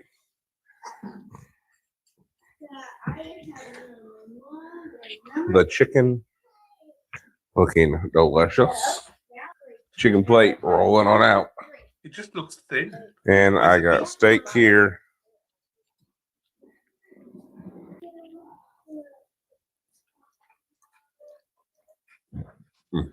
Right, great, but I think I'd eat 4. Do you know what I mean? That's only 1, and I'm like, well, that just looks like a flat pancake. I'd want fucking cheese, steak, chicken. I'd like some salad in there.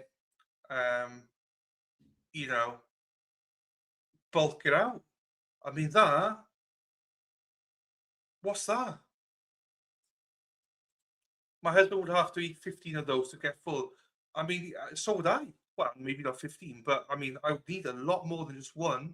I mean, I know I'm on a diet right now, but even then, I'd still want fucking 4 of those bad boys. Or we're making quesadillas. Quesadillas?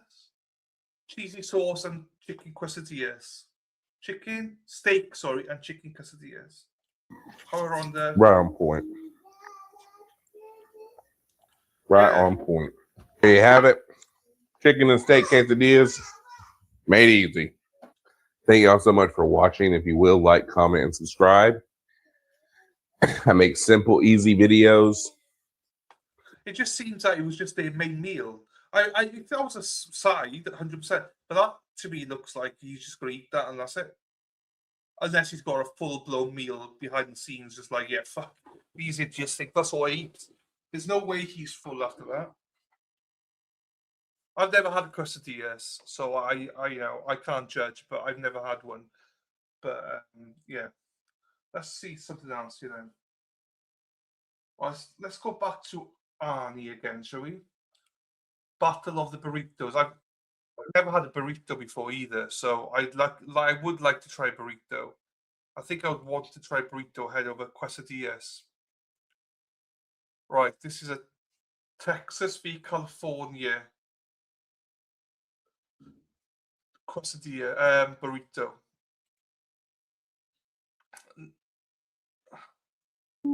Does that make you hungry? Because I'm hungry. That does look. That looks to me like a panini baldaza. That it's something I would look at and go, oh, that's probably panini. Years ago, I was passing through my childhood hometown of Pecos, and I stopped at the convenience store for some tacos. But when I got them, though, they were burritos, but I asked for tacos. So apparently, in some places, a burrito is a taco, and other places, a taco is a burrito. Them just might be fighting words depending on which ranchito you come from. Now, hold on there. This is likely because we're just up the road from El Paso and Ciudad Juarez, the legendary birthplace of the burritos. So it's likely that further west you go, the more likely you are to be caught in the middle of this delicious dilemma. Your history lesson might be a little different from mine, but the fact is that both burritos and tacos are delicious and can be stuffed or rolled in more ways than one. We're gonna dive into 2 different recipes on how to make burritos. First up, we'll whip up a breakfast burrito and roll it up similar to the OG style found in Ciudad Juarez, El Paso, and beyond. Then we'll sear up some plancha sticks and slice them up to show you how to build up an epic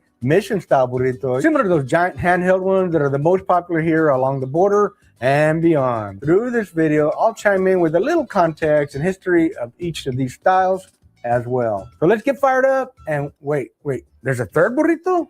Now we're cooking up a lot of delicious burritos today, but before that, I just want to take a moment to talk a bit about the sponsor.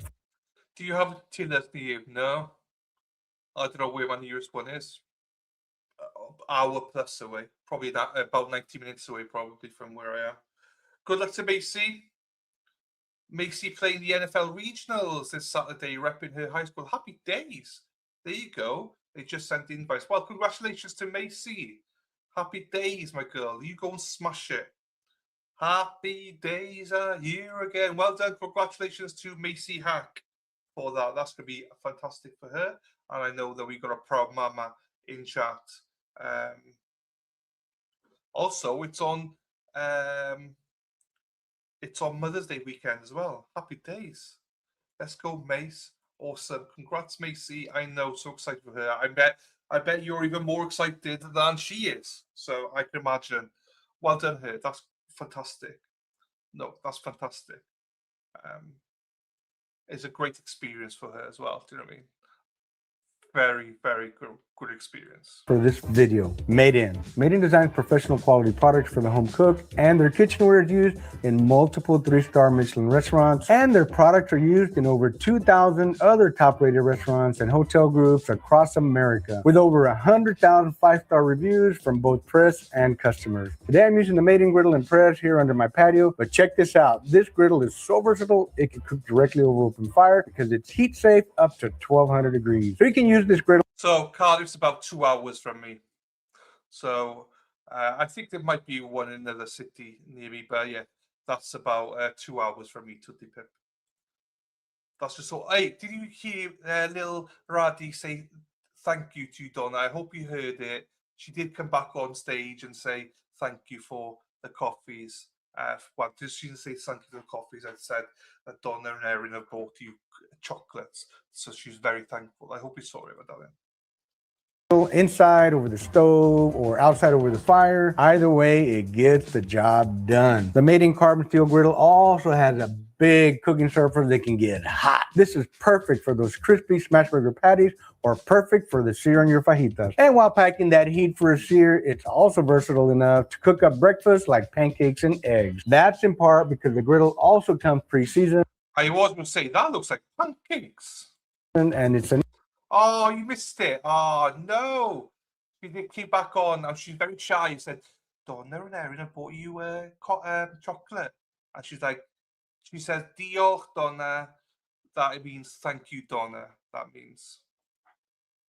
naturally non-stick right out of the box. It's ready to get fired up and cook some amazing food. So basically, the Meade griddle is one great cooking surface with all the versatility to cook any food that you're craving. Y'all can check out the carbon steel griddle and Maiden's other cookware by using the link in my description to save on your order. Now let's cook up some burritos. Vámonos! Boom! Here in the 956, these are sold in convenience stores as burritos. Get a little salsa on the go, take a big old bite. Is this a real burrito or not? You guys let me know in the comments. Here in the 956, that's what they're called. Vámonos. So the original burrito has a history that goes back at least 100 years to the Mexican Revolution, where a burrero would carry his food by donkey, hence the name burrito. Now, like I said in the beginning, there's a lot of history and legends when it comes to burritos and tacos. These burritos are often filled with guisos, but today I'm whipping up a breakfast scramble to fill up these burritos. It's burrito time! Pero primero la salsa, ¿verdad? And today's salsa is a little bit of serrano peppers and chile piquin. You can see that beautiful char that the griddle got on there. Makes the salsa a little more complex and a lot more delicious. All right, friends, we're going to start out with our breakfast burrito. Nice, big helping of sausage. Spread this into 2 sections here. Smash it all up. Look how that sausage just slides all over the place here. I love this griddle because everything cooks just right. All right, friends, our sausage is just about done. Need to adjust my heat just a little bit. Gonna get us a little bit of beans here. Gonna blend in with our sausage. Gotta have a little bit of bacon grease with my beans. Ooh, everything smells really good here. Smash these up. I added a little more beans because instead of 1 burrito, we're gonna make 2. Gotta feed my friends and my family here.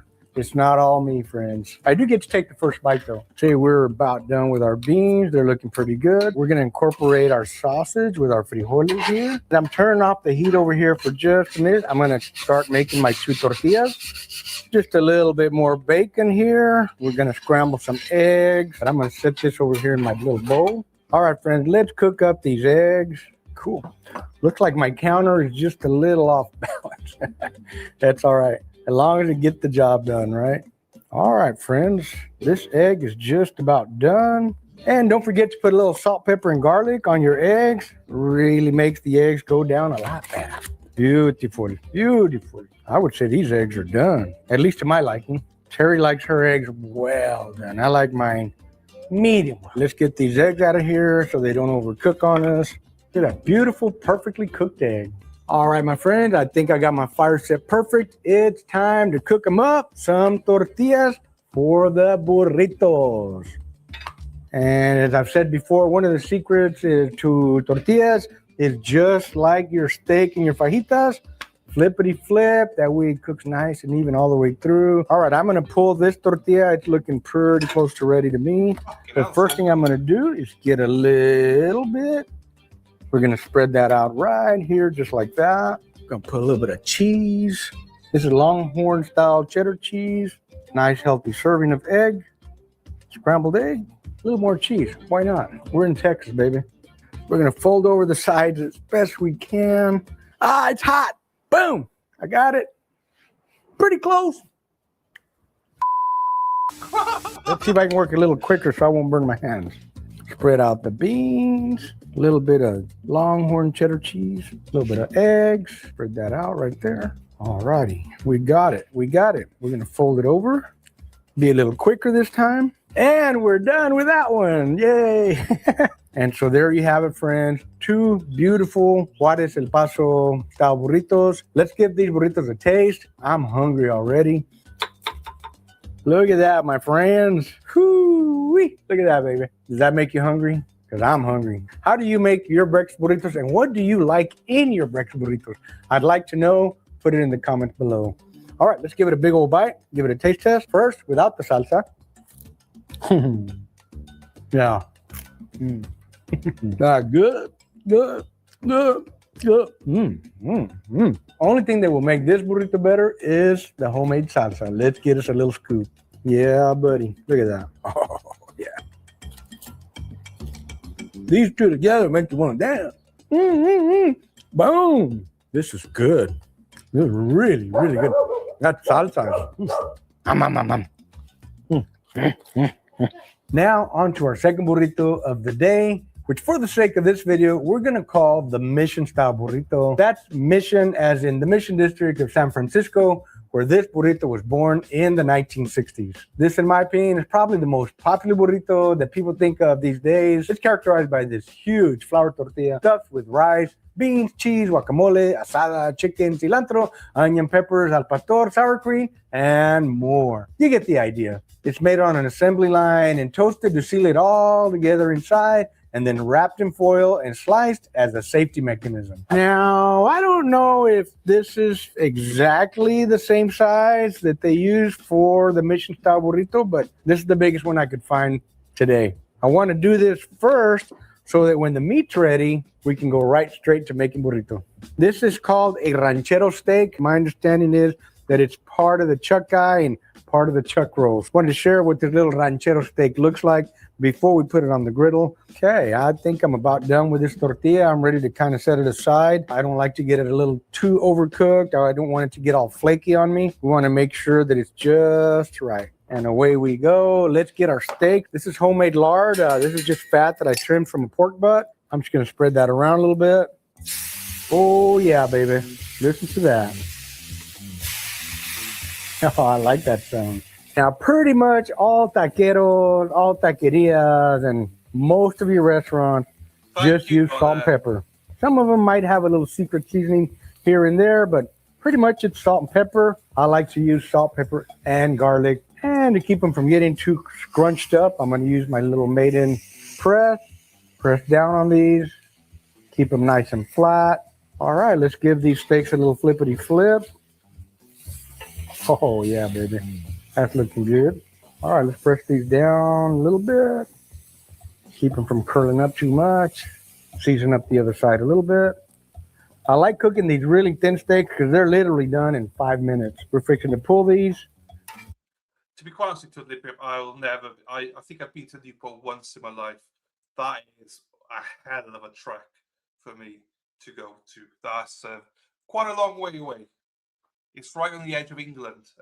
That is. So I'll be honest with you, unless I got a reason to go that way, I would never be in that direction. But yeah, I suppose there are a few different places, but there's nothing around me, unfortunately. Which sucks a little bit. And give them a little chop and assemble our burrito. These ranchero steaks are done. Got a nice sear on there. All right, friends, we have our little steaks cooked up. I've got some refried beans already done. We've got some rice cooked up. I'm going to chop up these steaks and let's start assembling our burrito. Or is it a burro? I'm keep asking that because it ain't no little burrito. It's a big one. No, you're fine. I'm trying to get away. I'm literally on the opposite end. I'm closer. I'm pretty much closer to Ireland than I am to Newport. Going by, if we're just going direct, I am closer to Ireland. So. And that should be about right, man. That tastes good. Tastes really good. But let's get it assembled and go to town, baby. We're gonna get some frijoles on here and spread them out. What the? A nice little 2 big tablespoons full. What's that? Some of Terry Tex's amazing rice. Y'all be looking for the Terry Tex rice consomme. It's coming to a website near you real soon. Now we're gonna put a lot of this steak on here too. Y'all know I like my meat. I love a lot of meat. So let's see if I can get some nice looking, so I'm gonna call them avocado chips out of here. Now we need a little queso. What the paste? Refried bean mash. Also refried beans. Okay, that's wow. Okay. So I'll eat it. I just never seen it before. let's put a little bit of queso on here. Yeah, buddy. Look at that. Beautiful. All right, let's fold her up. Fold up the ends. Ouch, ouch, ouch. And one more fold. Boom. We're done. I'm not the most perfect burrito maker, friends, but we got it done. Look at that. Our burrito is done, wrapped in foil, just the way they're going to hand it to you in most places. See what we got here. Look at that. Look pretty good. Ooh, yeah, that looks great. I think I could have used a little more cheese in there. Make sure you don't bite into. I prefer cheddar cheese, I think, to the cheese he uses. I think I would use cheddar. The foil, it's not the healthiest thing in the world. The healthy stuff is in here. And we're going to put a little bit of salsa up here on top. Maybe a lot of salsa.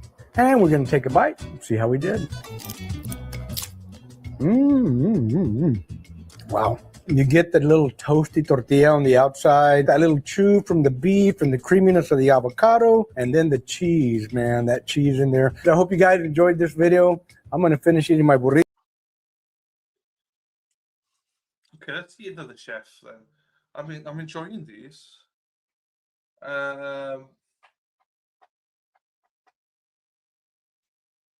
Let's see something else or something different.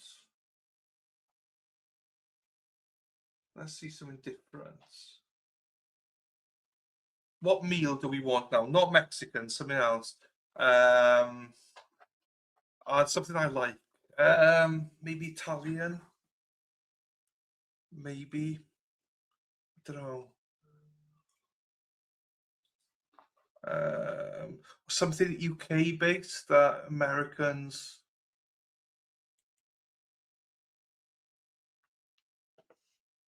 Hang on, let's have a look here to see what we got here.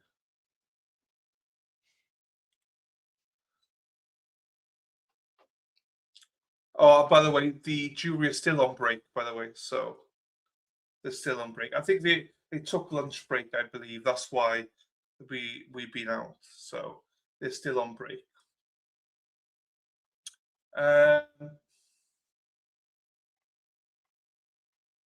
We've done.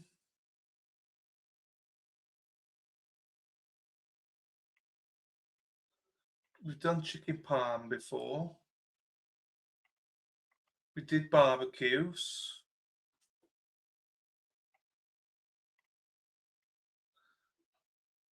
Oh, okay, that looks all right.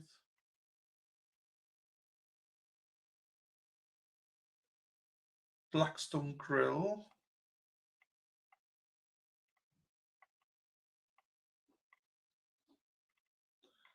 Bye, bye, bye, bye, bye, bye, bye, bye, bye, bye.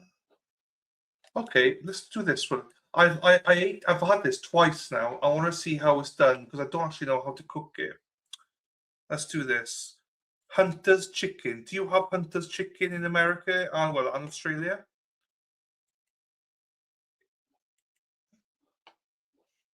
I love Hunter's chicken. Is there anything better this time of year than comfort food? Because if you say yes, I will disagree. But if you say no, then keep watching because you're going to love what we make.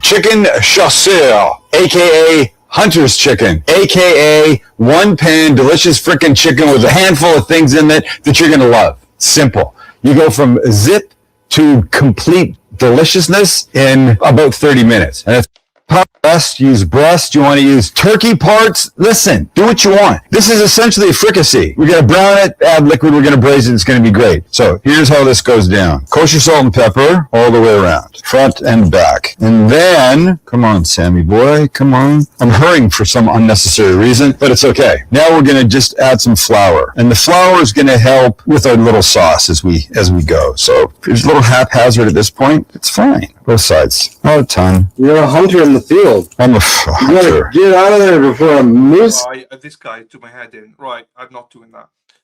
Also, I don't think he's making Hunter's chicken the way I know of it.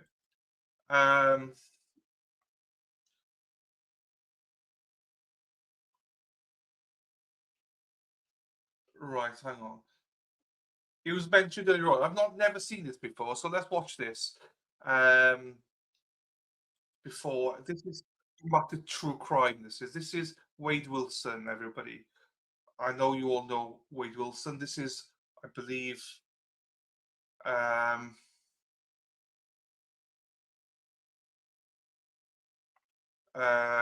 body cam video after the murders, the manhunt. So let's watch this one for a little bit to see how he was arrested.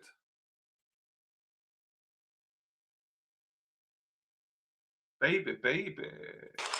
Wade Stephen Wilson, that's the guy's name. Okay. You guys got him? We do not have him. Somewhere. Sarge, did you hear that? Did you hear that? Sarge, did you hear that? Of course he fucking didn't hear it. He's over the other part of the fucking yard. Jeepers. Sarge! She's screaming, Sarge, did you hear that? The guy whispered his name, for fuck's sakes. FMPD is requesting us check on her. FMPD just called our station and wants us to check on the girl who owns this car.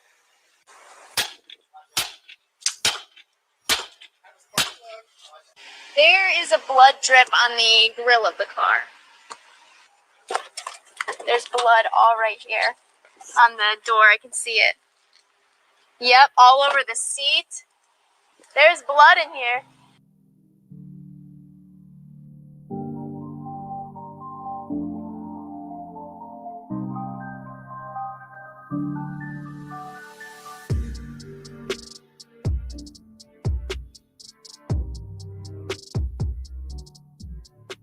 Who? Which one? I don't know. I have no idea. She got nothing to do with me. Oh. Hi. Come here and talk to me. Come here and talk to me. No. That dude right there. The dude up here. I know where he's at. Can you go around to the other side of the You don't know where that guy went? Does he work here? He doesn't work here.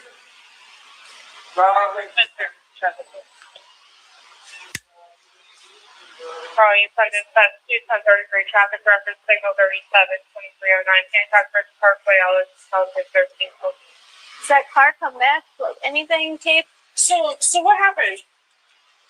Sarge. It'll be a black Nissan Versa. Right, he hit my bag. Hey, Colgan, just 43. We're dealing with some uncooperative people in the back that are saying he's walking around somewhere either in the business or on foot in this fenced in area. 26, so we just want to try to locate and corral him.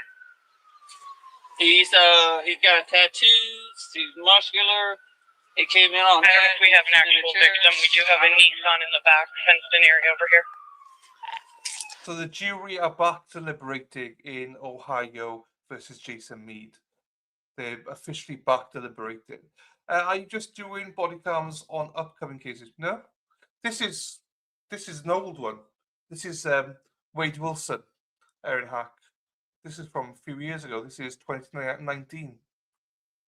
I'm just playing stuff out of boredom whilst we wait for the verdict. There's no rhyme or reason why I'm playing anything at the minute. I'm just playing anything I fancy. So no, I'm playing anything and everything as long as it's fairly entertaining. I know some of you loved Wade Wilson, so I thought you might be interested. I've never seen this before, so no.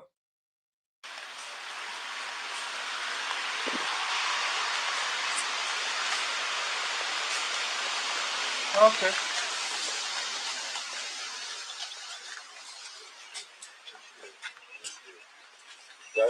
Can you give the description of the man one more time? Hello.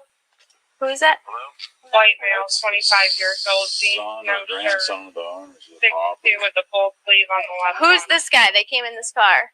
That's the guy I guess he's talking about, saying that he came in here, something about he killed somebody, and this, that, the other, or some shit. I don't know. Okay. So did you see this person? Do you know who this person is? I've seen him around What here did you do months ago. for him? Does he work here? Because it's weird that somebody would park a car over here randomly. At one time he was helping out around here, but you know, Thursday was coming on. Did he say anything to you? I don't know nothing about this. Yeah, I'm going to need more units here, and we're going to need a perimeter around this building. Yes. You two guys come over here. Somebody's landline saying that he possibly was involved in an incident this morning where he's running from the county, possibly hided inside wanted federal arena.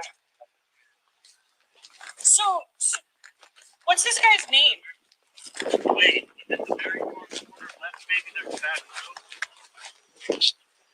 I checked in the bathroom in the back room. No one's in there.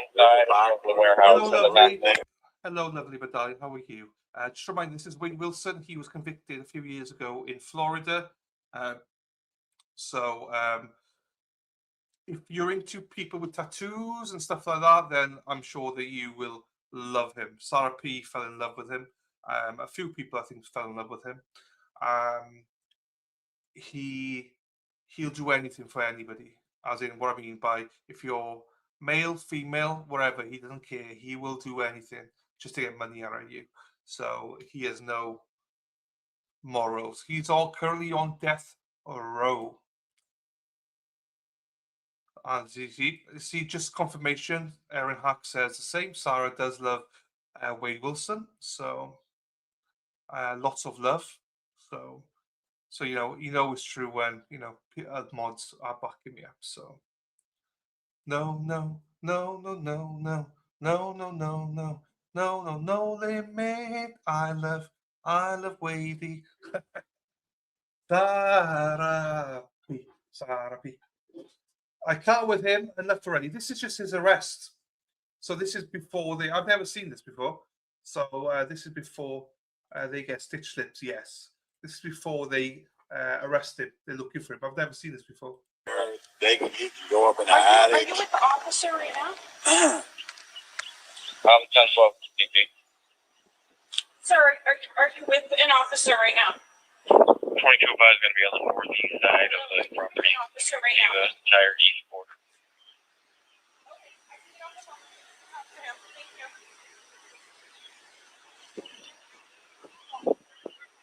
I wish I could be more helpful, but I don't really. Is anybody else inside? I don't know what's going on. So I mean, I just showed up here for my day's work. Who else is inside the business? Annie's over there. And So Who's in which this I building? think he's in this building. Okay. That's what they're saying. the dude said this morning. So okay, that guy's with an officer, so I don't need him to tell me anything. What did he say to you? This person you just saw him run in here, or what? They said he used to do work here. Did he say I anything? got nothing to do with this. Okay, I just showed up, and I'm gonna explain to you. I just showed up. The guy that you were on the phone with called me Uh-huh. and said that you guys were supposed to be coming, and that Some crazy shit. He's on drugs, whatever. I got. Here, 22 the kilo unit on scene. Came in here shoeless, shirt, same thing. He has no shirt on? No, he's tied it up. I don't know if you want to come in from the front or the back. His car. We've got two people I got somebody from in the my building. office, They're saying so they'll be I'm able gonna to go be inside. shut my door. Nope, you're gonna stay right here. Stay right here. We're not going in that building. My building is separate from this Okay, building. we're gonna stay here because we have a perimeter going. We have officers all around the building right now. Cool. This is pretty serious, so we're gonna stay here. So what about my secretary that's in the office by herself? We'll have to grab her. See it? He says his secretary's in that office right now. So what's this guy wearing? He's not wearing a shirt, covered in tattoos. That's what they said too. Short, closed hair. They said no shoes. There is a female inside that building. Blonde hair, very short. I got somebody in my office. On the phone, agitated. You do well. He looked at me and started going down across the street. Unknown and related. Does he have tattoos? Yes. Yeah, he said He's covered in tattoos. Full left arm sleeve. So he's right down here. Sounds that way. I had. You want to shift that way? They're saying he ran into the building. He's hiding in the back room. Okay. I had a suspicious person call at 2nd Street. Yeah, matching same street. Yeah. A couple hours ago. Going westbound, turn right on the next street. Somewhere in this block here. What's your 20? Over there. I'm at 21st and Hancock. He looked 12 over there. I'm at 22nd Ave in Hancock. This morning? Yeah. Kilo 12 at that location.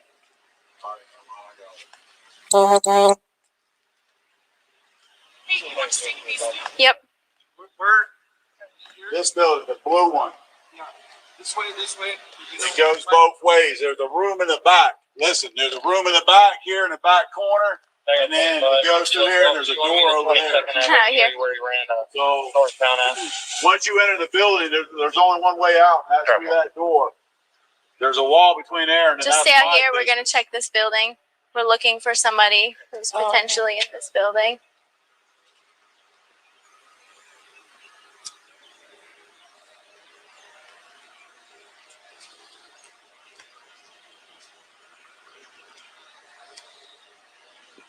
You didn't see anybody when you were in there? Male didn't have a shirt on. The gray shirt. Oh, I just and, don't want to camera and see your cars. Okay. When you guys saw him, he didn't have a shirt on, or when you I saw him? haven't seen the guy. As I said, I got here and the guy called me up and said, When you saw that guy, did he have a shirt on? No shirt. No shirt, tatted up. Okay. He's got kind of black hair and he's muscular. He don't know shoes.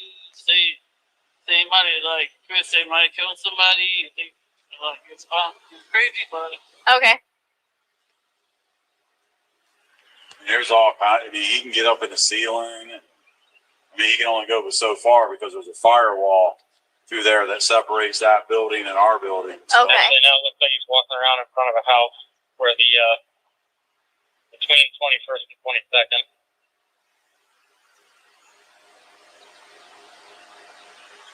I see him right up there, right where that blue tarp's at. We just want to make sure that the person we're looking for is not inside of this building because they're involved in a possible homicide. So we need to make sure they're not in this building. And Up to where he's at. if he's not in this building, then we'll go from there.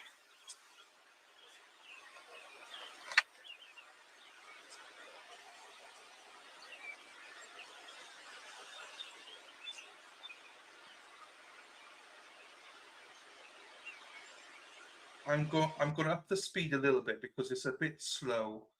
So Dave's not here, so he can't whinge. So let's do 1.5 because there's not much going on. Who's to say? I mean, before you guys leave, I had a gentleman with a dog walk the yard. Yeah, that's we can look at the cars because there's all kind of places to hide in there. You know, and even my building as well. She's in the office, so I'm in the garage part of it, but Okay. he's here, so Do you think he left? I don't know. Okay, because they are apprehending somebody possibly over this way. But it could be related. It could not be. A lot of people run from us when they see us. So Your guys are so nice. that's right. I mean, like I said, I had just got here. Okay. I haven't been here, 10 minutes? And he called me and said that I to look out for you guys and to point you into the blue building because supposedly that's where he was. Okay. Well, like I said, well, either these guys are going to be out with him or he's going to be in the building. Up in front of the greenhouse, 118.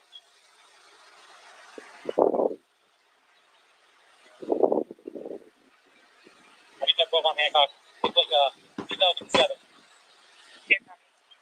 Have you ever seen that car before, that Nissan? Yeah, actually, I have. I know who he is. I know who you're talking about. Because we got information from whoever you were on the phone with, possibly that car was stolen. I don't know. As far as I know, I think I've seen it here before. I ain't going to say. I mean, if you want to know something and you can pick a date, I can go on my cameras and we can find out for sure. Right. But I could have thought that I've seen it. It could be stolen and you could have seen it before. It could be a friend that he stole it from or anything like that. So it could be both. 2 months ago is not okay now. Right.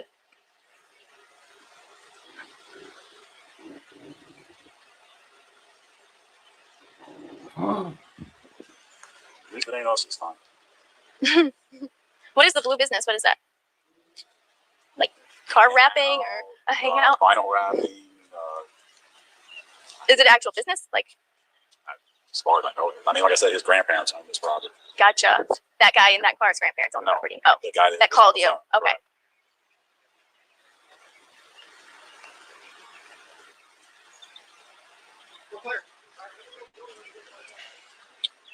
Here, 2050, look like confirm if the gentleman's name Wade. Last time. 54, he's laying against him. However, right now, He got some trouble. Sheriff showed up here looking for him. This little chicken shit ass hiding in a trailer inside there. Jeez. That's where he found it. One of the warehouse. There's all kind of places to hide around here. Yeah, there are. The boat trailers. Oh, it just, Mm-hmm. it's never ends.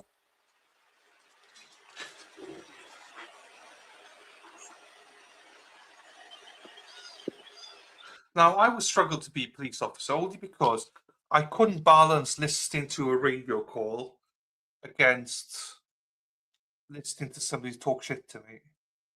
I can't do. I'll be like, right, shut up, will you please? I'm listening to the radio. And if someone speaks, I'll be like, right, can you just say that again? Because I've got this idiot speaking to me. I don't know what's going on. This is a good place to hide for sure. You have all those RVs back there. I think those are secure, but I mean, it's the same thing. It's like, we actually had a guy, he had some mental issues and stuff, but he actually climbed the fence and was sleeping in one of our trucks. Oh my gosh. And you guys showed up, and then they kind of explained the situation. I guess he'd been missing for a couple days. Jeez, hold on 1 second for me. Let me. They said also he could be up in the roof of the building here in the attic, and they said last time something like this happened, the guy was hiding in one of these trailers, so he could be in any of these vehicles. He said back here. What's his name?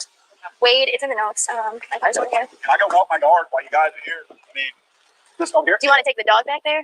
I mean, you guys are here, and it's like I was explaining to her last time something happened. They caught the guy he was hiding in the trails. Okay. So I'm going to walk my yard because we've actually had people, Could be in this boat. There's get inside the RVs. cars.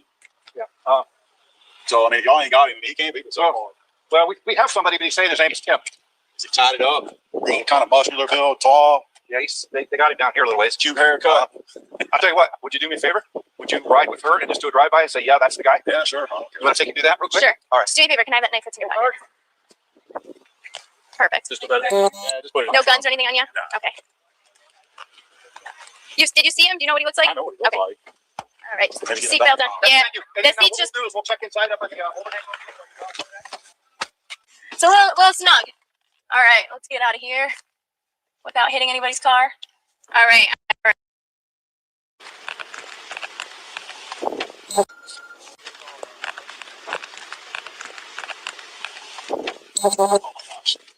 Thanks, sir. All right, buddy. Yeah, they got nothing going on around here, buddy. Yeah, nah. No, they're describing him as a very muscular male covered in tattoos with dark hair. No, it's not him. Not even close. This guy just running to get a needle on him. He's just this. Yeah, that's fine. That guy's he's like a very skinny guy. So these shady witnesses that are kind of uncooperative are alleging that he possibly harmed someone in Fort Myers. You're on, right? Yeah, I'm on. Okay. Just so you know, they would like to be notified what's going on. Yeah, I talked to them. Oh, you did? That was the first person we talked to. Is it? For me? You don't think you're doing anything? We don't have anything. You didn't find the guy. Yeah, the car doesn't come back. There's a south. Blood or something to stab somebody. Did the south unit? Yeah, Adam, we look for him. We can't find him. Is the south unit at the house? The county's not looking for him either at this point. There's no stabbings reported in the county. And we got somebody that's checked tutor. Did they answer us back yet? Down there now. We got some guy that's high on drugs tweaking. I stabbed him, man. I stabbed him. Who knows? Saying he possibly killed somebody. Oh yeah, because I had. Yeah, I don't see blood in the car. Oh, little do they know. They're laughing and joking now, not giving a shit, but you wait, guys. On the car. Yeah, that's what's going to come. They said he ran in here. He parked the car, ran in here with no shoes, no shirt, and he just ran in. And he didn't say anything about he wasn't covered with blood or anything. Nope, they said nope. They didn't see any blood on him. Just covered in tattoos. But those guys like he's definitely in the building. He used to work here. So they're kind of uncooperative. All these people. They're not really making. All right. It's Chris and Bob are done. Well, Chris will file a 14 just to document the allegations of someone's babies. Yes, so. 204, 23 on one. And then they show me 2204. like an ounce of coke, an ounce of heroin. 26. I have no idea. We don't need to go to 3. We have 33 traffic. 2204 on 3. What do you guys need? Well, the car, there's somebody saying that somebody was murdered or stabbed. The car is here and it registers to a female. Oh, yeah, she's just not here. We talked to the neighbor. This morning. What did he say? Last time he saw her was this morning. Does anything look out of place at the windows or anything like that? Does anything look out of place there? Yeah, we have her phone number. We tried calling them, but they go straight to voicemail. 26, okay. Do you have the keys to the car up there? Do you have the keys to the car? I do not believe so.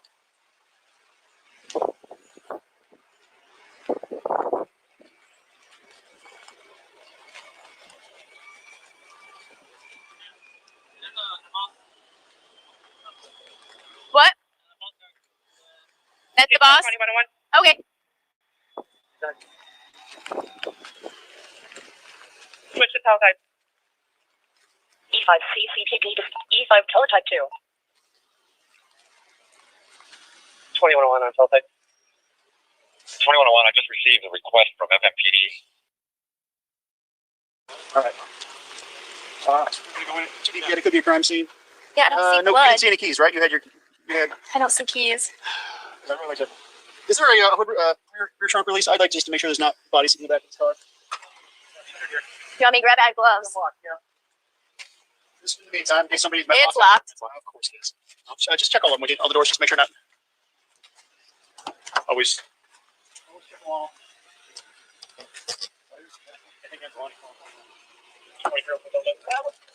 All locked. Sure would have liked to have known. It doesn't look like there's any like recent Police department. fingerprints. No, that would be easy. You guys still have a white warehouse inside? I feel like he was definitely driving nuts because this is fresh. This right here, whatever this green is fresh. And then it's right here. Look. And then there's bushes stuck in there. Yeah. Drive it to the bushes here. Yeah, I see that. You guys have. Huh? I do not. I do not. Just call it 3. Yeah, I'll just call the 3. This damage is all fresh. Yeah.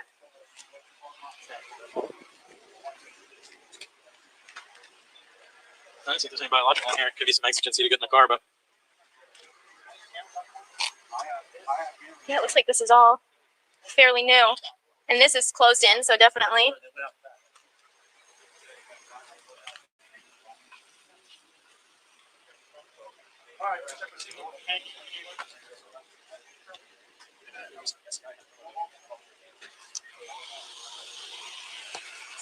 Down south.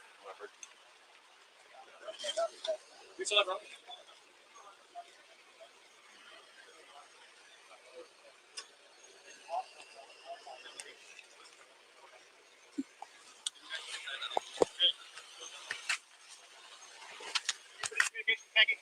Anzalone was talking to him just now. I don't see blood on like the gear shift or But it could be. dried.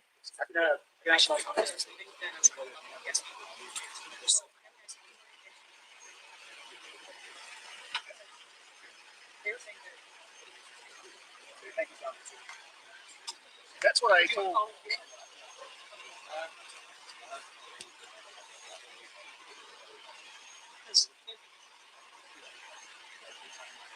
Yeah, I think I figured her. Hold the bar. Do you want me to put crime scene tape like around or? Okay. Good. Okay. So, Chris, tell me the crimes. Okay, zone one. You're on the warrant with major, on duty major crimes. Let them know what we got. I believe we did check the limo, right? Yes. Just want to get your car. Take my spot right here. Yes, sir. I'm the car. All right. Yes, sir.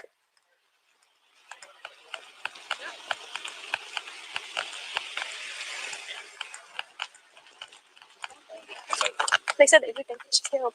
FMPD called and said they do think she was murdered.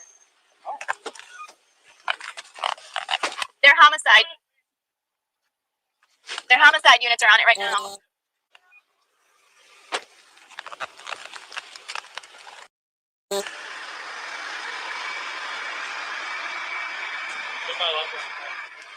Me? See that? Yeah. And right there, Wait, go back to what you said. these little drips.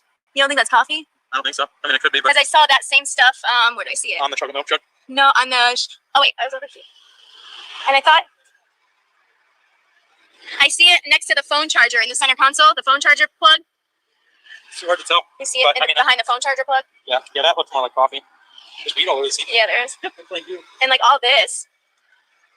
Yeah, that's from him sitting with his hand touching the side here. Oh. All right, I'm gonna go drive. Okay, I'll be here.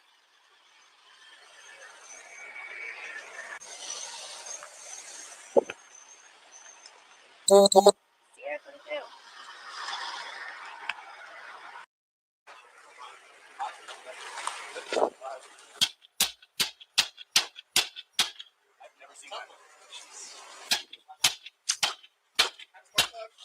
have a window breaker in my car. I have one in my pocket. It's like my game. Oh. Yeah, that's why I was gonna do that. Oh, you sure did. Yeah. He's gonna need like 6. I'm gonna need something. Let me call medics. Yeah, that's good. Pop that trunk.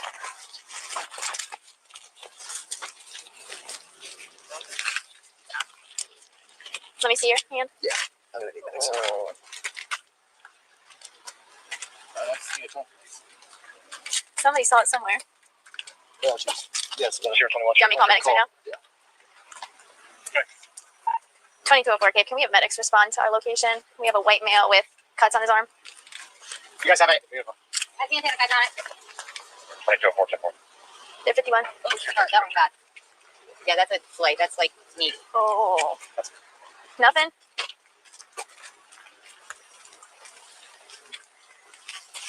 Nope. 2204, just verifying you're at 309 Hancock Parkway. 10-4. Okay, that was boring. Right, his actual arrest. I don't remember his actual arrest, so let's have a look at his actual arrest then.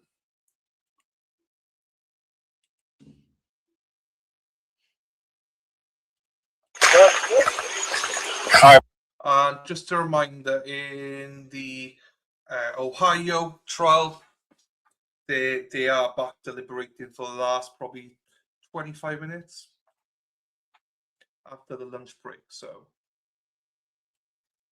right, let me get this back here. Man, listen, I'm a nice guy. Okay. That's good, me too. All right, good. So, all right, I'm gonna put some new handcuffs on you. Sure. If you do anything stupid, I'm gonna slam you on your face. Stupid? You can slam me in my face if you want to. I don't care. I can do nothing. All right. But you don't have to threaten me. Different Face the car, man. Spread your feet. I've been good to these people. You can tell them that, bro. Just when you want to tell me you're gonna threaten me on your face, I would slam you one-on-one. Hey, boy. Hey. That's for what? You know I would. You college graduate. Wait.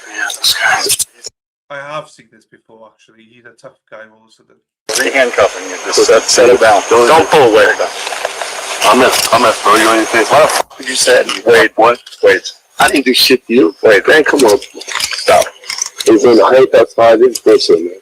There's 2 different cops right there. Just kind of the middle shoulder. Just get all this out of here.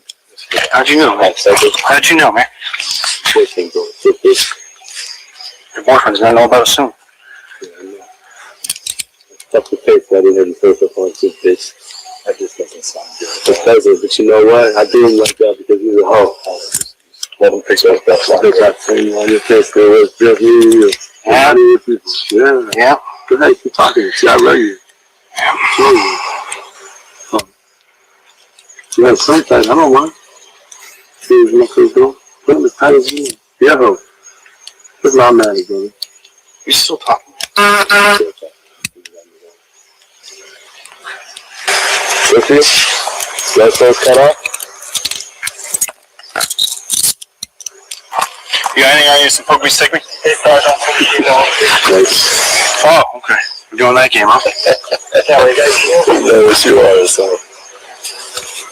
I said, let's do it. I said you were going to do it. Do it. Wait. You said you were going to do it. I would love to see it. I know the Scotty lost my teeth. You can slam some more.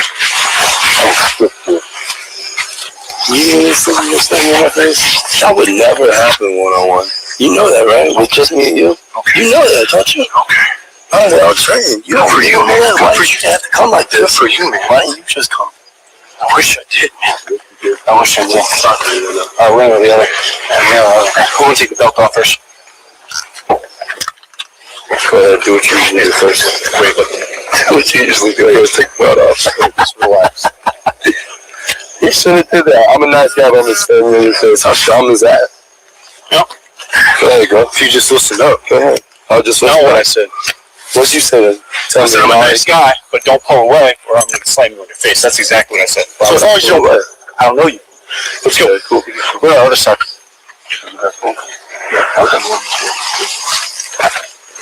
Go ahead and slide off your kicks too before you step on the head. There you go.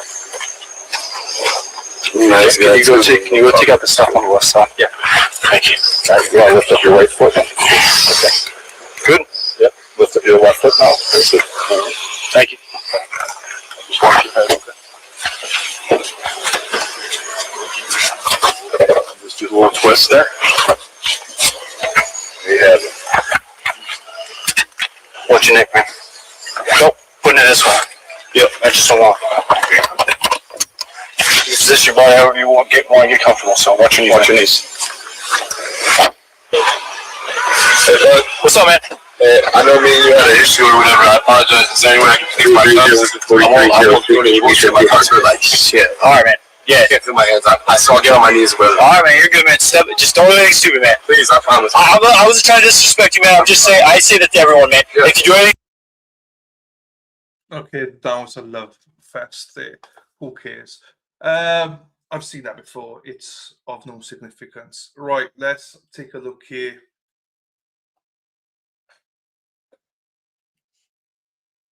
So you'll see that again, the light is on, the red light is on. If the red light's on, it means they're deliberating. Red and green means they're either on a break or they got a question. And the green equals verdict. Obviously, we've seen a few red and green, and I think they went out for lunch because it was off for about an hour earlier on. So I think that's what they were at. They just had a lunch break.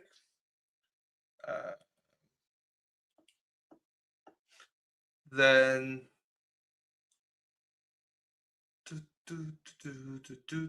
let's go, girls. Let's go, Marky. Hippie chick, Marky C, Spacey Stacy, walking those streets all night. You go, ladies and Marky, go have some fun now. Let's go, girls. Right. I am going to try and adjust this. Bear with me once I adjust this. Is this going to work now? Hang on, let me see if this works. No, I need to make it a little bit bigger. Make it a little bit bigger. There. Is that going to work? No. Let's make it a bit bigger this way then. Update layout. There you go. No, that's a bit too big now.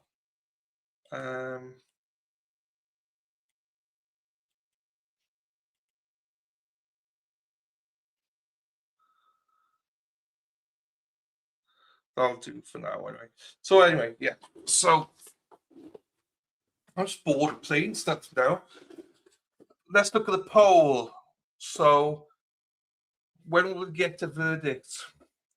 16% of you believed it was this morning. 16% of you are incorrect. 33% of you thought or think that it will be this afternoon. So you're still in the running. 21% of you believe Friday, tomorrow morning. And 30% of you believe it will be Friday afternoon. And potentially there's Dave Hamburger who believes it'll be next week. So most of you believe that it'll be 51% of you believe it'll be tomorrow. So see you, Dan.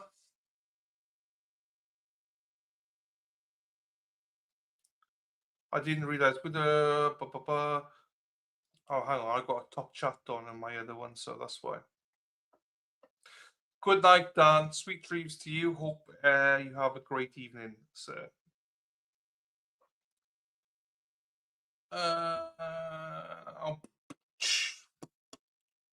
Okay, that is that there. So we're just waiting. Let's have some topics. What do we want to have? I'm going to eat my dinner in about an hour, so we've got an hour to chat about stuff. So what do we want to talk about? Do you want to talk about? I don't want to talk about how good I am and stuff like that. We all know that, so we take it for granted. So let's talk about something else. What are we going to talk about? What's upcoming? What is upcoming? Yeah, so we got Courtney Clenny coming up in August. But we've also got the Erin Hack one, Erin Hack's trial, the one where Shanna Gardner is up. I think when's that? Is that in August or is that been moved now? They keep moving trials. Do you know what I mean? So last I heard, that Shanna Gardner and her husband were going to be one after another. I think the husband goes first, then Shanna Gardner goes, and then the alleged guy who killed her ex-husband goes. So the OnlyFans trial, I believe it's at some point in August. Let's have a look. Let's Google some stuff, shall we? Not that kind of stuff. Courtney Clenny trial date. Okay, according to Google, still April 27th. Well, we know that's a lie, Google. Right, hang on. Let's listen to Grok. Let me ask Grok. Mario's August 17th. Oh, okay. And Shanna is literally straight after him. So I don't remember what they said. It was a week or something, or 10 days they needed for each trial. Right. Let's ask Grok, shall we? Bye. Right, where are we at here?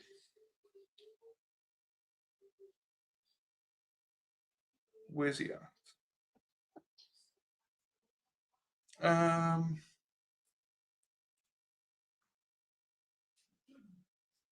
Hello, Grok. Oh, shit. Hello, Grok. How are you? Pretty good. You? Very well, thank you. I got some questions for you, if that's okay. Sure. Fire away. What's on your mind? So, when is the new trial date for Courtney Clenny scheduled for?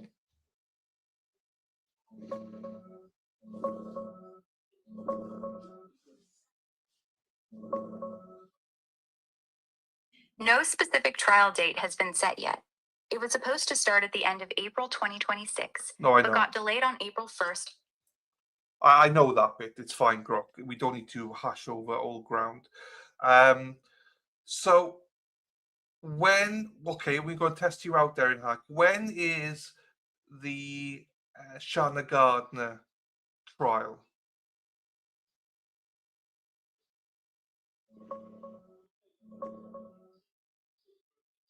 Shanna Gardner's trial is set to start September 8th, 2026, with jury selection beginning August 31st. Her husband, Mario Fernandez Saldana, goes first. His trial starts mid-August with jury selection on the 10th. These dates were locked in during an April 9th hearing this year, and nothing's pushed them since. There's a status hearing for her coming up on May 4th if you want to track it closer.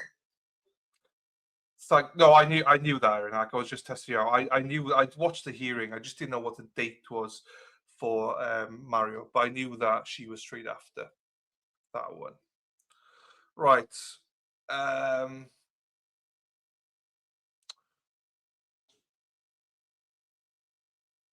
So we don't know when Courtney Clenny is, so there's no date for Courtney Clenny, people. So I thought it was supposed to be August, but there's apparently no date set.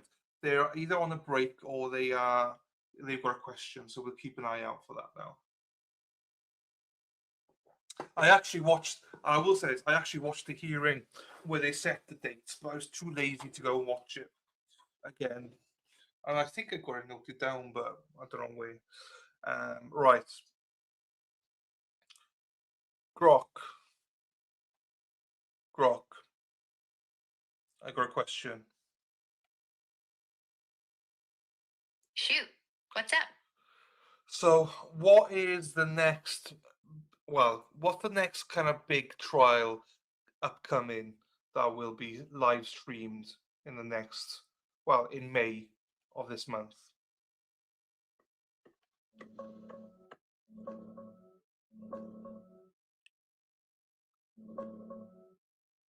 The New Mexico versus Meta trial is the big one right now. It's a high-stakes bench trial in its remedies phase, where the state is pushing for Meta to be declared a public nuisance and hit with up to $3.7 billion plus major changes to Facebook, Instagram, and WhatsApp for child safety. It kicked off May 4th in Santa Fe and should run a few weeks, with lots of media coverage. The Helio Fulio murder trial in Florida, 4 guys accused of killing the rapper, is also wrapping up this week, with closing arguments today, and it's been live streamed on Court TV and Law and Crime. But if you're looking for something just starting or peaking in May, the Meta case is the standout big one, getting national attention. Check Court TV or Law and Crime's YouTube for live streams. Right. Well, is the Meta case being live streamed?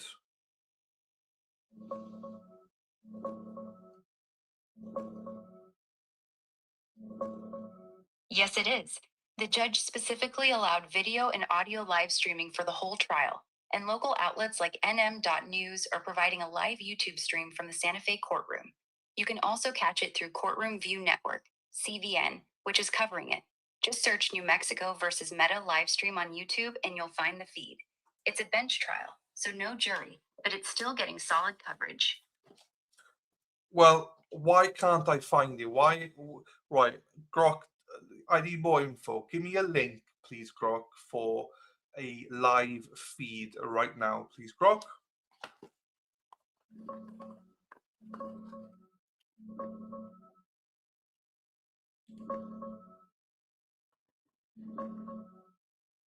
Here's the main free live stream.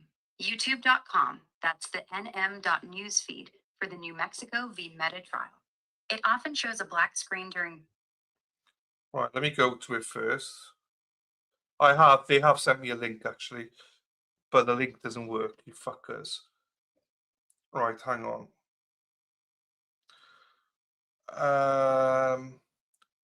Okay, let me just search for it then.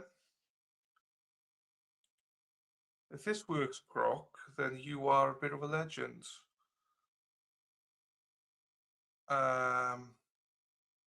Oh, Dale Warner was sentenced today as well. I didn't cover it, so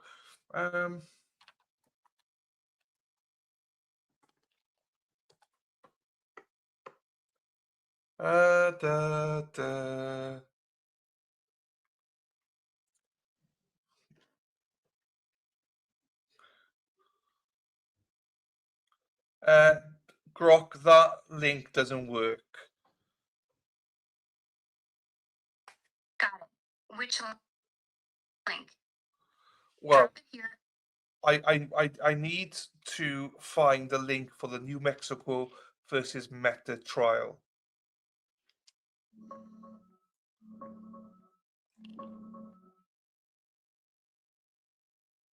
The main official page for the case is here, nmcourts.gov.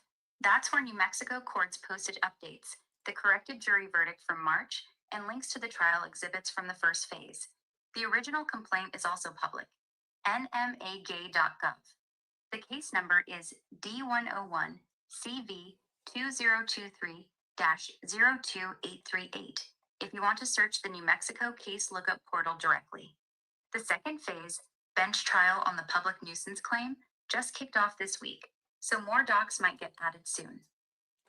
Yeah, Grok, it's not the docs I want. I want a link to the actual live stream for the trial, please.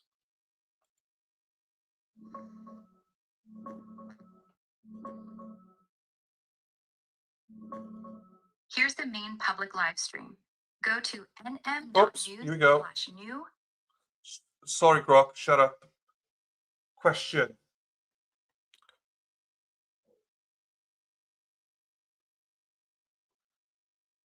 There's a question, people.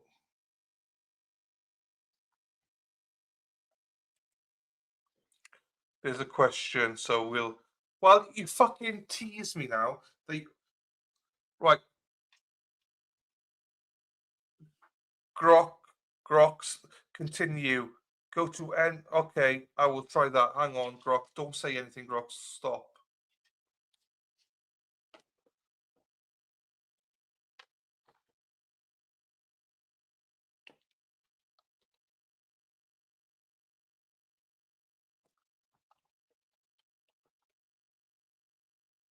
Okay, hang on, people.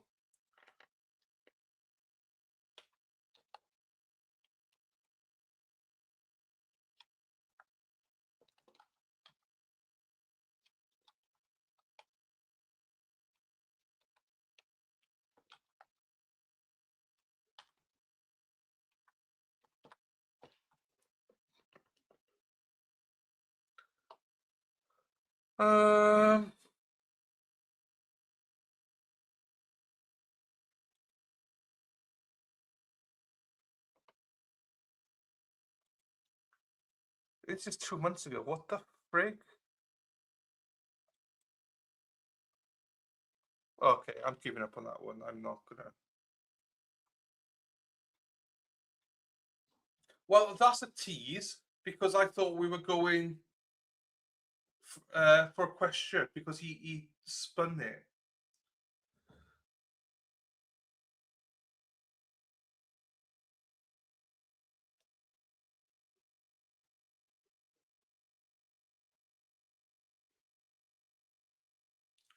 Anyway, basically, there's a lot of trials coming up, but we don't fully know all the dates for everything. What's that for? Why have I... This must be a question because he zoomed across, or they zoomed across. So it must be a question. If this is another break, I'll be pissed. This could go into tomorrow because it's the same as yesterday. They finished at 4 o'clock.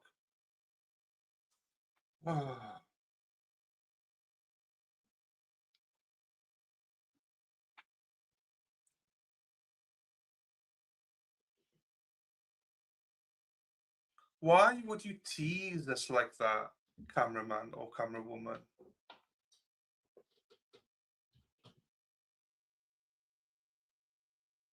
Because now I don't want to do anything else. I'm just waiting. I got bladder full as well. I'm just waiting. You know what? I can go to the toilet, can't I? Let me go to... I muted myself as I was talking. I'm going to go to the toilet. I'll be back now.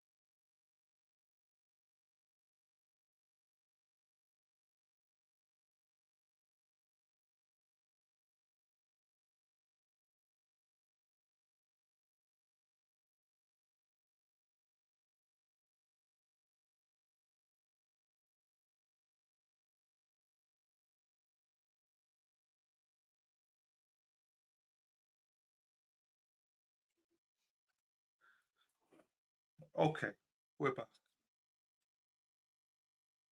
I did take a no. I took a big breath before I unmuted myself, just to be like, and breathe, and breathe. I was just saying that they might be waiting for the attorneys to come back into the courtroom to answer the question. Because why would they tease us like that? Also, congratulations to me and us and whoever. We now have 105 subscribers on the sports channel, which is amazeballs. Very, very happy with that. Very, very happy with that.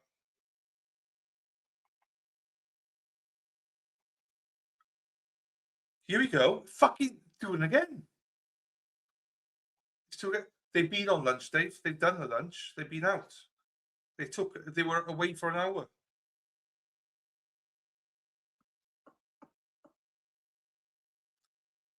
Is Dave Umberger a nice guy? Cameraman. Oh, he stopped doing it. Fuck. You're not unsubscribing. I know you're not. But we gained 14 new subscribers through covering the Stefan Diggs trial. I'm very happy with that. Thank you to everybody for supporting.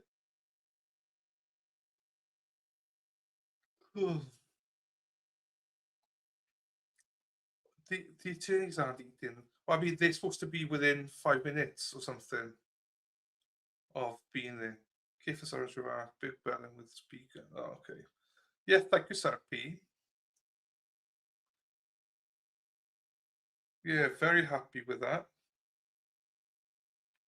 Thank you, Lady Di.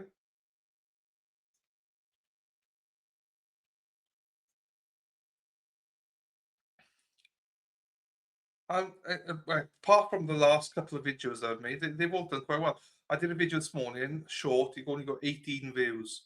I did another one, 8 views, another one, 22. So those are shit. But that was for here, Lady Di. That was here, Fair Play to Dave. That wasn't the other one. That was for here. This stream. My Tyreek Hill video only has 18 likes. But which is fine.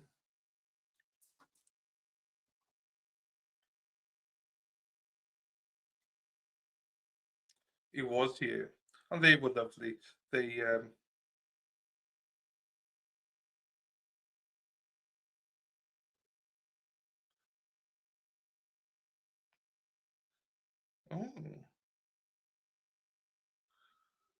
please, who's that?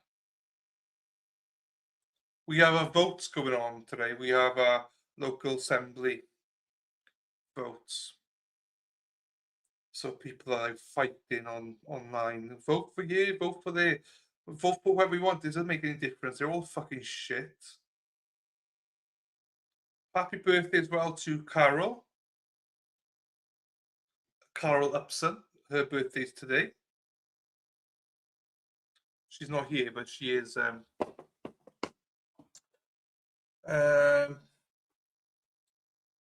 No, I didn't know that, Crystal.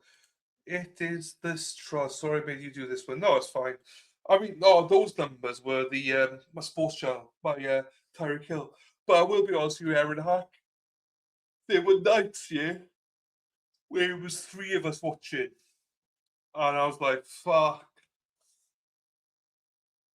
I wouldn't mind watching it, but I just don't believe that he's guilty. So I'm short of patience because I don't think that. I don't know why they brought this trial forward. It's his word against no one's.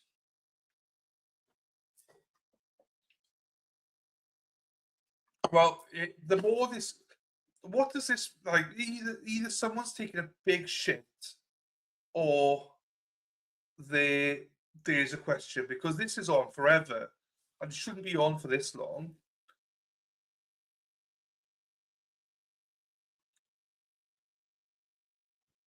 So I don't know. I think if I watched the first one, I'd still be bored. So, Hack, only because, again, why was it brought to trial? I mean, you can put all the experts in the world on both sides. It makes no difference. The whole thing comes down to, was that gun pointing at him or not? And no one knows except for him. So literally makes no difference. I've said this all along from the very first moment. Only God will be able to. It's only him and what God decides to do with him that fully knows. So that's why I'm not going to say he's innocent, because I don't know, but he's certainly not guilty because we just don't know. Come on, stop freaking moving, dude. Why are you teasing us so much? Oh, is he a pastor? Is he? Oh, I did not know that. That's good for him. Good for him. Yeah, he was pointing the gun at him while his back was turned. I don't know, Dave. This is what I mean, though. This is.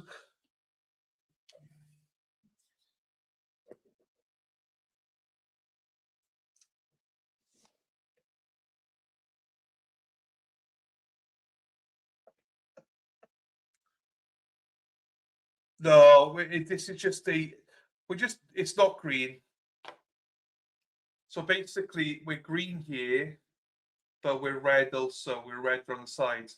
That means red and green, break or question. So, like I said, either someone's taken the biggest shit in the world, or has diarrhea, or it's a jury question, and the cameraman or woman keeps spinning. So I'm presuming it's a question, but I don't know. You know, I really don't know. It's a nuisance because they keep teasing us.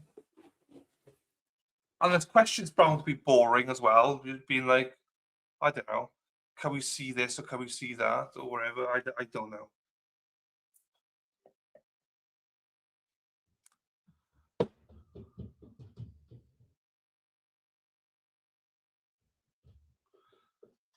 Well, it's gonna have to do something because I'm giving it like 20 minutes and then I'm gonna go make some lunch because I'm hungry. Dinner. I'm hungry. So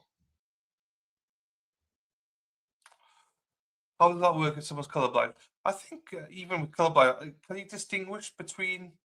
You don't know what the colors are, but can you not distinguish between colors? I don't know. I don't know.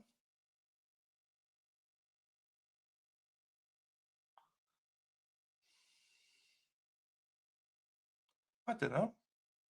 I've never spoken to somebody that is colorblind. So I don't know.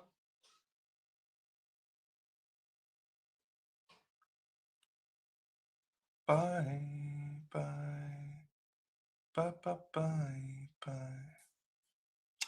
Very just a question.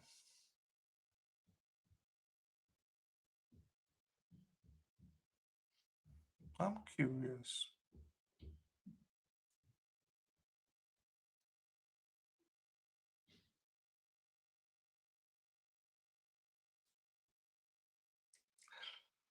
Well,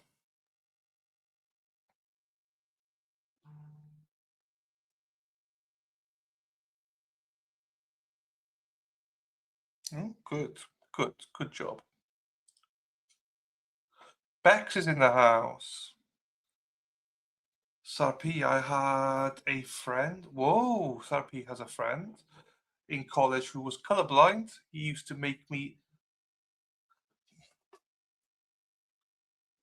Here we go. It's a question. He maybe used to lay his clothes out for him so he would. Was he a friend or was he a boyfriend or side piece? Here we go.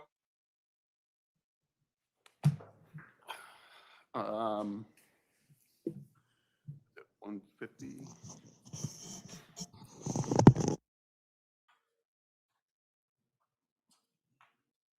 I've received a statement. The jury believes it will be impossible for us to reach a unanimous decision. I am answering their statement. Is there a possibility that after an additional period of time, today or tomorrow, you may reach an agreement on either charge? Okay. Wow. I'm surprised. Let's see if this does anything. I think if they went for a bench trial, I think that he'd be found not guilty.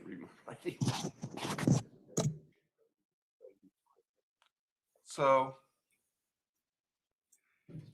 we'll wait then, because they'll come back with their answer in a minute. So there's no point going anywhere.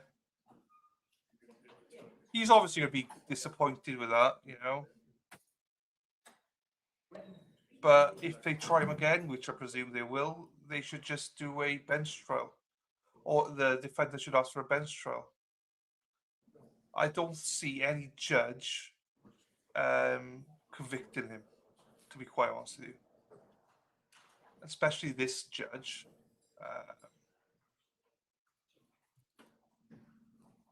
Because this judge, I think, hates the state quite a bit. So I think he's just be like, yeah, fucking move on. Would it be possible in Florida for the defense to be like, okay, judge, well, we're in a situation now, judge, we just want to call it. Can you just make it, you know, you've heard all the testimony twice, probably. Can you now make a informed decision, guilty, not guilty? Or was that too much of a risk? Or even is that even legal? I don't know. My son's a little light as white. The green is too light for him to see. Oh, that's interesting. That's interesting. So once the green goes off, we'll know that they've had unless they just, it's a simple question and they don't take off. Oh, because technically it's not deliberating, it's just a question, isn't it? So I do wonder, what it is. Is it going to be how many guilty, how many not guilty? I don't know, Erin, if they said that in the first trial, how many guilty, how many not guilty, or whether it was never released. I don't know. But it'd be interesting to hear. I think that the state will look at how many people voted guilty and go from there. But if I'm Jason Meade and they try me again, I think you have to go for a bench trial. So there might be an Allen charge. There might be. They may have done it and we missed it. I don't know. There may have been an Allen charge already. I don't know. I didn't cover it yesterday. Do you know what I mean? So.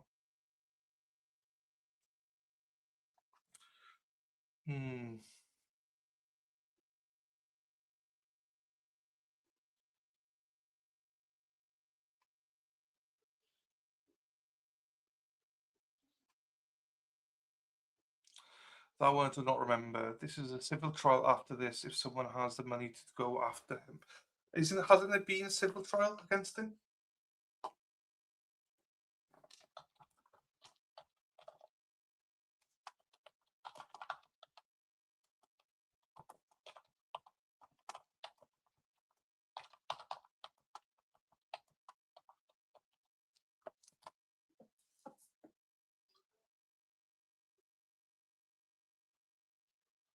I just Googled and it says that the specific number of jurors who voted guilty and not guilty is not provided in the available information. So,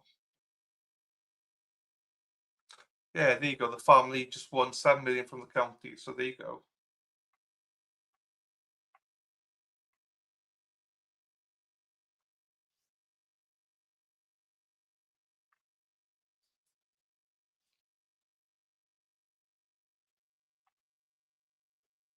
Which trial were we covering?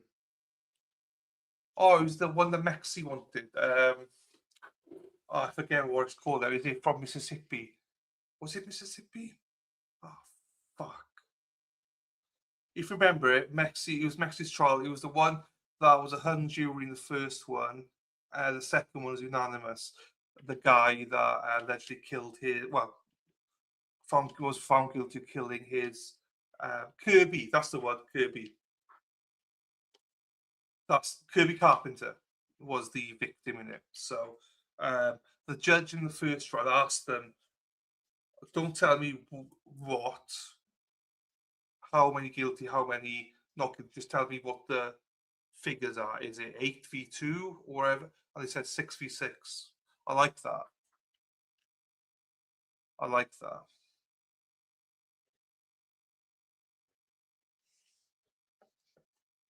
I think, yeah, it's a lot of wasted money, but I think the family will want them to try it again.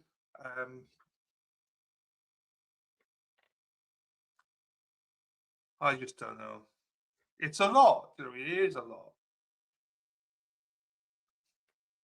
I'd be interested to hear from the jurors, see, you know, the ones that were voting guilty, why, you know.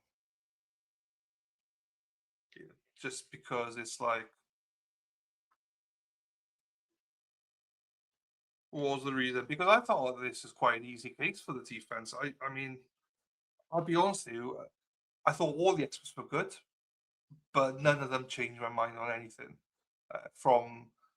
This is probably the first trial I've ever seen where I'm impatient on it because I haven't moved a centimeter since the beginning because I'm like, no one knows. You can put all the experts you want on there. But ultimately, the only person that knows what happened that night was Jason Meade, whether a gun was pointed at him or not. And based on that, I can't convict him. Because you can put all the experts in the world, doesn't make any difference to me whatsoever. On both sides now. I thought they were all good on both sides, but it didn't move a millimeter whatsoever. And that's why I believe that he should be not guilty. Right, let's put this here.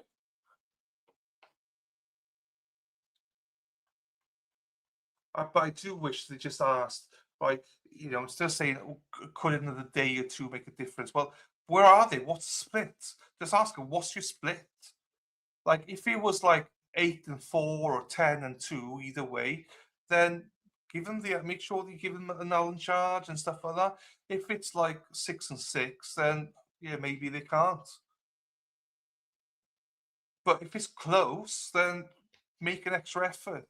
But let's be fair though. If they've got someone like Dave Umberger in there, who will be stubborn and just will be guilty no matter what, then maybe they've got some of those jurors in there. I don't know.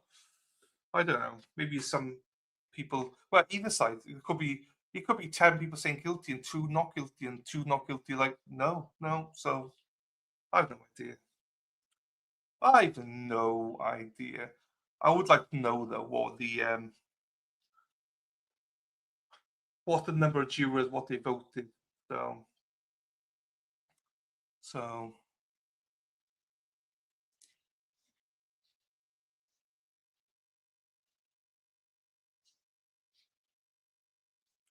I think it could work both ways, Lily Di. I think, yeah. It could even force, say it is like a 10v2, 10 guilty, 2 not guilty, or, you know, 10 not guilty, 2 guilty. You can force, I don't know. Or you suppose it's fine, I suppose, if it's not guilty, because you're supposed to give the defendant the benefit of the doubt, essentially.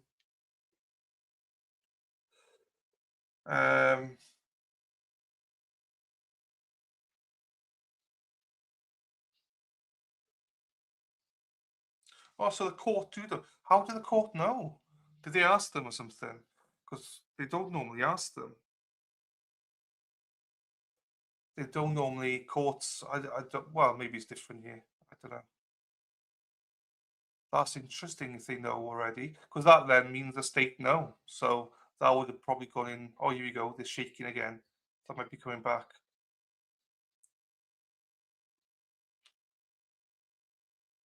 Come on. He keeps moving. Moving.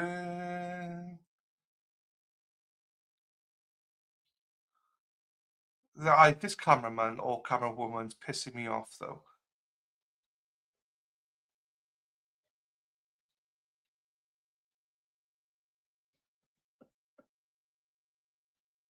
Make your mind up. Where you going?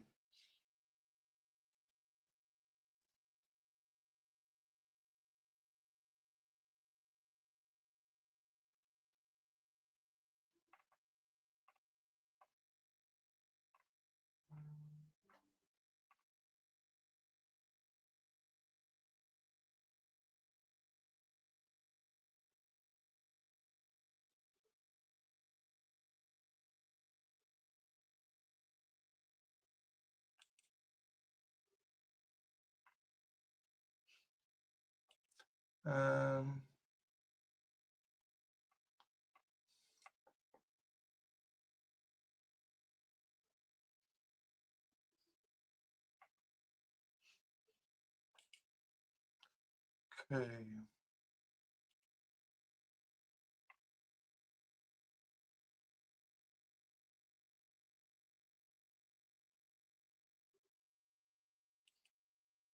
Okay, let's have a look here then.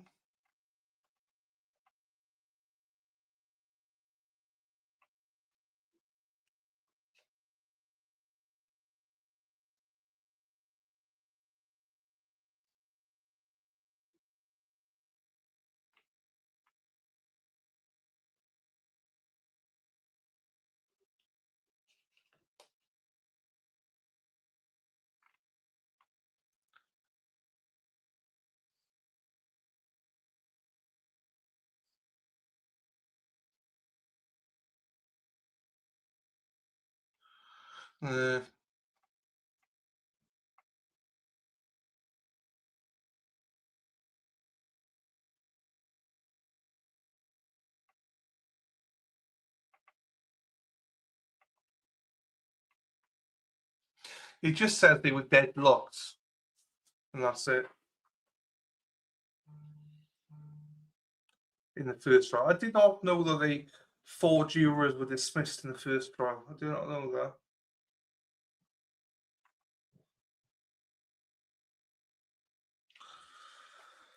Oh yeah, who knows where they're going to... At the end of the day, they've got to try and speak to the jurors again. And again, if the majority find him guilty, then they probably will retry him again. But if there's 10 of them saying not guilty, they probably, they shouldn't really. I think if the majority say not guilty, then they shouldn't. I think they just should dismiss it. I think it depends on what the jury are saying.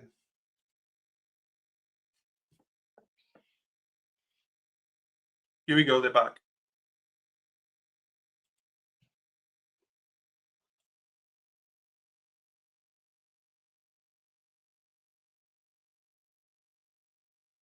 Well, they were back, but there's noise. Here we go. Move your fucking camera now.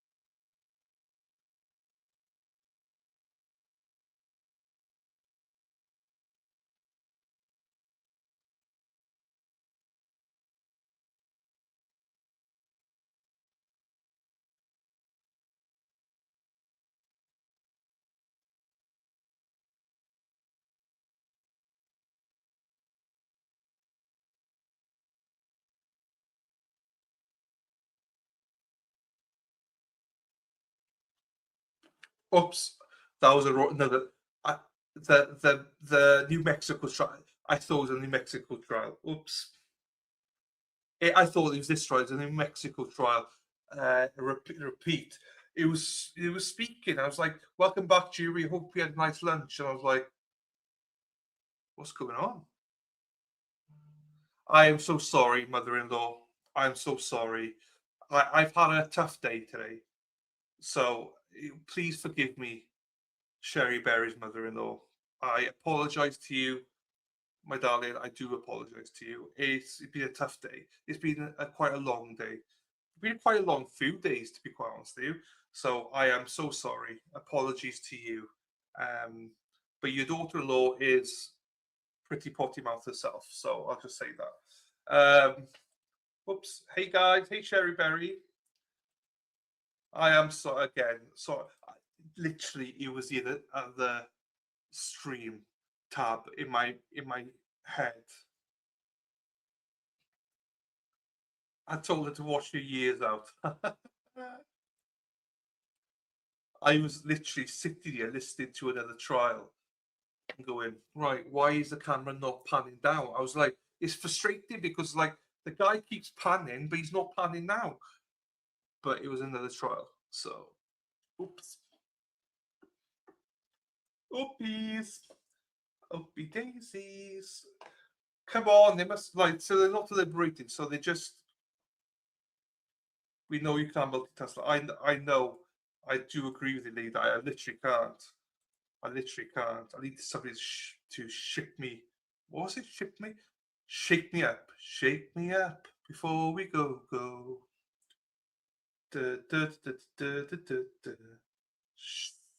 Shake me into shape. Is that the saying? I need somebody to shake me into shape. Wake me up before we go. Ba, ba, ba, ba, ba, ba. Here we go. Come on, move. Here we go. They're here now. I would be up in court, I think.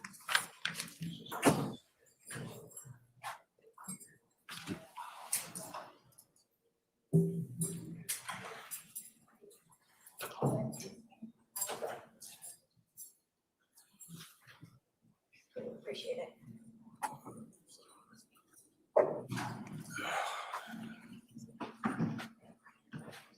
He doesn't look too happy. Back on the record, in response to my question, is there a possibility that after an additional period of time, today or tomorrow, you may reach an agreement on either charge? Jurors responded, no, the jurors do not believe that additional time would lead to agreement on either charge. Make your record. Your Honor, just note for the record that we believe the appropriate response from the court is to just simply direct them to continue the deliberations. Absent that, we believe that the court should give the Howard charge. The first question is, the jury believes that it will be impossible for us to reach a unanimous decision. I will read the Howard charge to them, and then we'll see if the additional deliberations could be. But I read the word impossible to mean impossible.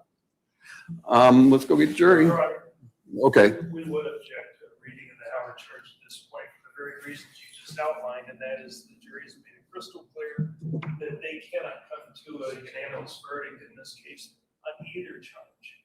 When asked a supplemental question, they made it even more clear that that just can't happen. So in this respect, when you get the Howard charge in light of the clear communications from the jury on this issue, we believe that that would be coercive.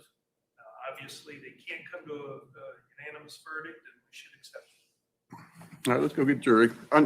Look your objection.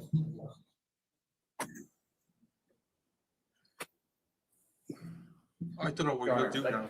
Might just add the rationale behind our position on it was is that they've only been deliberating. I think when did they go out? 2.5 hours yesterday, and I think they came back with their questions. Time is not the issue.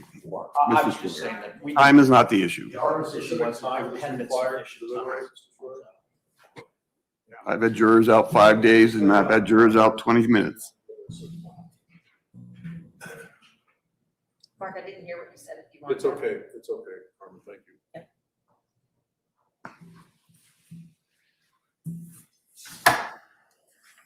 Are you gonna add the question yes or no after the Howard, you said that? I will state it on the record.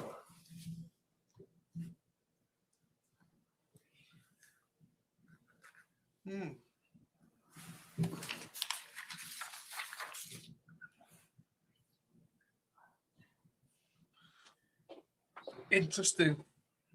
I don't think they'll be out for much longer though, if they do have a Howard charge. Hold on, tell her to wait. You guys want to read the last sentence on that? Go ahead, Steve.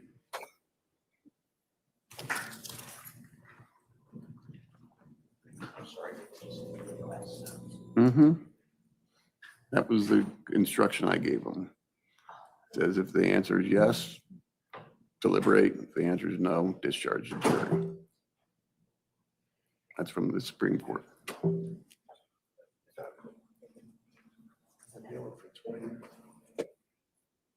I'd like you to reconsider that.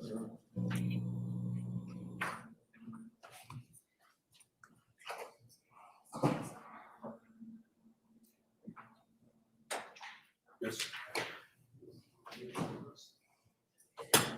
You can read the Howard charge. Worthless. I've never had it work in any case I've ever been in.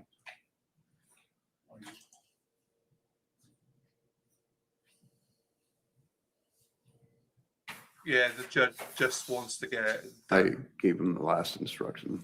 Yeah.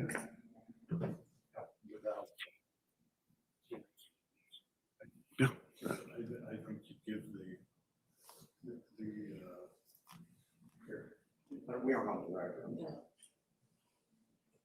But I think the state that may be pushing for a verdict because they know they're not going to try it again. Well, they have a bunch of different deals. Yeah. Deal with it. Couldn't be more clear.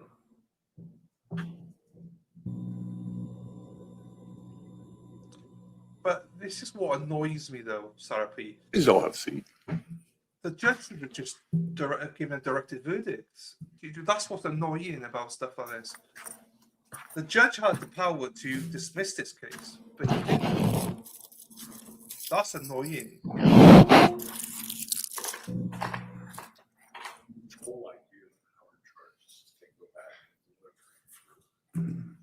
But that's it.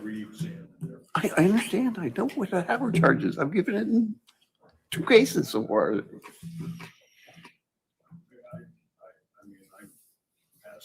All right, I'll give it. I'm gonna give it. If they come back now, then we're done.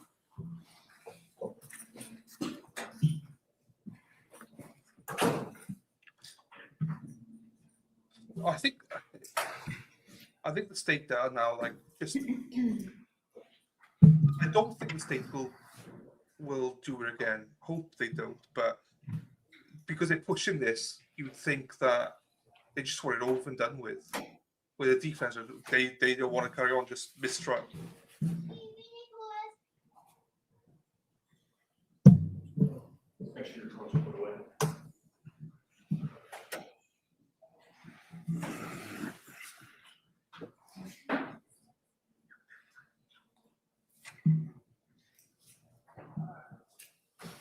Your Honor, before they bring in the jury, we got people back there crying, Your Honor.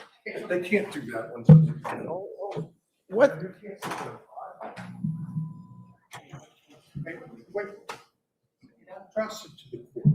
I am. I'm pointing her out. I'm pointing them out. That there's an order of courtroom decorum, and I'm pointing it out. I don't know how else to address it. I don't even know what you're talking about. There's people behind at the prosecutor's table who are out like crying or on an emotion. And then You're allowed to cry in the courtroom. Let's go get yours. at the order of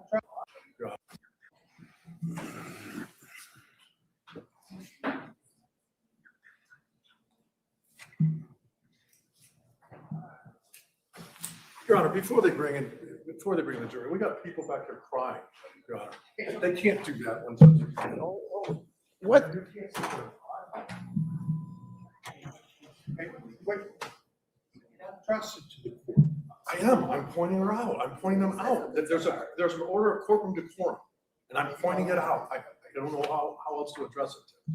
I don't even know what you're talking about. There's people behind at the prosecutor's table who are out like crying or on an emotion. And you're allowed to cry in the. You're allowed to cry in the courtroom. Let's go get yours.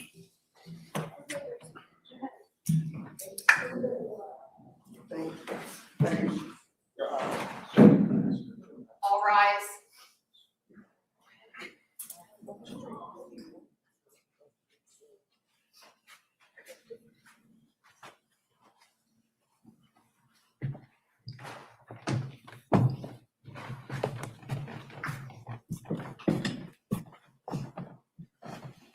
You can have a seat. Ladies and gentlemen, I'm going to give you one retrial. That is the former Franklin County Sheriff's deputy charged with murder and reckless homicide. They've not reached a verdict, but they are coming back into the courtroom. So again, we're talking about Jason Meade and charges of murder and reckless homicide in the death of Casey Goodson Jr. The first trial ended in a hung jury in 2024, and they're reading through the Howard charge in court right now. We want to take you there live, as this is instruction for the jury to go. Just shut the fuck up. Let us listen live. What the fuck are you doing, woman? Fuck. There is no reason to believe that more or clearer evidence will be produced by either side. It is your duty. To decide the case if you can conscientiously do so. You should listen to one another's opinions. Don't do this. With a disposition to be persuaded. Do not hesitate to re-examine your views and change your position if you are convinced it is erroneous. If there is a disagreement, all jurors should re-examine their positions, given that a unanimous verdict has not been reached. Jurors for acquittal should consider whether their doubt is reasonable, considering that it is not shared by others. Equally honest, who have heard the same evidence with the same desire to arrive at the truth under the same oath. Likewise, jurors for convictions should ask themselves whether they might not reasonably doubt the correctness of a judgment not concurred by all others. By all other jurors. All right. All right. That is the most confusing thing.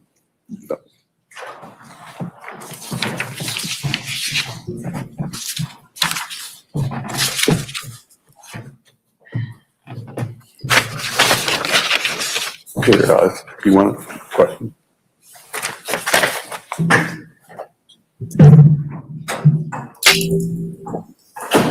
Should we stay close, Your Honor? Should we stay close? Okay.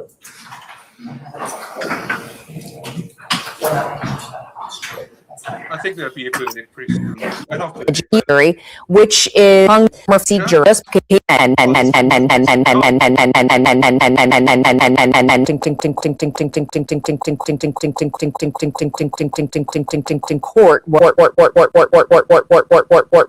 with the judge.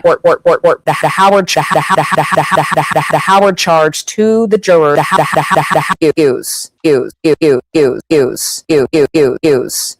use further to reach a decision. We are following this very closely. Stay with 10 TV as we continue to update you on what happens in this trial. I don't like it. That pissed me off.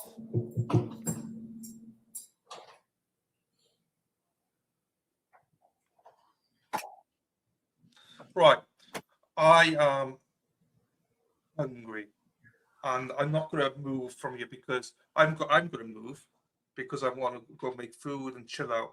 I know some of you will hate it, but I don't care now because they are going to come back with a mistrial within probably the next 10 minutes, 15 minutes. So I'm just going to leave the screen up, if that makes sense. And I'm going to go and make lunch and, stuff like that. Just chill out. But I'll be around, do you know what I mean? I don't want to play anything because if they come back, I might not be here for it. So I'll be around-ish. But I'm going to go in the kitchen and make some food now. So they have not started deliberations yet because the green and red are on there.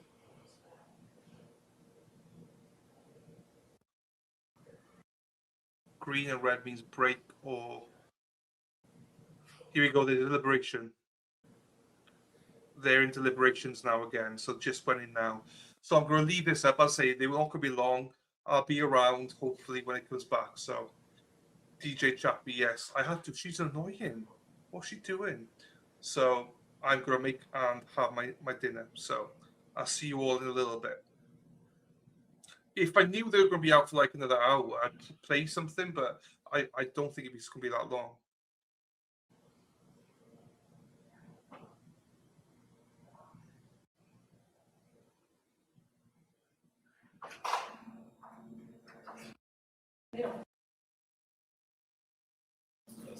I don't want to bug them. Thank you. Early.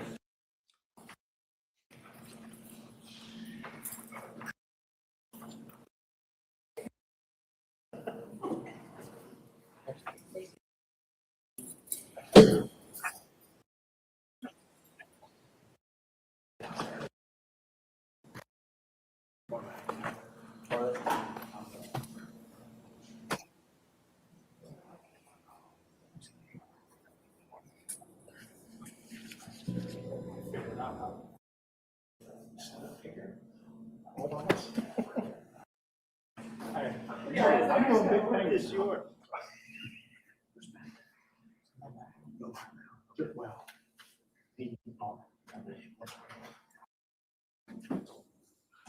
Yeah.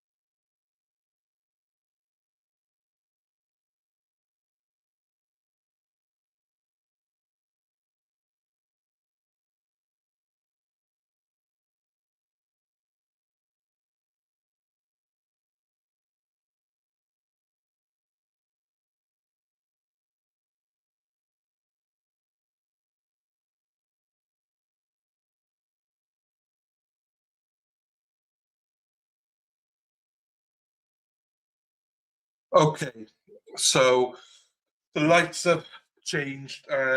So it's red and green, which means that there's a question. Hang on.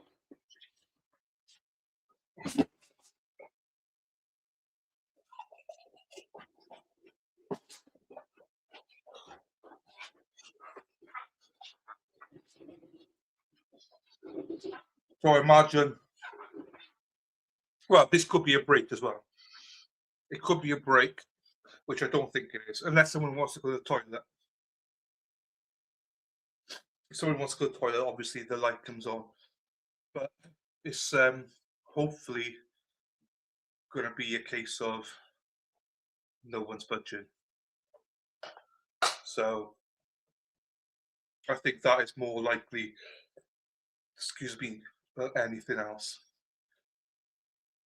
So I imagine it'll be, we can't deliberate. Now, I'm going to be very disappointed if this is just a toilet break. Then I'll be like, oh, fuck. Because I've just left my food to jump on, thinking that it could be called a mistrial right now. So we'll see. We'll see what happens here. If it goes off in the next 5 minutes, we know that it was just a toilet break. But and also the attorneys this time are in the building, I'm led to believe. So, which should mean that this question gets to the judge and the attorneys a lot quicker than last time, if it is actually a question or not. So we'll see. I mean, I hope they haven't got weak bladders. Do you know what I mean? How disappointing is this going to be if we see this go back to red now? We are fuck. Oh, so I don't know.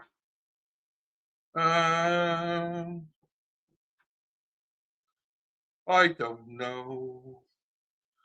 We shall see.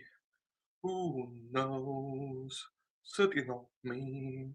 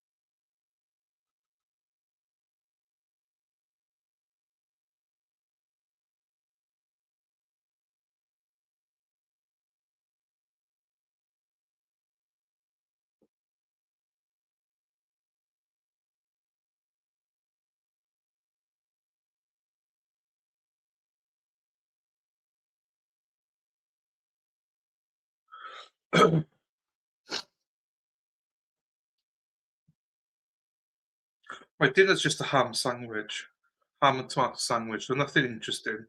It's just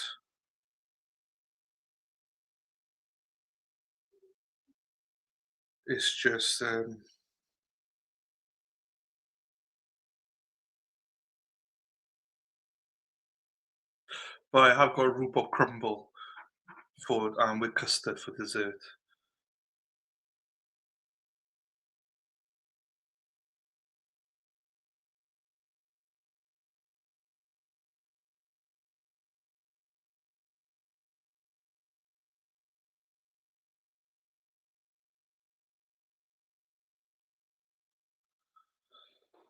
All right, I've done that. Good.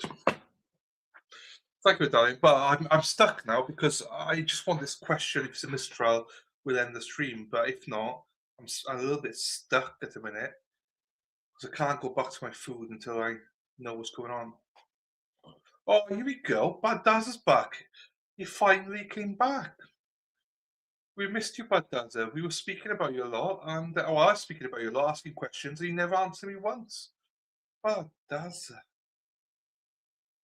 Bad boy, bad boy. Bad Daz is a bad boy. I just finished watching all the drama. What's the drama? Oh, the court drama. Just in time. Hopefully just in time, because if it, this could still be a toilet break. for multiple people, but I suspect it's not. So I'm hoping. Well, it's not a verdict. We know that because it's not all green. So it has to be a question with a question. I suspect it's going to be like, we just can't. What do you want us to do now? We just can't come to an agreement. There you go. I got you now. Josie. Beep, beep, beep, beep, beep.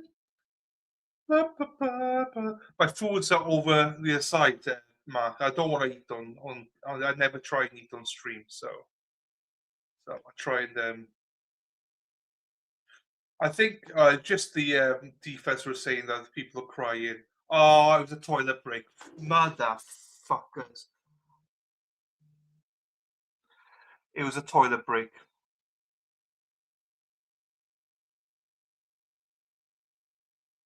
It's a toilet break, right?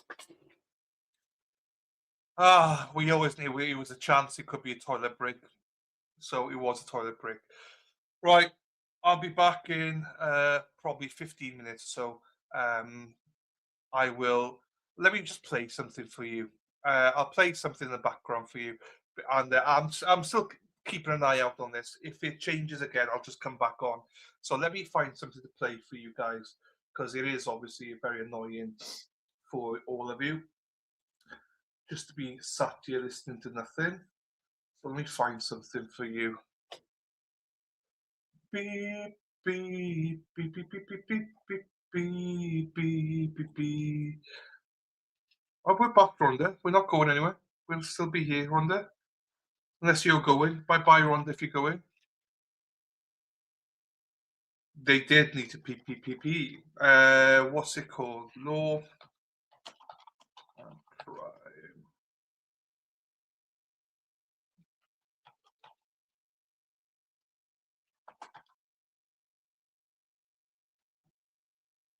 Right.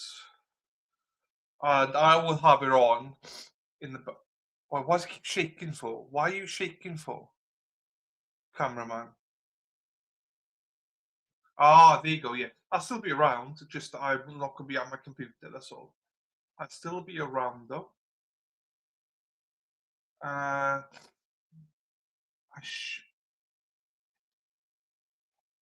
Is there anything here?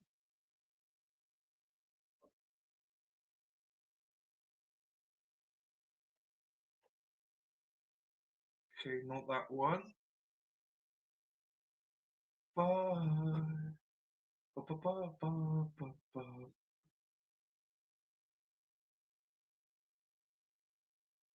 What about that one? No. No. No.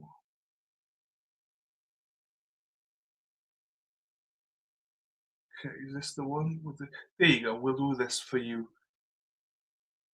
We'll do this for you, ladies. Right. Let me put this in up then. Beep, beep, beep, beep, beep, beep, beep, beep, beep. October 30th, 2022. In Aurora, Colorado, officers are responding to reports of a possible shooting. Okay, come back here. All right, I'm in contact with female. What's wrong? This is 22-year-old Jessica Serrano. This is her family home, and she was hiding in the bathroom from an intruder when she heard gunshots. When she went out into the hallway, she walked into a living nightmare. What do you mean he shot your family? Stay right here. I got another guy down right here. Where's these kids supposed to be? Bob, we got a total of 3 down right now. Inside the house. Inside the house, the cops discover 4 people dead. It appears that Jessica is lucky to be alive. Oh my God! There's shots fired at my house! Okay, what's going on? I don't know, I can't lost myself in the restroom. As the case unfolds, the cops will realize that this mysterious killer was lying in wait. But why would someone gun down an entire family like this? And how did Jessica survive it? This is the most serious situation you are ever going to be in your life. Here on the Decoder, with never-before-seen police interview footage and disturbing scenes, this is the story of the Serrano family murders.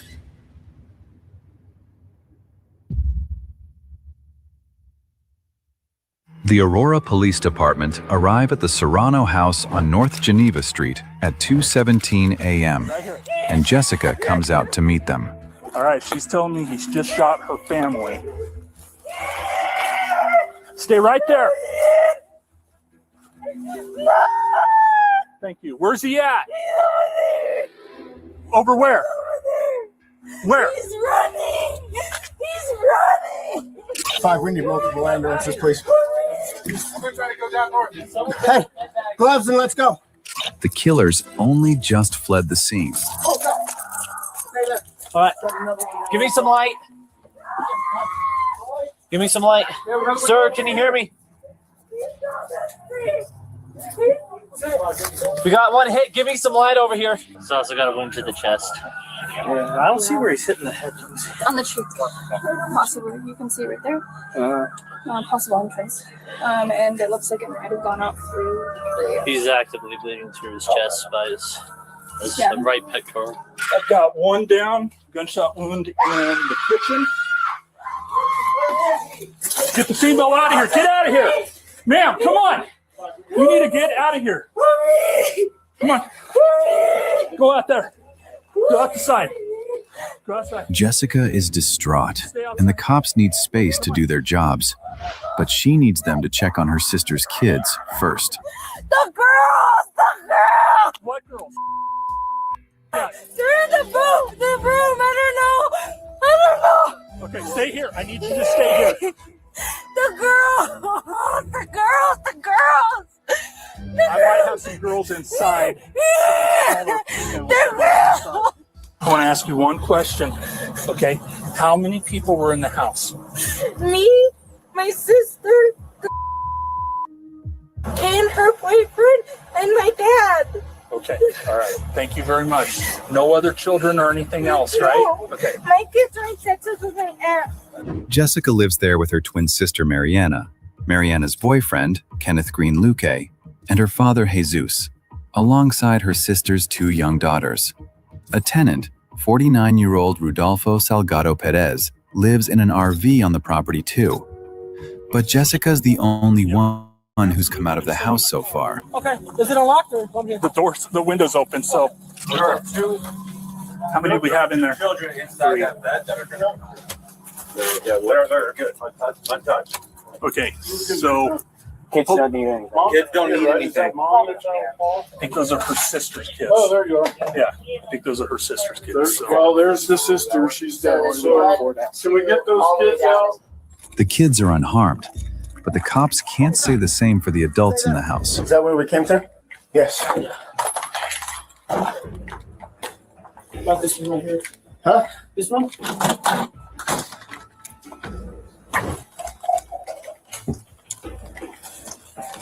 He's bleeding from the face. He was face down. I rolled him. Okay, next one with me, please. Straight ahead. Looks like it's just W the face or head. All the ones that are down look like adults. I got one in the basement, one in the kitchen, one in a bedroom at the back door on the south side. I got black outside, black, black. So, yeah, 4 total. 4 total. When the officer says black, he means DOA, dead on arrival. Tough news to bring you. 4 people were shot in Aurora overnight, and moments ago, police confirmed at least one of those people have died. Though the news doesn't know it yet, all the adults in the house are dead. All of them, except Jessica. Ken lies at the foot of the basement steps, shot once. Police believe he was the first to die. Mariana has been shot twice in the kitchen. Her father lies in the hallway, also shot twice. And Rudolfo is dead in the backyard. There is a big scene out here. You can see multiple Aurora police cars out here. They're gathered at a home where they say this shooting happened. And we know they're actively looking for the suspect, who they say remains at large. And as you said, here in the past half hour, we've confirmed with police that multiple adults have died as a result of this shooting. The neighborhood is in total upheaval. Aurora, Colorado is listed among the 100 best places to live in the U.S., but it isn't a good place to be tonight. One of the Serrano's neighbors was woken up by the gunfire. It was probably around 2 o'clock after I heard like a ting on the window. Then I heard this gunshot. Then I saw this girl screaming. She ran shoom like that and then screaming and hollering. And then seconds later, a guy in a white shirt and looked like black pants ran right after her, and she was screaming and screaming, and then all of a sudden he took off that way and she came screaming back to their house. So he'd run in the street north? He didn't run in the street. He went back that way in between the houses. Did you see anybody carrying anything or anything like that? No, they were running fast. Okay. He was running fast because as soon as the gunshots, she was probably 20 seconds after that just screaming down. They were going fast. I mean, they were like lightning fast. They were that fast. So what got me was the gunshots. Yeah. How many do you think you heard? For sure 3. For sure 3. Possible 4, but for sure 3. She was just screaming out of her lungs, like, horrified, just tragic, horrified. She was just screaming. And then he started, calling her as he was running after her, so I don't know. He must have been the shooter. The officers asked the neighbor to show them outside where the suspect went. Where all the webs are, right there on that tree. Oh, yeah. Over there. Yeah. So he ran over there. He ran straight between the greenhouse and the White House. Okay. Perfect. Yeah. Going this way? East. We have to assume he is armed, and we are very concerned and want to do everything we can to find him and take him into custody as soon as possible. When they got to their house, the door was open. It was all cracked and open. But he didn't kill Jessica, and only the suspect knows why any of this happened. The suspect and Jessica herself. I'm sorry, I just can't believe it. I can't believe it. I need you to stay right here. I was hiding in the restroom. I need you to stay right here. I was hiding in the restroom calling 911. And he wanted me to leave with him. He wanted me to leave with him. One thing's becoming chillingly clear. The killer was known to her. And to understand exactly what happened to tear this close-knit family apart, we'll have to go back to the events that led to the 911 call, which Jessica placed before the shooting even started. I know that you and your dad, I believe, were at a party earlier in the night. Is that right? Do you remember that? Yeah. Jessica and her dad, 51-year-old Jesus Serrano, went to a party that night at Jesus's girlfriend's daughter's house. They got back home at around 2 a.m. So when you got home, can you tell me, do you remember when you went down to your room, did you notice some things out of place? Mm-hmm. Talk to me about that. I went to my closet. And I was going to change into pajamas. And when I was going through my stuff, I have a TV in my closet, and in between the TV, his jacket. Do you remember what the jacket looked like? Orange. Did you notice anything else? Mm-hmm. What else? That was weird because it wasn't there before, so I just started looking around. And in my closet, to the left side, there's a hole, and inside there was his parents. And were they not there before? No. She recognized the pants and the car keys she found in the pocket. They belonged to her ex and the father of her children, 21-year-old Joseph Castorena. She and Joseph had been together on and off for years, but they'd recently broken up. Jessica thought for good. Now, somehow, his belongings were inside her house. You came back upstairs. Is that when you called 911? My ex-boyfriend has restraining orders, and he's not supposed to be here around me with this house. And I just found his jacket here, his jeans, and his keys here. Okay. In my closet, hiding. You're good. Did anybody see him inside the house? No, but his stuff is here. Okay, got it. Did you look around? Did you see him at all or anything? No. She keeps herself hidden inside the closet, terrified he's come to hurt her. Meanwhile, the dispatcher arranges for a police unit to come by. But Jessica isn't listening anymore. We're going to go ahead and get them out there. If you do end up seeing him on camera or anything else, just give us a call back, but I have it in, okay?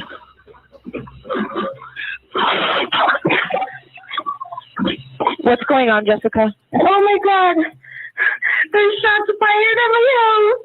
Okay, what's going on? I don't know, I can't lost myself in the restroom. Help now! Stay on the phone with me. Help now! Stay on the phone with me. Just don't hang up. You don't have to talk.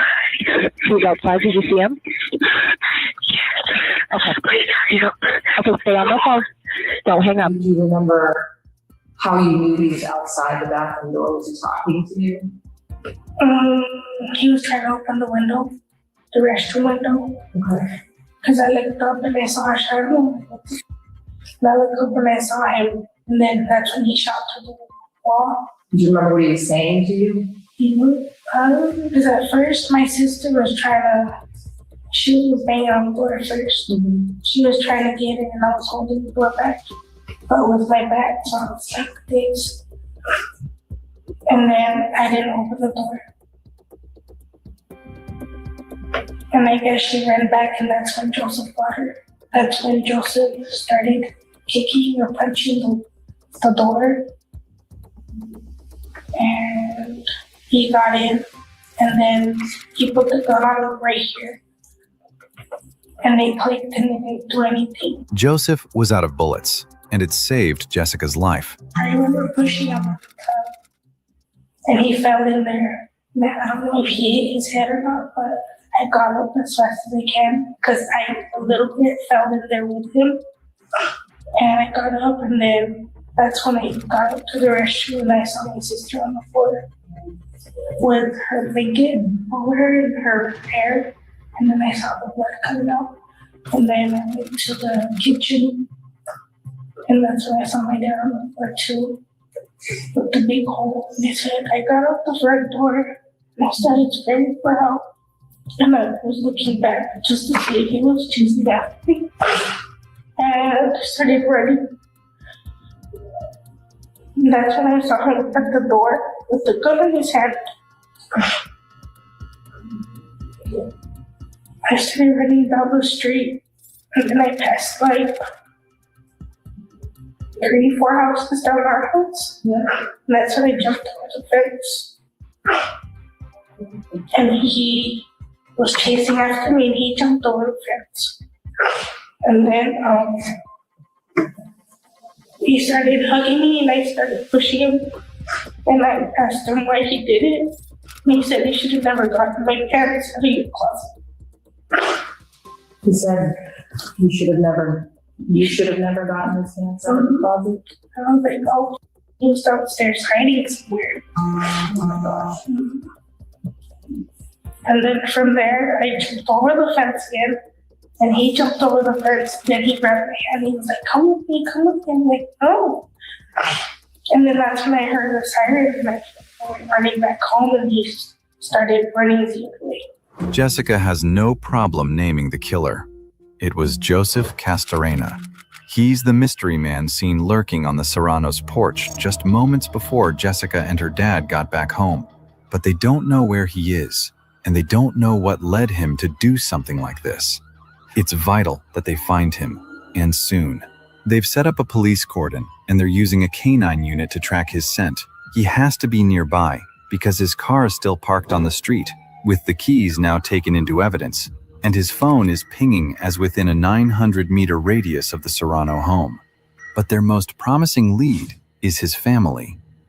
Joseph's mother and sister live a few streets away, and they come to talk to the cops of their own accord. She was just saying that all I heard was the gunshots. I went to go see, and then they came into contact with us. So we want to talk to your boy. We want to make sure that he's safe. And if you're willing to help us find him, we can make that a lot safer than if he's just running around and he gets contacted by the police or some other agency. Okay? Sí, yo entiendo todo. So she understands yo entiendo, pero yo no. But she Nosotros no sabemos nada. His sister, who speaks English, is more forthcoming.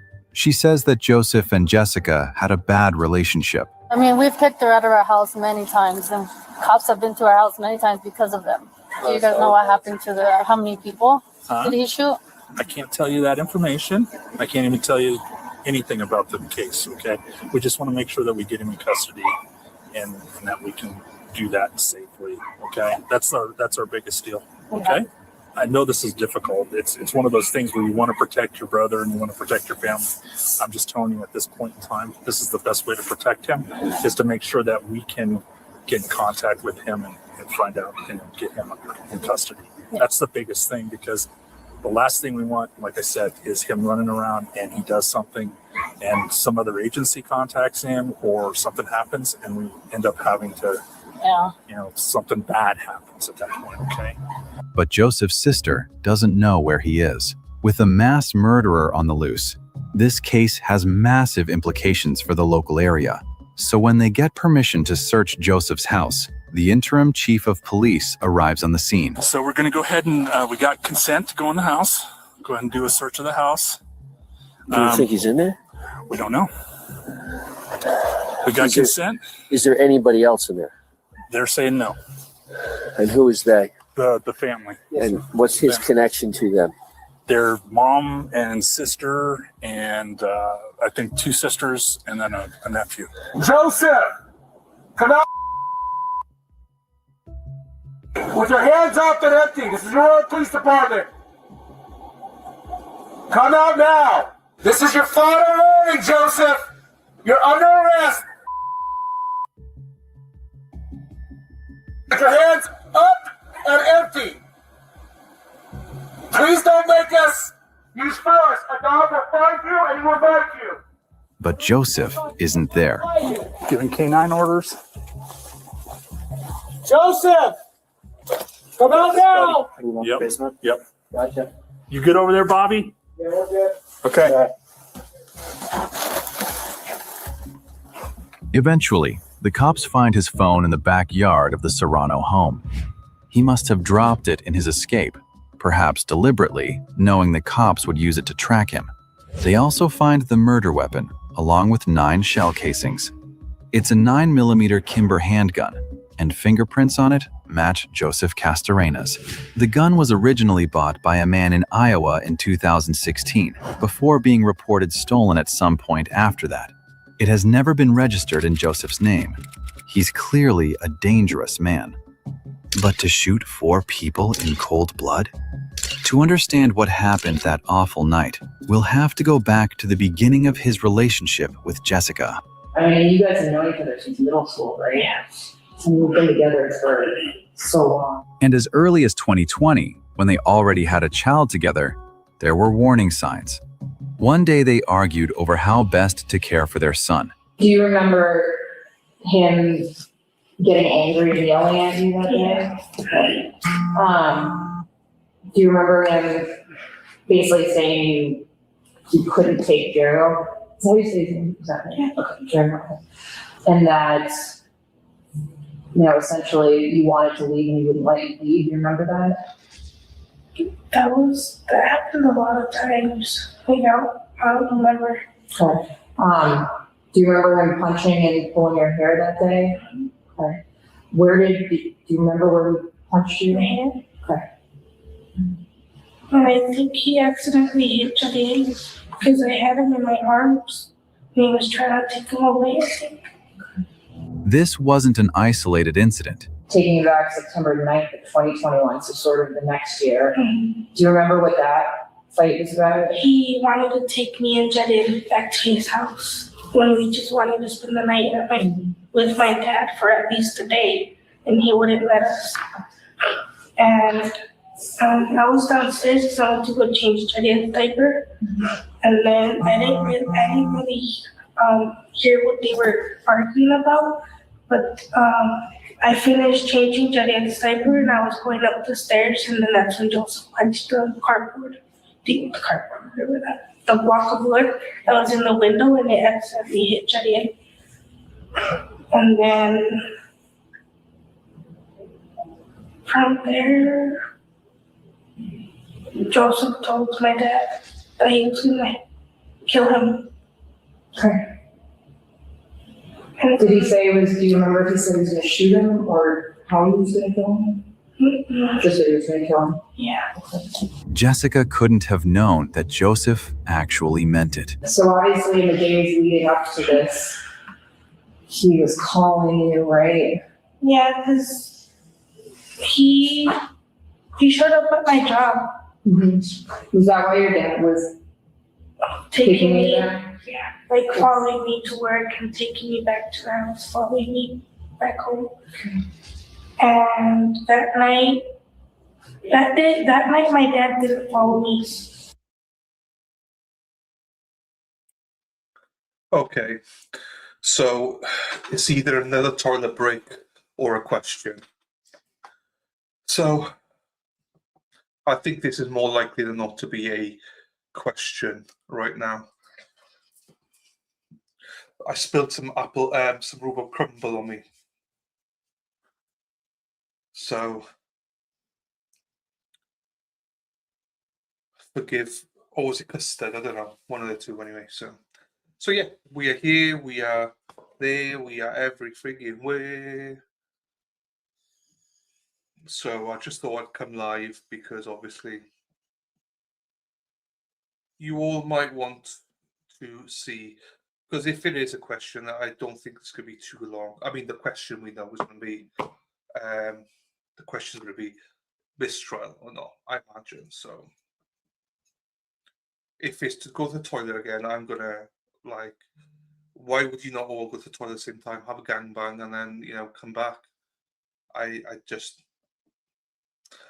think that it's super hard when you, I don't like, well, what is it called, Howard charge, wherever they call it here. The problem is they just read something and don't say anything to them.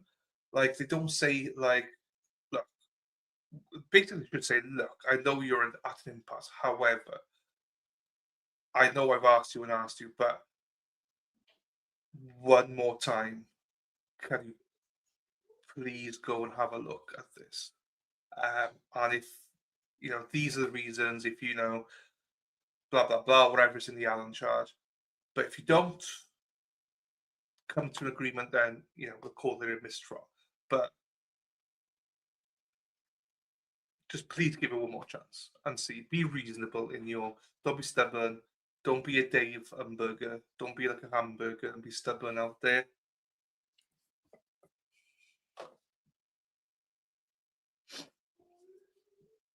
I didn't need to go then. This is why we invent bottles, but that's it. Do you know what I mean? No, I would be surprised if it was a toilet break now. If this light goes off now and it was a toilet break, I'm going to be pissed. Could this be like the one? Oh, I think Lovely is well behind this, so she is just way behind on this. Selfishly, if there is a mistrial / verdict, you know, one of those things, then I will not be streaming tomorrow. That's for sure. I don't know when I'll next be streaming. I will be taking a break, a mental break, a whatever break you want to call it. Dylan has to take a dump. No, I would be fine, David. I would probably dump on your head being in the jury room with you, Dave. But that's about it. No, I know what you're referring to, but that's why I said you were probably still behind. So.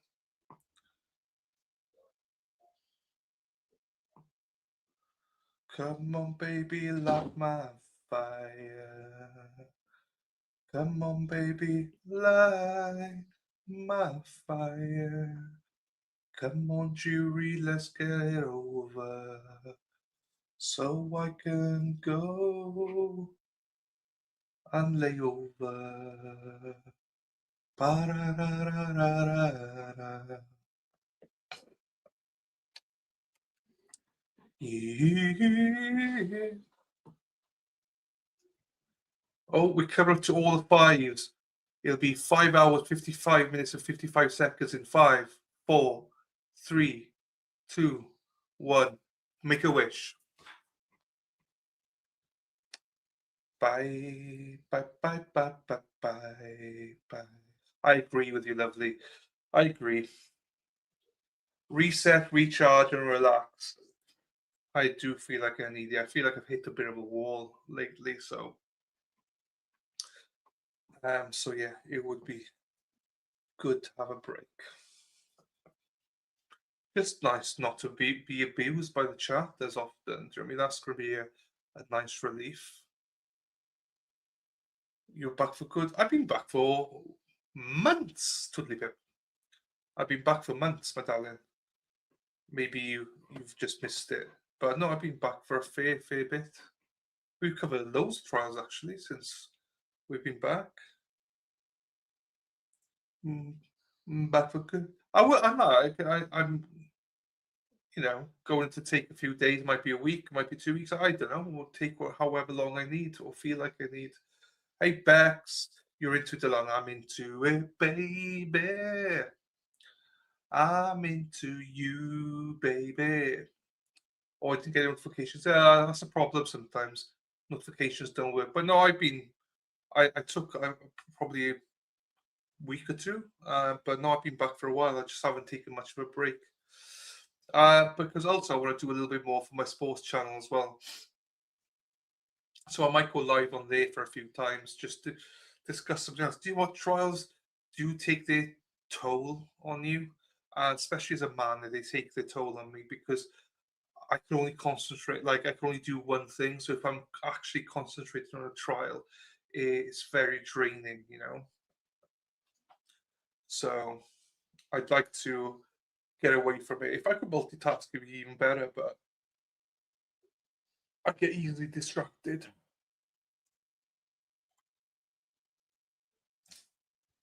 Well, if there's a mistrial right now, I guess Dave was wrong. The verdict would be next week.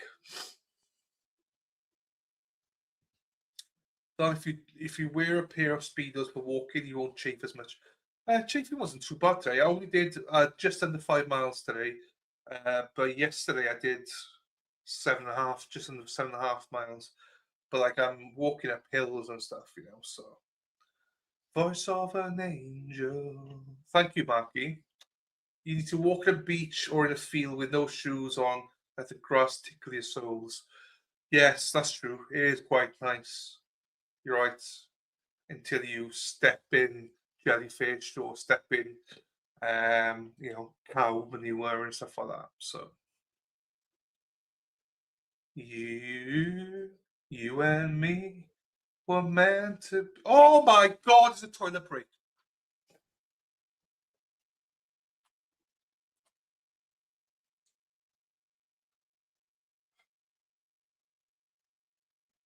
It was a toilet break.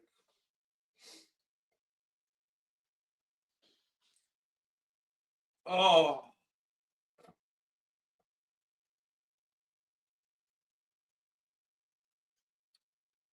That has just depressed me like you wouldn't believe. I thought for sure that was a question that would lead to a mistrial. For sure.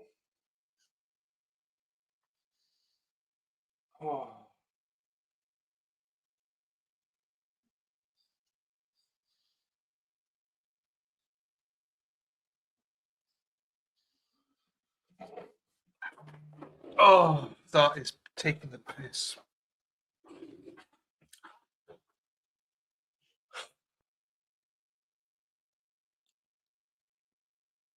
Now, I will say this. I don't mind them peeing. I just mind the light. I wish there was a red for deliberation, red and green equals question, green equals verdict, and maybe, I don't know, yellow for pee breaks. Yellow or orange, like between brown and yellow, if you're dehydrated, that is. That's your pee breaks. So we know, because they do red and green is break or question, I get my hopes up and I let myself down. You break my heart. Just literally distinguish between them both. And also, I think the jury got confused because they've been sent back. They've sent 2 notes. They then came out thinking it could be discharged, and now they've gone back and going, well, obviously the judge wants a verdict, so what are we going to do? We can't go back right away, so either we put our feet up and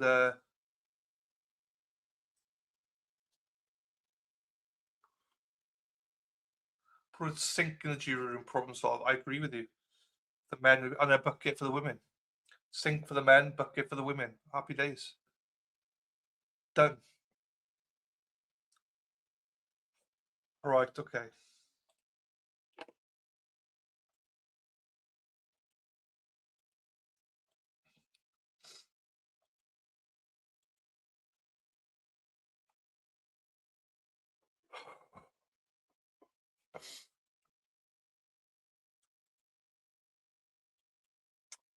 I guess my day gets from worse to worse. Right, here we go. Do you remember that he had been pointing his gun at you? Yeah. Obviously, I'm sure at that point you were terrified, right? Yeah. I mean, he was escalating. You know, this is hard to talk about, but I mean, Joseph obviously was horrible to you, and it got worse and worse and worse, right? And this is not any of us judging you, okay? But these are some of the questions I'm going to ask you.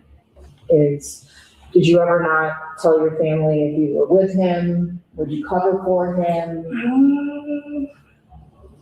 They knew I was with him, but I just,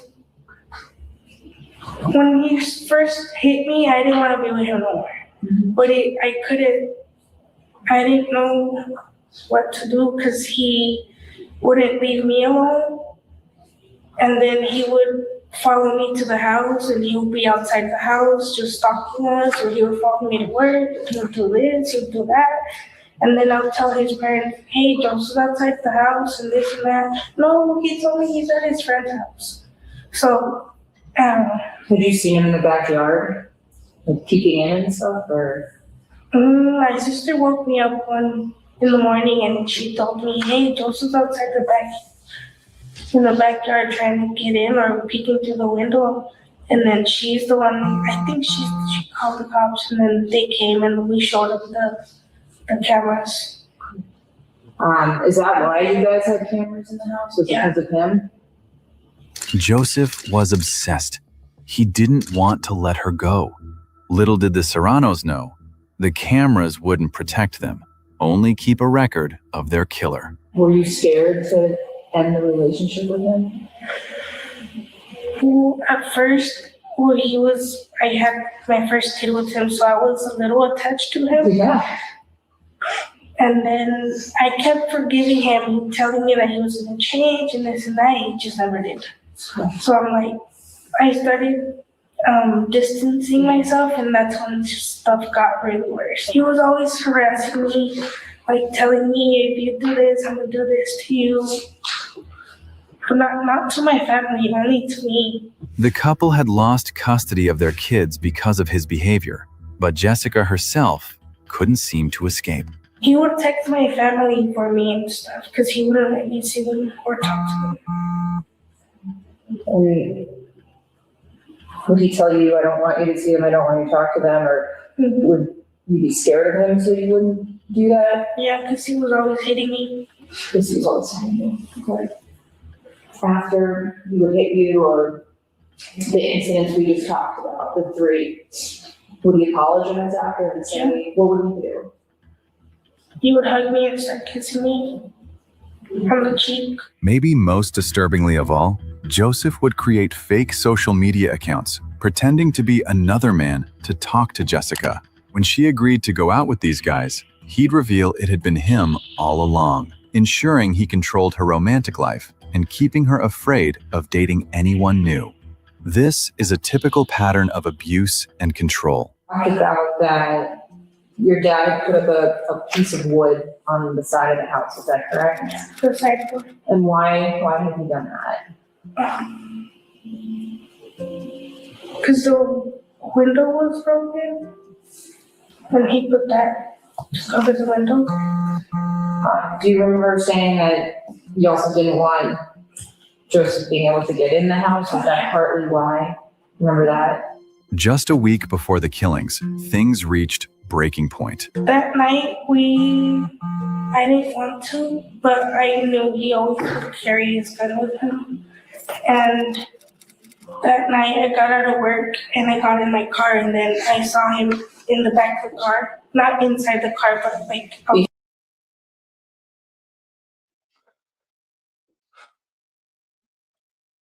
Now, if this is another toilet break, I'm gonna scream. If this is another toilet break, I am gonna.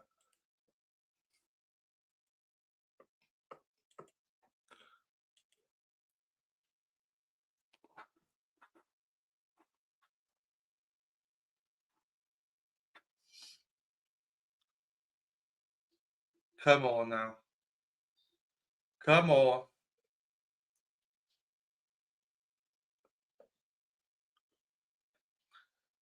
Because this is like.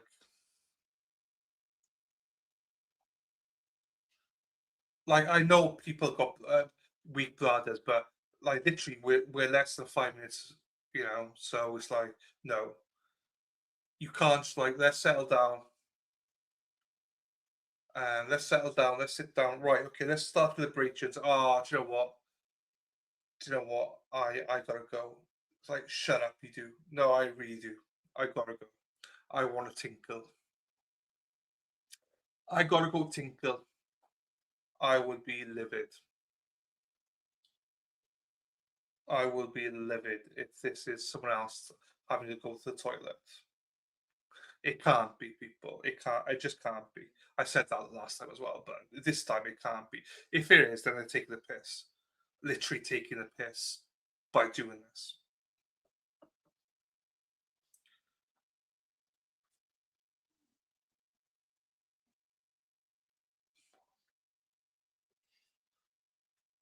Also, we're coming close to 4 o'clock for them to finish for the day as well.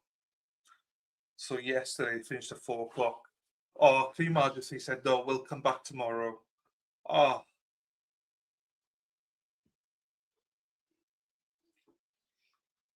would be, what's the word? Livid. I'm a very patient guy, but not that patient. For sure.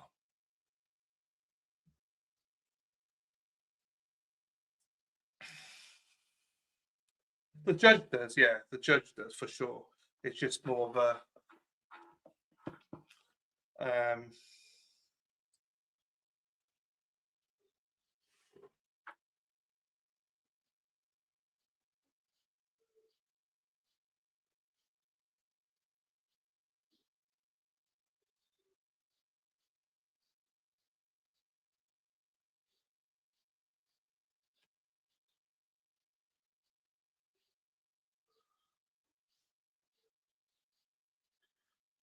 Right, 2 seconds. I'll be back now. 2 seconds.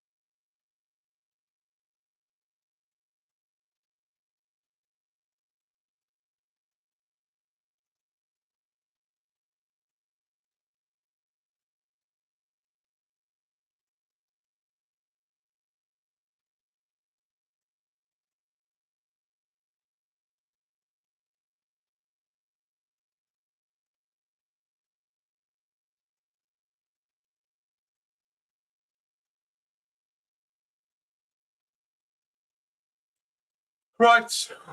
Come on. In fairness, they do have to round up the attorneys if it is a question. So, you've missed nothing. Lovely. Just the light came on, so it's either another toilet break or they might be watching the stream going like, this guy on the alternate corner is pissed every time that we go for a piss. So, let's go for multiple pisses. Oh, it's moving, it's moving, it's moving, it's moving. Right, if this is, I would imagine then a jury question. Well, not question, but probably a mistrial. So, Sweet Caroline, bow, bow, bow, da da da da da da da. We hate Bex, only joking. We love the chat, I'm only joking. Bow.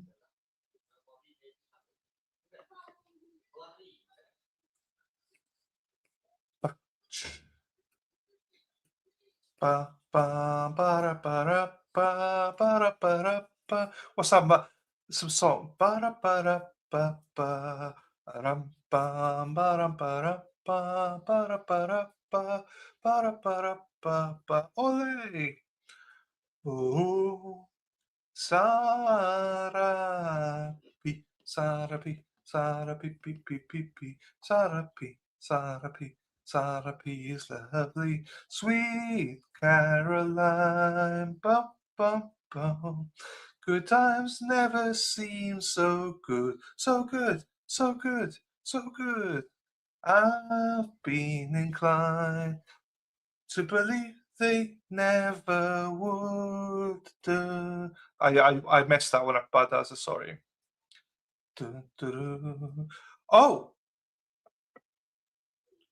Verdict.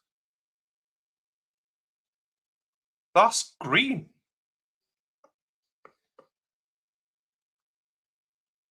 That means either it's a verdict or that's confusing. It's green. The green, green grass of home. There's a verdict. Well, it seems like there's a verdict. So it doesn't seem like it's a mistrial.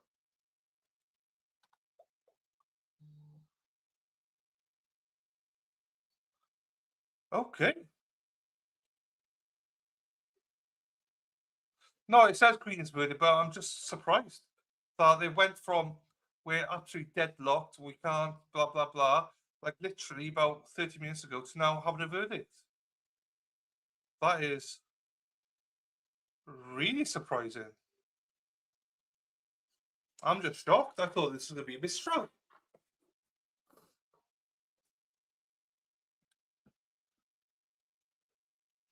I have to believe it's going to be not guilty, Jimmy. I don't think you're going to have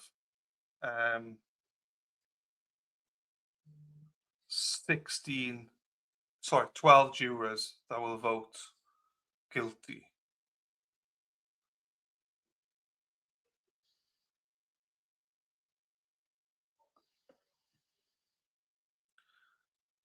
Apparently, it's a verdict, yes. Oh, oh, oh, oh, oh. I just can't see 12 people convicting him.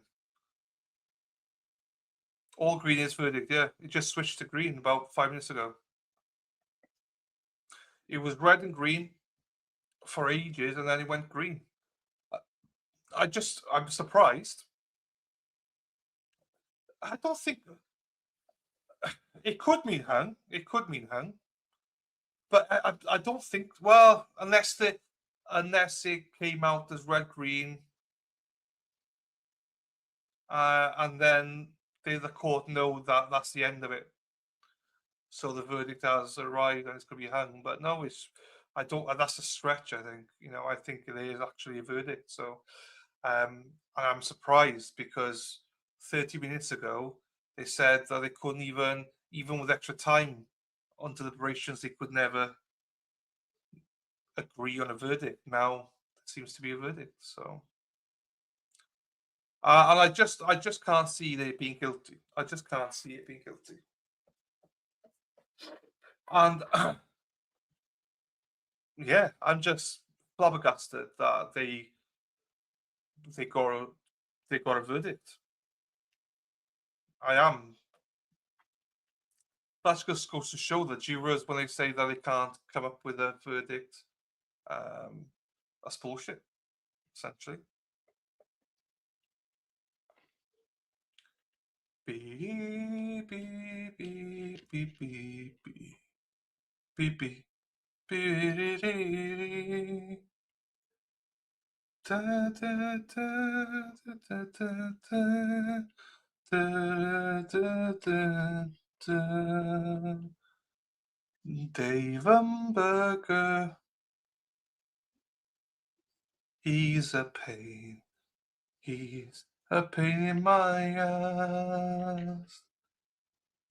Ba, ba, ba, ba, ba, ba, ba, ba, ba. Dee, dee, dee, dee, dee, dee, dee. Dee, dee, dee, dee, dee.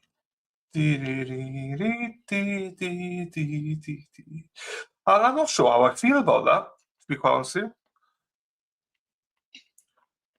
No matter the verdict, it's just how can you go from impossible to agree on a verdict to now being we got a verdict in like 30 minutes? Not sure how I.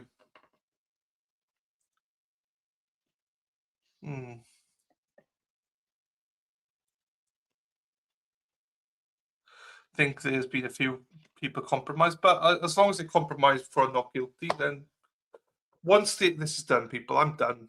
You know what I mean? So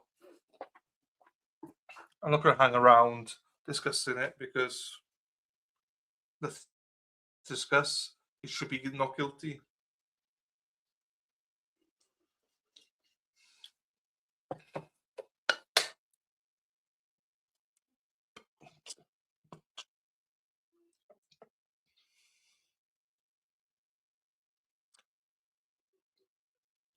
I don't have a colour scheme for hung jury. Well, a hung jury would be red and green, David. Normally, because they can't vote for a hung jury, it would be a mistrial. So they would have to send a question back to say we are deadlocked. We cannot do anything else. It would be a question. Unless they've just said we got a verdict. Yeah, it's a until we see it, we don't know. I wonder who controls the light. Is it the court officer or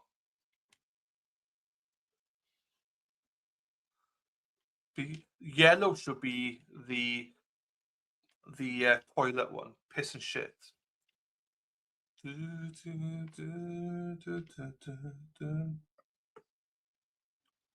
Beep, beep, beep, beep, beep. Now, come on, everyone should be in the court, so let's go. It's going to be quite emotional, wherever happens, you know, so.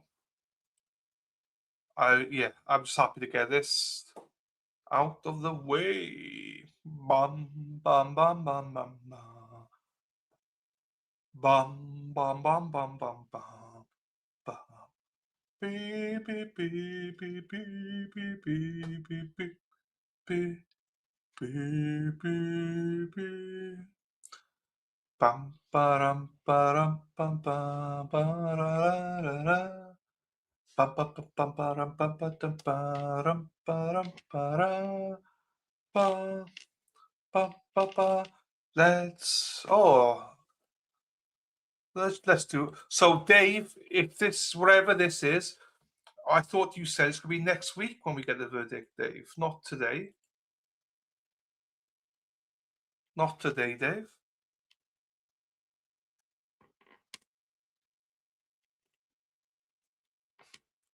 We have a verdict. Oh yay! We have a verdict.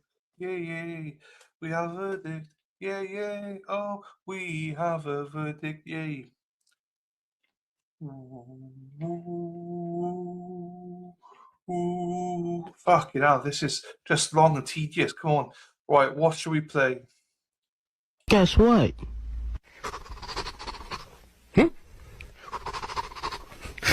You're a bitch. Last lady die. Are they going to turn around now? Here we go. Here we go. I can hear the court. Turn the camera, please.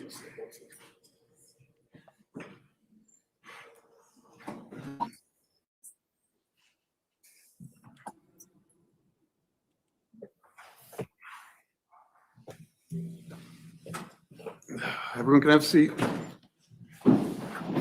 We have a verdict on at least one charge. Go get jury.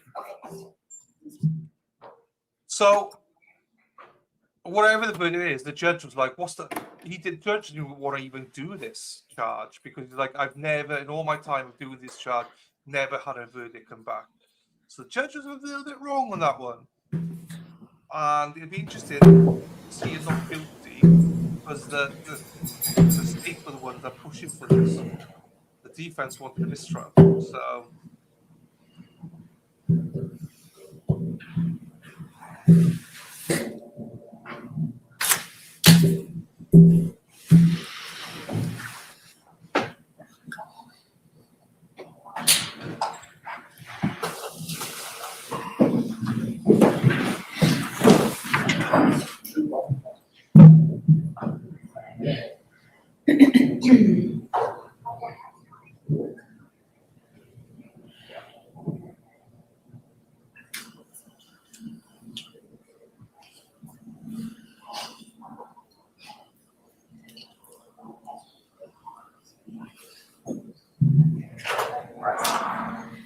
All rise.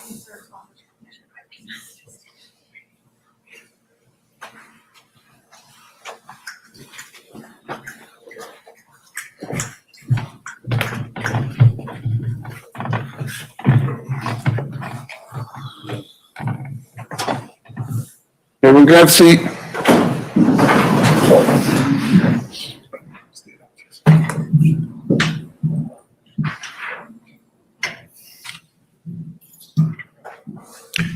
This is the case caption, State of Ohio versus Michael Jason Meade, case number 21 CR 5052. We, the jury, upon our oaths and law and evidence in this case, find the defendant guilty of reckless homicide as charged in count 2 of the indictment, signed this 7th day of May 2026 by each and every juror.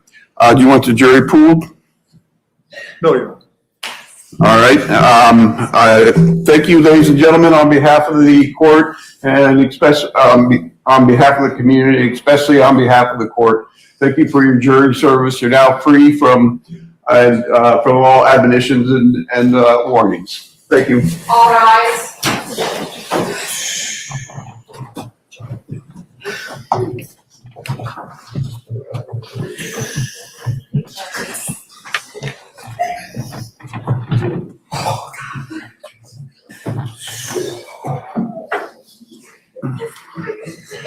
And I will declare a mistrial as to count 1 on this as the jury was hung. At this time, Mr. Meade, I'm going to revoke your bond. I'll order a pre-sentence investigation report in this matter. And we'll bring you back for sentencing July 16th, 2026. Any questions on behalf of the state? No, Your Honor. Anything on behalf of the defense? Can we make an argument for bond at this point? You can. Thank you very much, Your Honor. As the court is aware, there is no gun specification attached to the reckless homicide. There is no mandatory time. A felony of the 3rd degree does not carry a presumption, Your Honor, of any prison time. In terms of Mr. Meade, he has no prior record whatsoever. He's been in compliance with his bond for the entire duration of this case. They posted a bond. He has never been out of compliance. He has asked permission to travel, stuff like that. He's not a flight risk, Your Honor.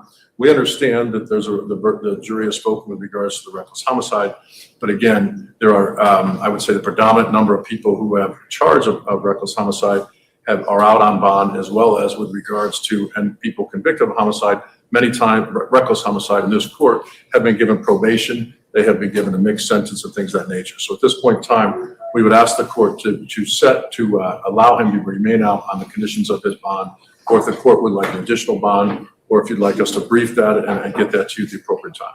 At this time, I'm going to revoke his bond. If you need to brief it and have a set up a bond hearing, that's perfectly fine. Thank you, Your Honor. That would be all.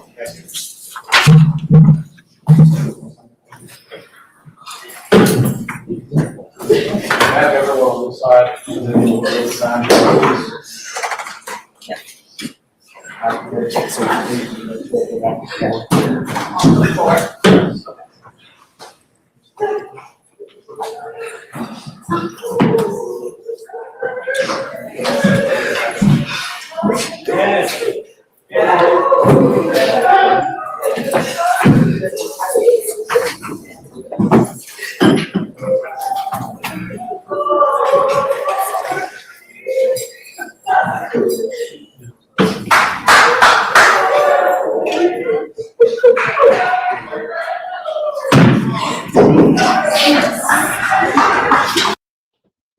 Of a motion right now after the jury came back with a guilty verdict in the second count of reckless homicide in the retrial of former Franklin County Sheriff's Deputy Jason Meade. The judge did declare a mistrial on the first count, which was the count of murder. So mistrial on the murder charge and the count of reckless homicide. They have found the former deputy guilty. First full day of deliberations here for this jury, and back and forth really for a lot of the day. There's a lot of emotion in that courtroom. They came back, they asked questions, they took breaks, they took lunch, they came back, had some more questions, back and forth. The judge even sent them back in, issuing a Howard charge, telling them to try harder when they said that it was impossible to come to a verdict. But they went back in and they did come to a conclusion for the reckless homicide charge. We have Kevin Landers and Lacey Chris. We're at the courthouse. We're going to check in with Kevin Landers. He has been there throughout the duration of the day. Kevin, are you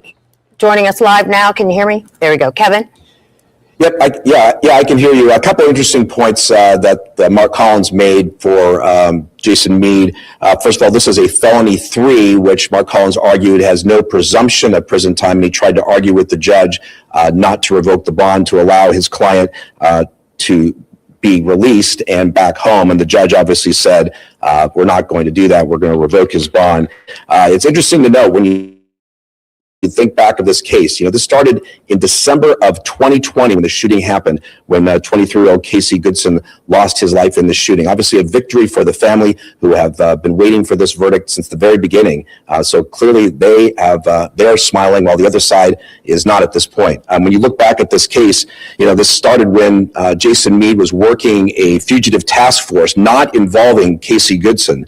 But he says he saw Goodson waving his gun, and that's when Meade began to follow Goodson back to his grandmother's house. And then this is where the case gets interesting. Meade says, Goodson turned towards him with a gun, and then the shooting happened. The grandmother at the time said that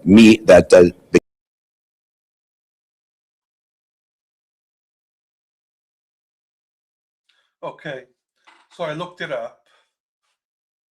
Reckless homicide in Ohio is a third-degree felony punishable by 9 months to 3 years in prison with potential fines up to $10,000. So the usual, it can't be more than 3 years in prison. So it's normally between 9 to 3 years of prison time.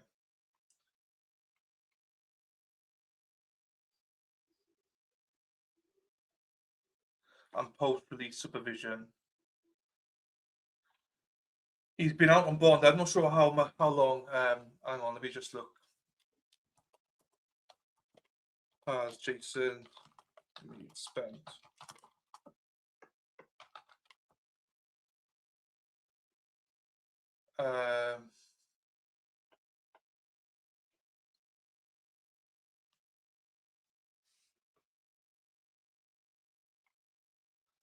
I'm surprised.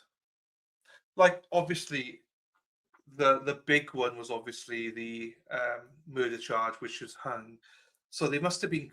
That's where the disagreement was, and they must have been close to the reckless one or something then, because they are obviously they're still hung on the.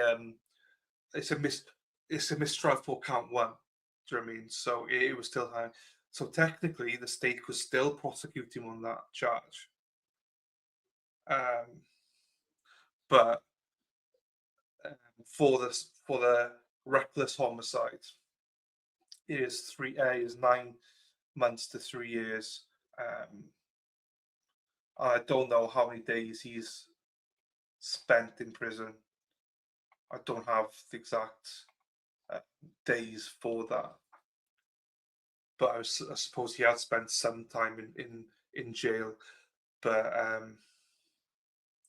I think I can't see them trying the murder element of this again. I just can't see it. I think the family are happy with what that is, and he has a felony now, obviously, and I imagine he will have some sort of prison time from this. I expect it to be on the lower side than the higher side, just in terms of common sense in this. Then he'll have some probation time, I imagine, after that as well. But yeah, I'm a little bit shocked. I mean, I imagine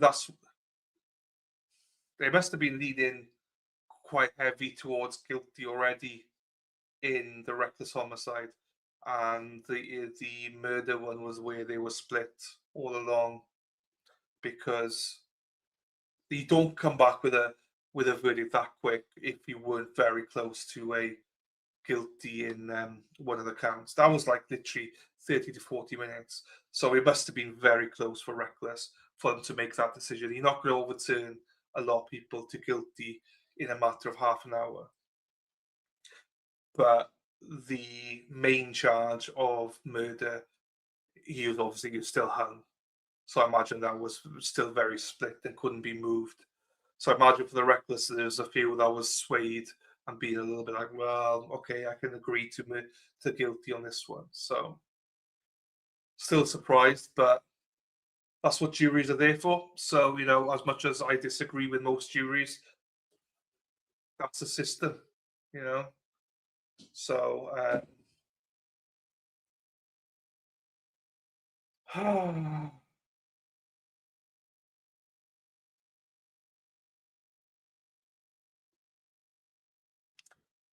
Dave says, don't worry about appalling for my verdict. Dave, I think you said guilty for murder, Dave, which means that you were incorrect, David. You said guilty for murder, Dave, not guilty for reckless homicide. So in fact, you were incorrect, Dave, because he was found. It was a hung jury for the charge that we asked the question for, guilty, not guilty for. So no one was correct, not even you, Dave. He was found guilty on the lesser charge of reckless homicide, which is not what we were looking at. The main charge was the murder charge, and there was no verdict. So no one was right in terms of that.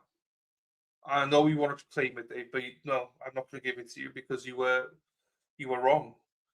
There's no guilty, no not guilty. So I hope he gets the lesser of the jail term. If they might be able to fight for him to have no jail time. Do you know what I mean? I don't know. I'm just surprised. I am.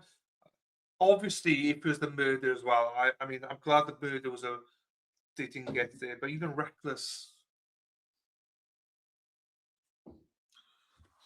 I don't know. Right, I don't know. There's not much more for me to say, so it is what it is now. We've had the Florida one, we've had this one.